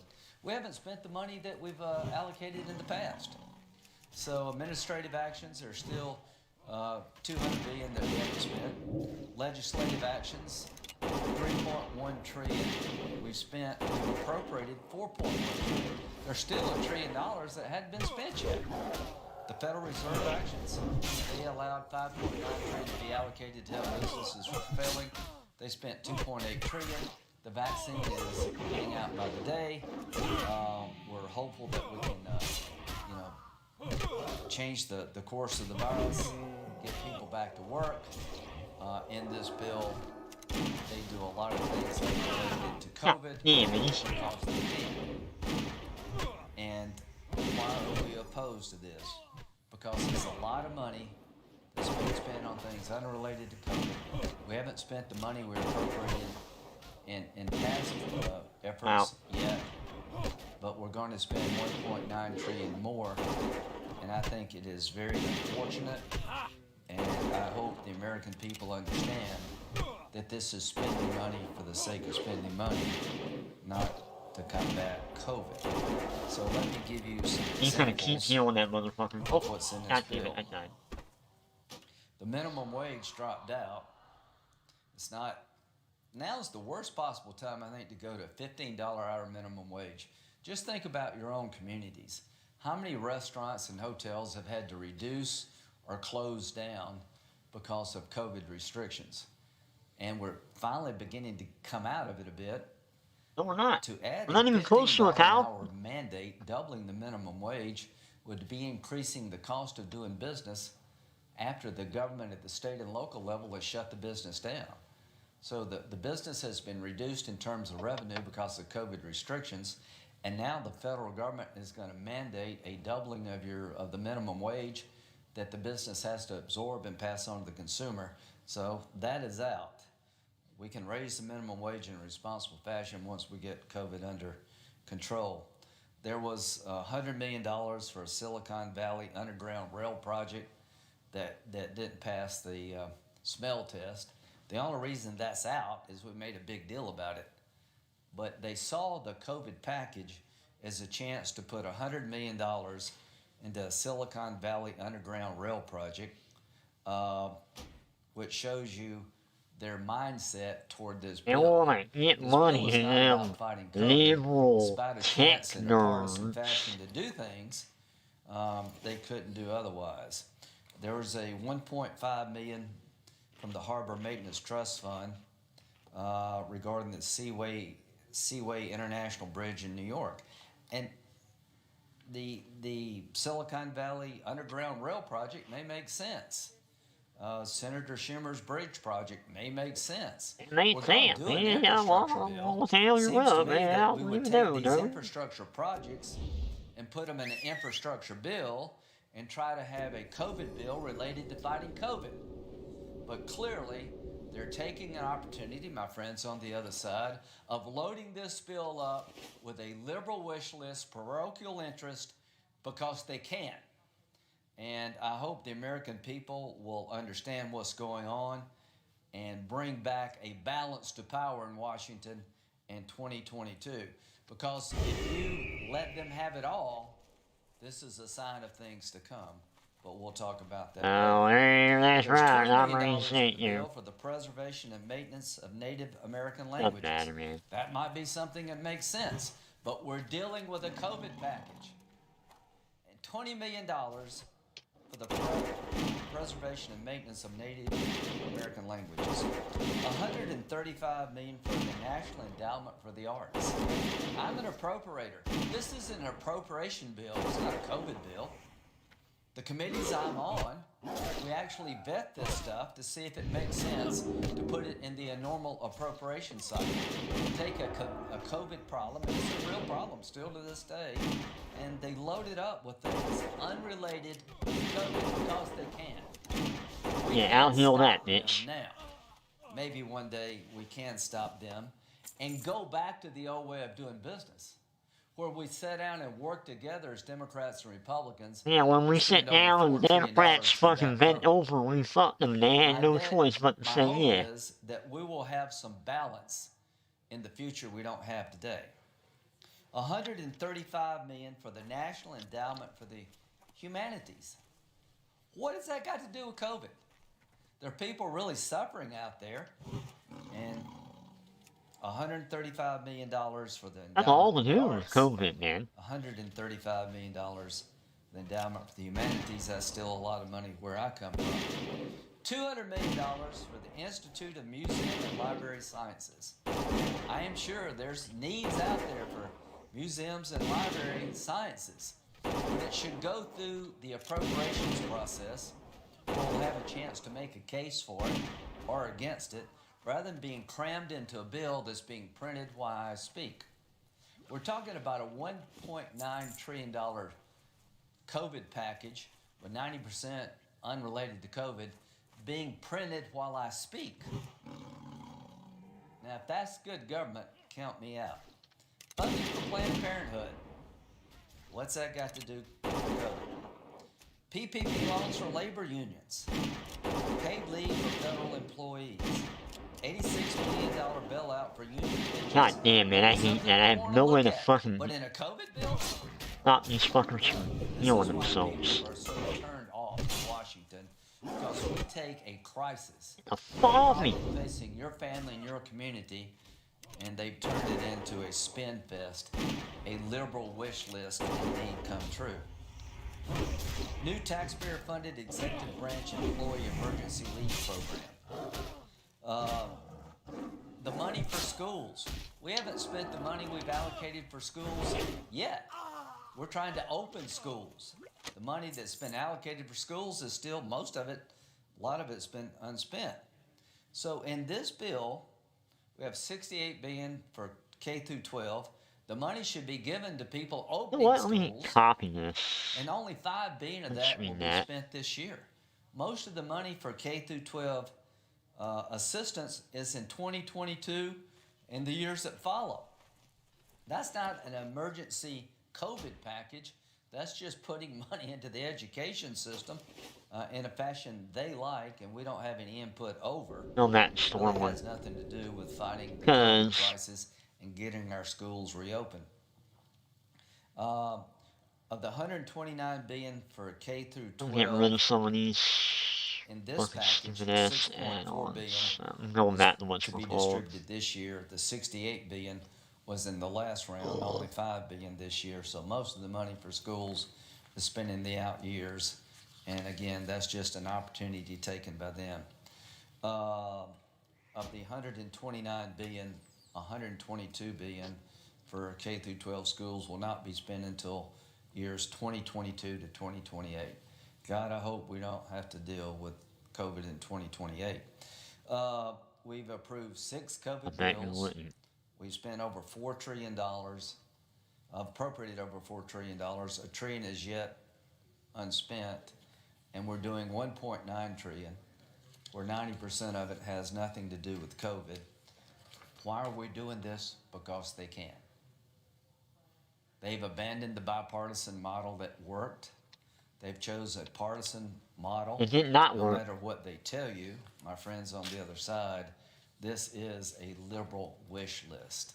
It's a This is very liberal much wish list. seizing the moment, taking a crisis, a problem in America, and using it to advance causes completely unrelated to COVID, spending money that hasn't been vetted, spending money that has nothing to do with COVID because they can. And the only thing I can tell you about spending money, count me in for helping people get back on their feet. I've always been for a direct payment. Count me out for a $1.9 trillion spend fest unrelated to COVID in a partisan fashion. This is everything President Biden said he wouldn't do. The Actually, it's everything he said he was going to do, you fucking rings moron. hollow when it comes to this provision, the 1.9 trillion COVID package. Everything President Biden said he wanted to do for the country, he abandoned. And it's not like there's plenty of Republicans that would sit down and work with our Democratic friends to do another round of COVID relief, but it's got to be related to COVID, and we want to spend the money we've appropriated in the past first. Yeah, now all of a sudden they Maybe care that's about an spending odd money. concept in Washington, but I'll make a bet. Most Americans find it odd that we would appropriate money for a problem, and we haven't spent the money we've already appropriated in the past. We'd get that out the door to see what needs to be done in the future. I think most Americans believe now is not the time to load a bill up with a bunch of stuff unrelated to COVID, because we need every dollar to hit the mark. But we'll have a chance to talk about that in the coming months, and there'll be another election. God, coming man, before you listening know to him it. drone The only on. thing I can leave I'll tell you what, we'll talk about that in the coming months. in terms of power. This Okay, is what Dad. they've chosen to do. They've chosen a partisan path, rejecting the bipartisan path. They've chosen to put most of the money in the bill for things unrelated to COVID simply because they can. And the last election was about what would happen to our country if Democrats got in charge of everything. Many of us on our side said it'd be one of the most liberal agendas in the You mean to tell me people, there would, yeah, you know what would come happen? forth pretty quickly. I had It no would be idea a it would come forth neoliberal this quickly. nightmare. I had no idea that they would abandon a bipartisan approach to COVID because it seems to be the one area that we've had success regarding working together. So during the campaign, I said there'd be two areas I thought we could do bipartisan legislation. One was COVID, the other is infrastructure. Boy, was I wrong about COVID. So I'm Oh, shut the hoping fuck up, bitch. that the American people pay some I was attention so to this wrong debate. about We're COVID. going to have some Okay. really good amendments Them on our Democrats. side talking about how we would spend the money differently and why we would choose not to spend some money in this bill because it simply has nothing to do with COVID. The American people have suffered during the COVID pandemic. There are better days ahead. I want to do as much as we can for vaccinations and helping people get back into school. And I'm willing to help people struggling out there. But you shouldn't be giving a $1,400 check to people that made $200,000 as a couple. They've changed that. They've taken the Silicon Valley Railway out. They've taken the bridge out because they had to, not because they wanted to. So we're going to have a lot of amendments that will show what we would do with your money versus what they would do with your money. We're going to have a lot of amendments that would show what we would do with COVID and how to fight COVID versus what they would do with COVID. And that's what a democracy is all about. Working together when you can and showing differences when you must. And you're full of shit. Shut So there are the going to fuck be a lot up. of weaknesses in this debate. And I think this will not be the last time you hear about this bill. I think this bill is going to resonate for months and years to come in all the wrong ways. In all the That, wrong ways, there's gonna be too many yield the floor, Mr. poor President. people No getting absence money. anymore. It's the wrong thing to do. Ms. Baldwin.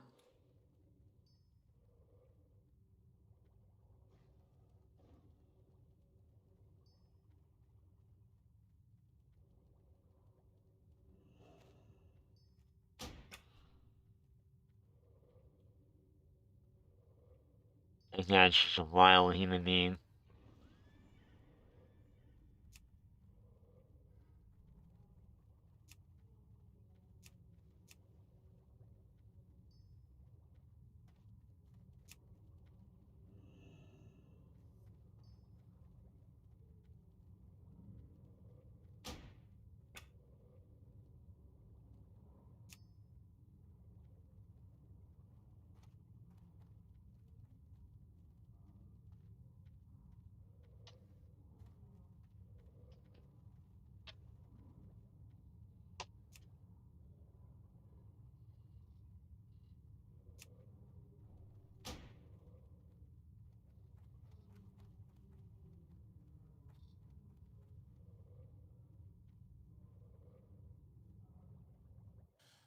Mr. President. Majority Leader. I ask unanimous consent the quorum be dispensed with. Without objection, so ordered. Mr. President, in a moment, I will move to proceed to the Senate substitute amendment to the American Rescue Plan. This legislation will keep America's families, businesses, workers afloat and hasten the day when our country can return to normal and our economy can come roaring back. What is The United normal? States is facing a once-in-a-century crisis that has sapped millions of jobs from our economy, left millions of Americans struggling to make ends meet, and stolen more than 500,000 American lives. The time is now to move forward with big, bold, strong relief for the American people. To send checks as promised. He's what you call a, To help reopen schools drama as club, quickly and Pete. safely as possible. To help the hardest hit small businesses hang on. To help families stay in their homes, care for their children, and put food on the table. to keep firefighters, teachers, and bus drivers on the job, and crush the virus with testing and vaccines once and for all. We are not going to repeat the mistakes of the past. We are not going to be timid in the face of a great challenge. We are not going to delay when urgent action is called for. We are not going to quit before the race is won. We are going to sprint through the finish line.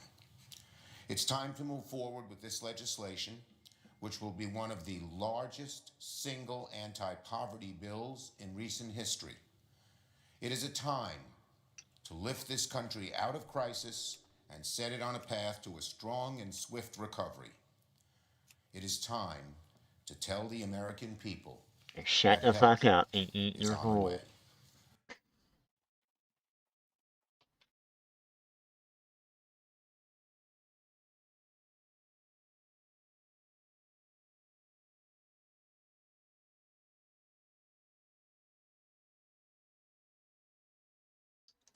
Oh yeah, I need a whatchamacallit, don't I?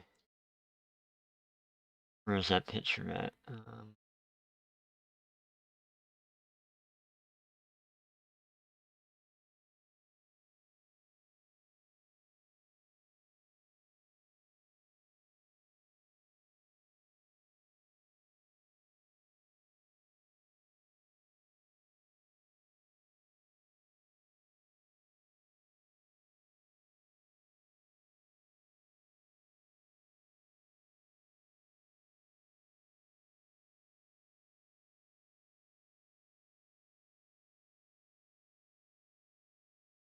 what I wanted.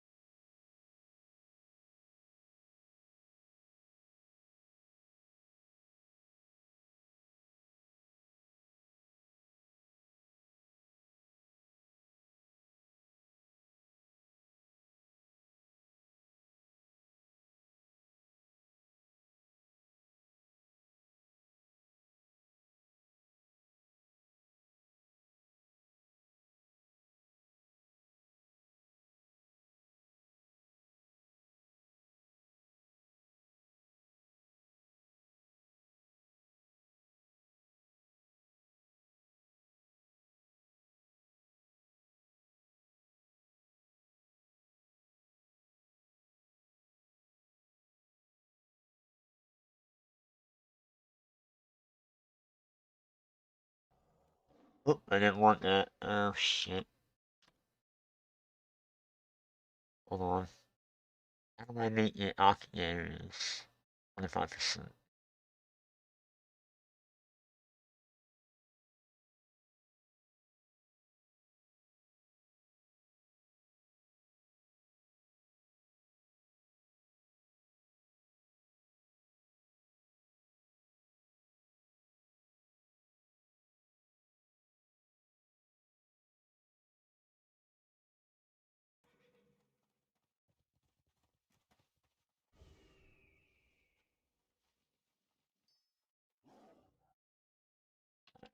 Stupid.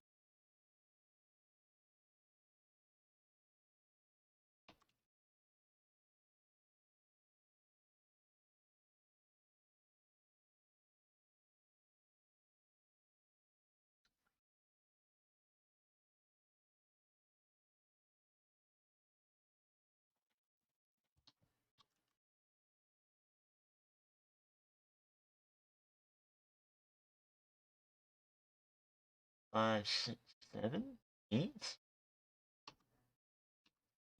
Okay.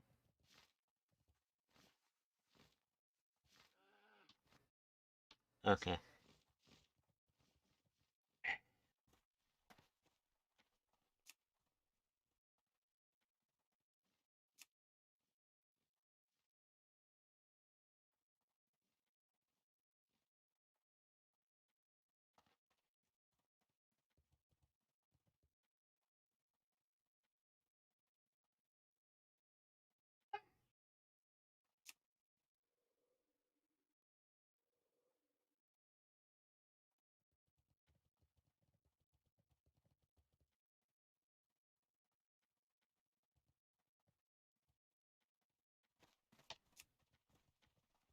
Oops. That definitely didn't do it.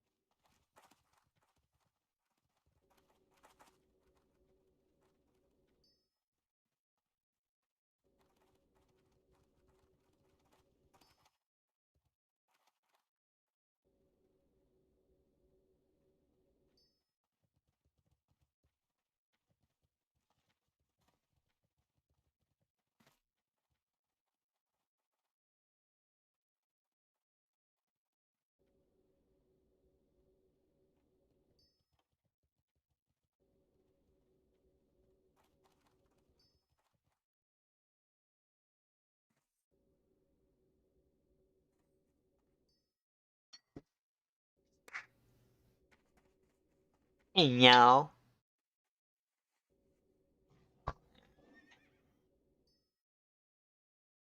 I hope you're having a wonderful bipartisan Thursday. Oh.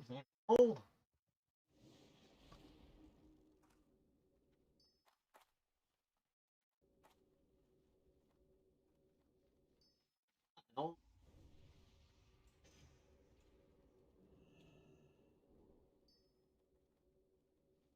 Like, 1 minute I'm hot, 1 minute I'm cold. Those are hot flashes.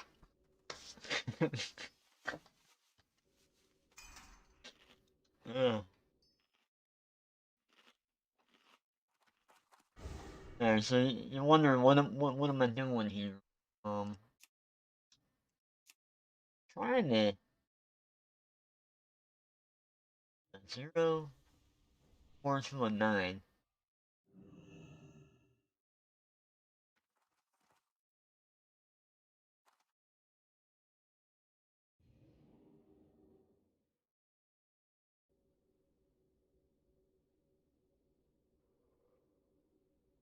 Oh shit. Really just did that? Yeah, I just did that. Where's the other one at?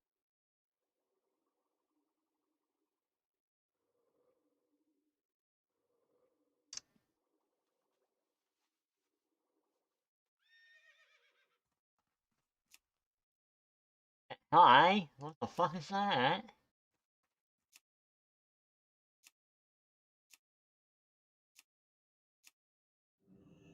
Like, I know I said, you know, like, I ain't doing this anymore.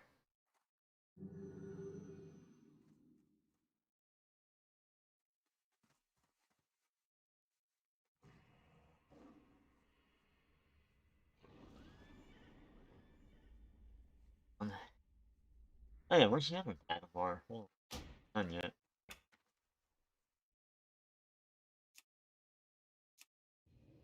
See, the problem is, like, these windows right here get in the way, so like, I'm trying to get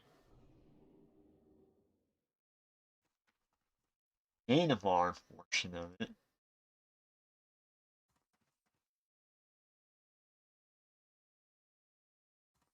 Also, I need... Now, what the fuck? Why is it doing that?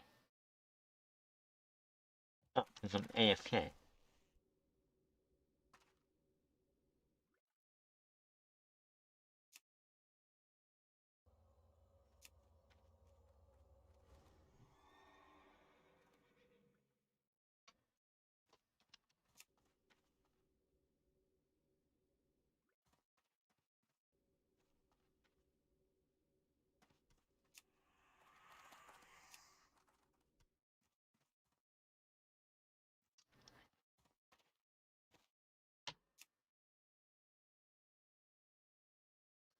Okay, that works.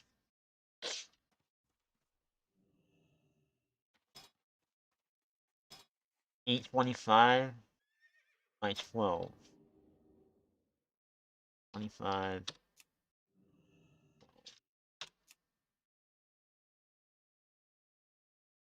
Hold on, why is it so quiet? Yes! Your page is timed out. What the fuck is that? Spam?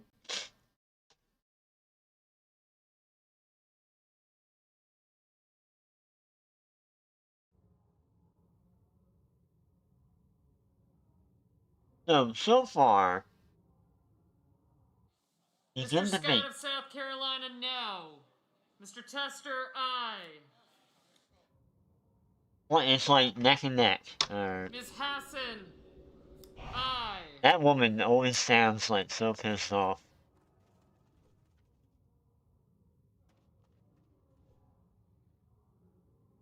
Where in the Sam hell is the bar at? Mr. White, aye. Mr. White Nut, hi.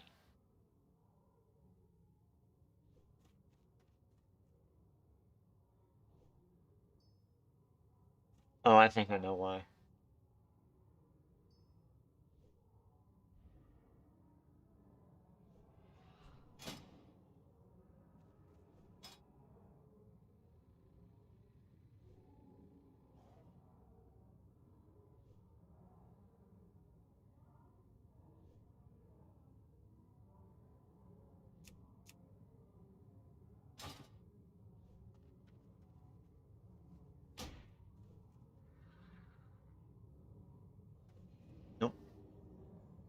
Okay. I don't know where the hell the man bar went.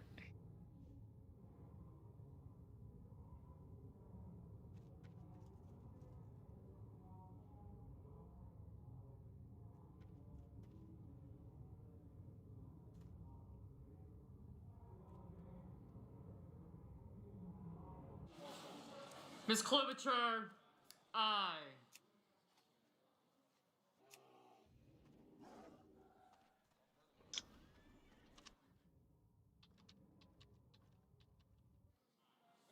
Mr. Ossoff, aye. Aye. Yay. Mr. Hawley, no. No. Fuck the 4. No. Alright, so like 12 and 8.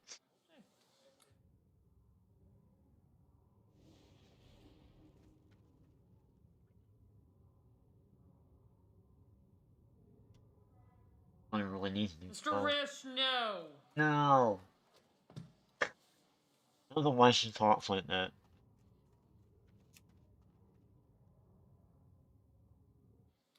Mr. Peters, aye. Aye. Mr. Marshall, No. No.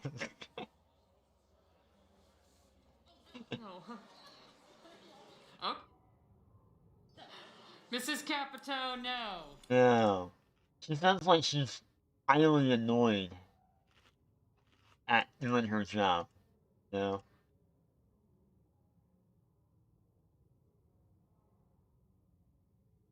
Like, I gotta read these people's names out Mr. loud now. Kramer, no. No.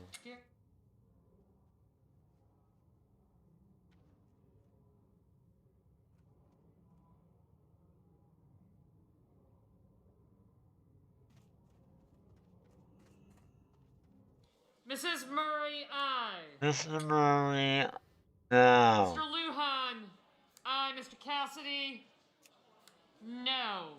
No.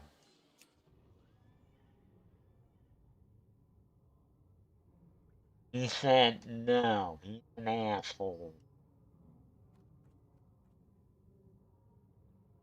Is there a farm missing here? Yeah. No. Ms. Collins. Ms. No. Collins, no. No. Ms. Baldwin, aye. I had him. I got him.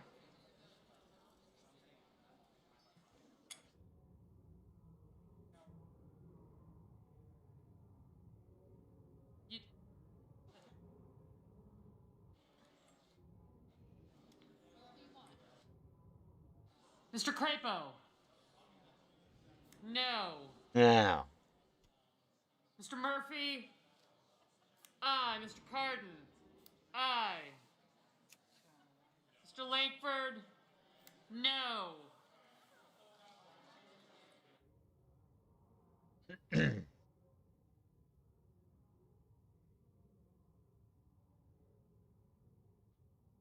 Mr. Rubio. No. No. Mr. No. Tillis. No. No.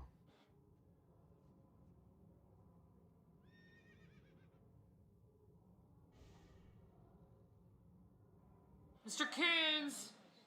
Aye. Mr. Sullivan. No. Mr. Daines. No. No. Mr. Sess. No. No.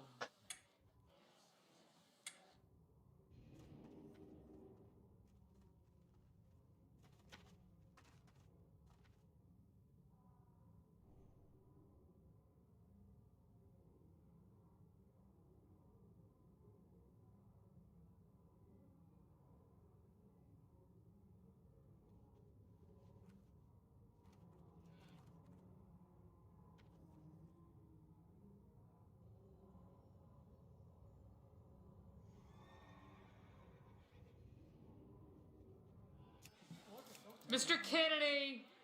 Mr. Kennedy.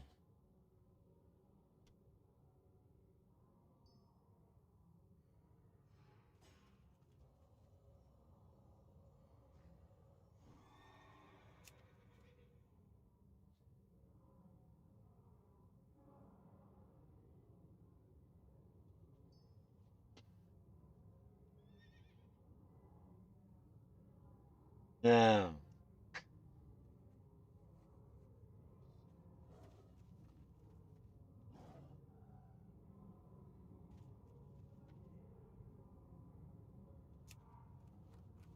You know what I'm fucking up?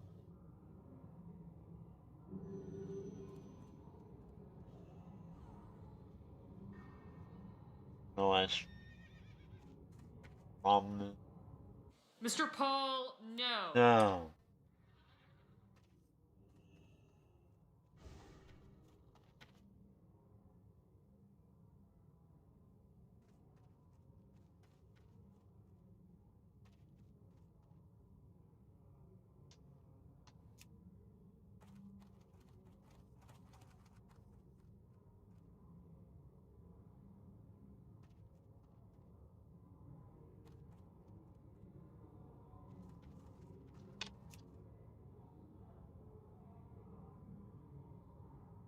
Ms. Ernst, Okay. no.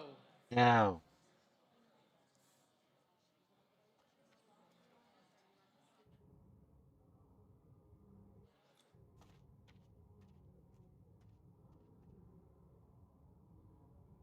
Mr. King, aye.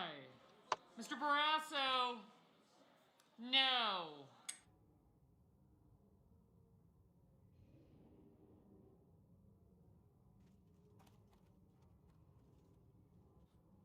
Ms. Murkowski, no.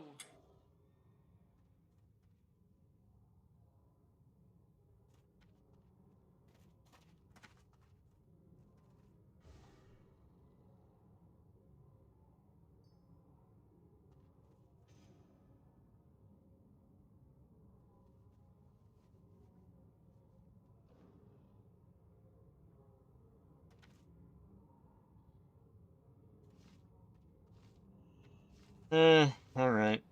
That didn't work out very well. 32 by 30.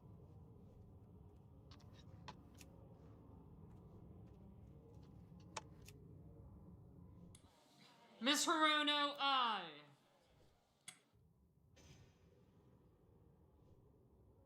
No, they did it.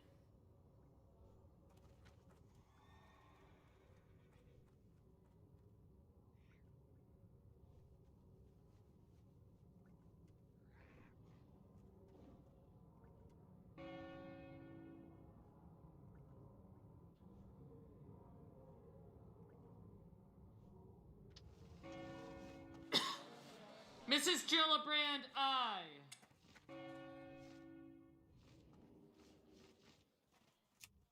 Mr. Hoven, no.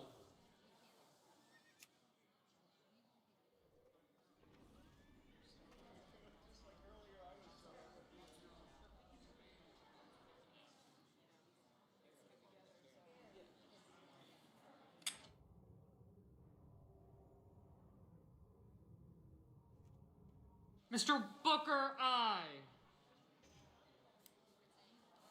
Mr. Warnock, aye. Mr. Young, no.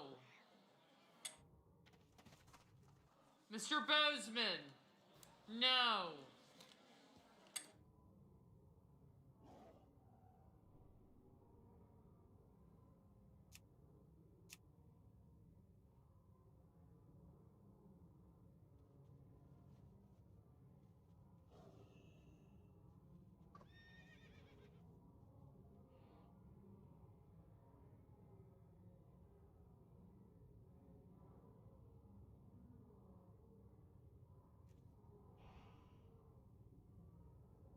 Miss Cinema, aye.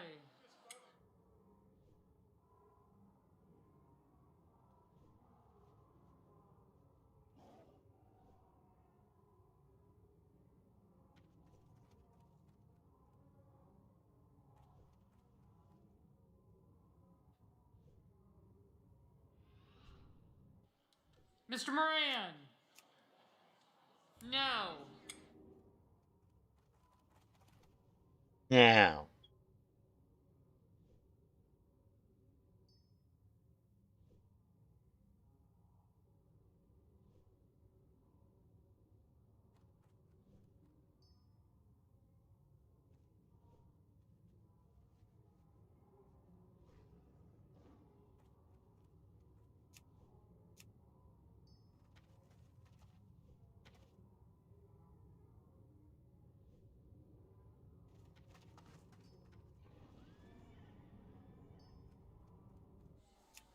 Mr. Whitehouse, aye.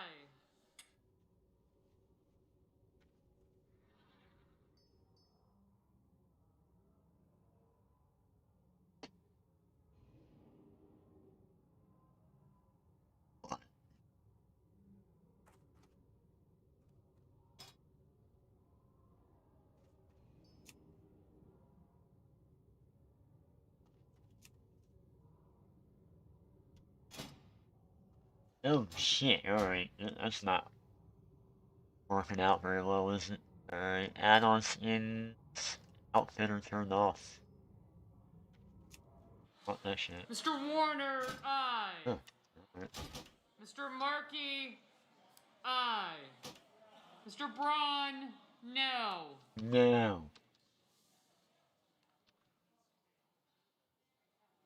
Close enough. Ms. Cantwell, aye. I can't well either.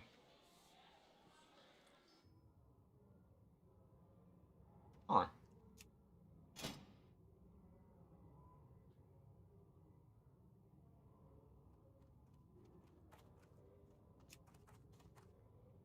Oh, I have to redo all this shit? Oh, man. I have to redo all this now.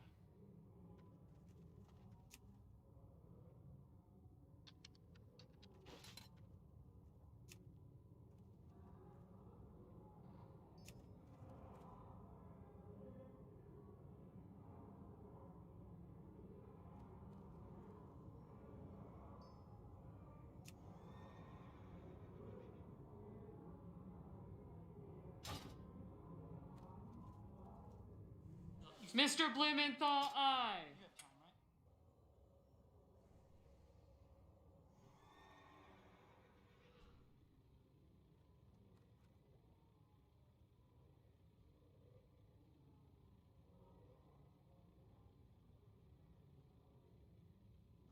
Mr. Merkley, aye. Aye.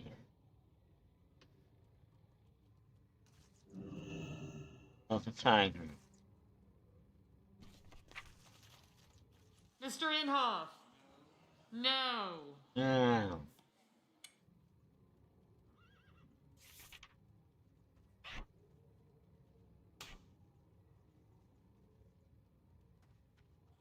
Ms. Rosen, aye.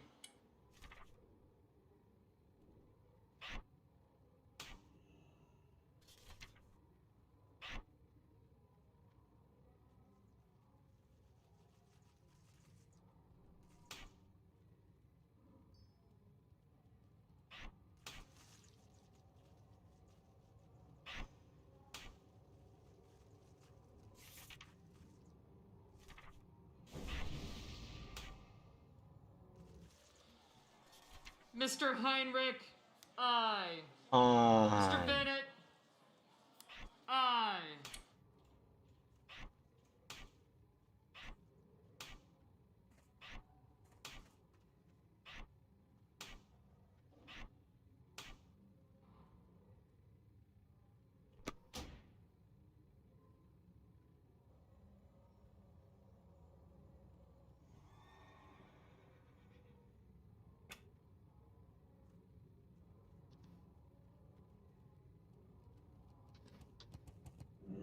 Ms. Warren, aye.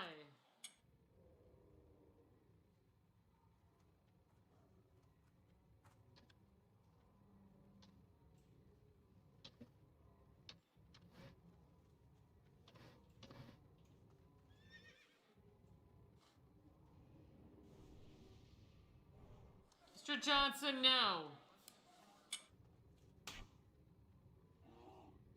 Mr. Lee, no.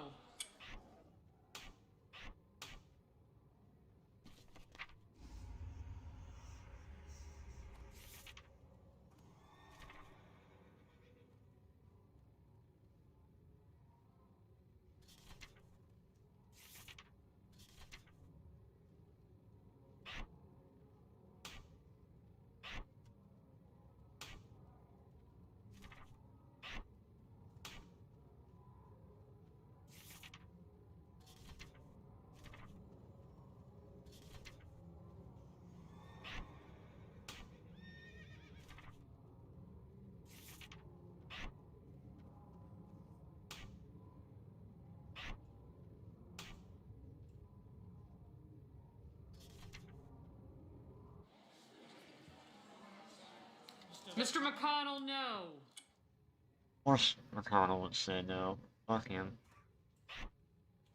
I got. Mrs. Feinstein, aye.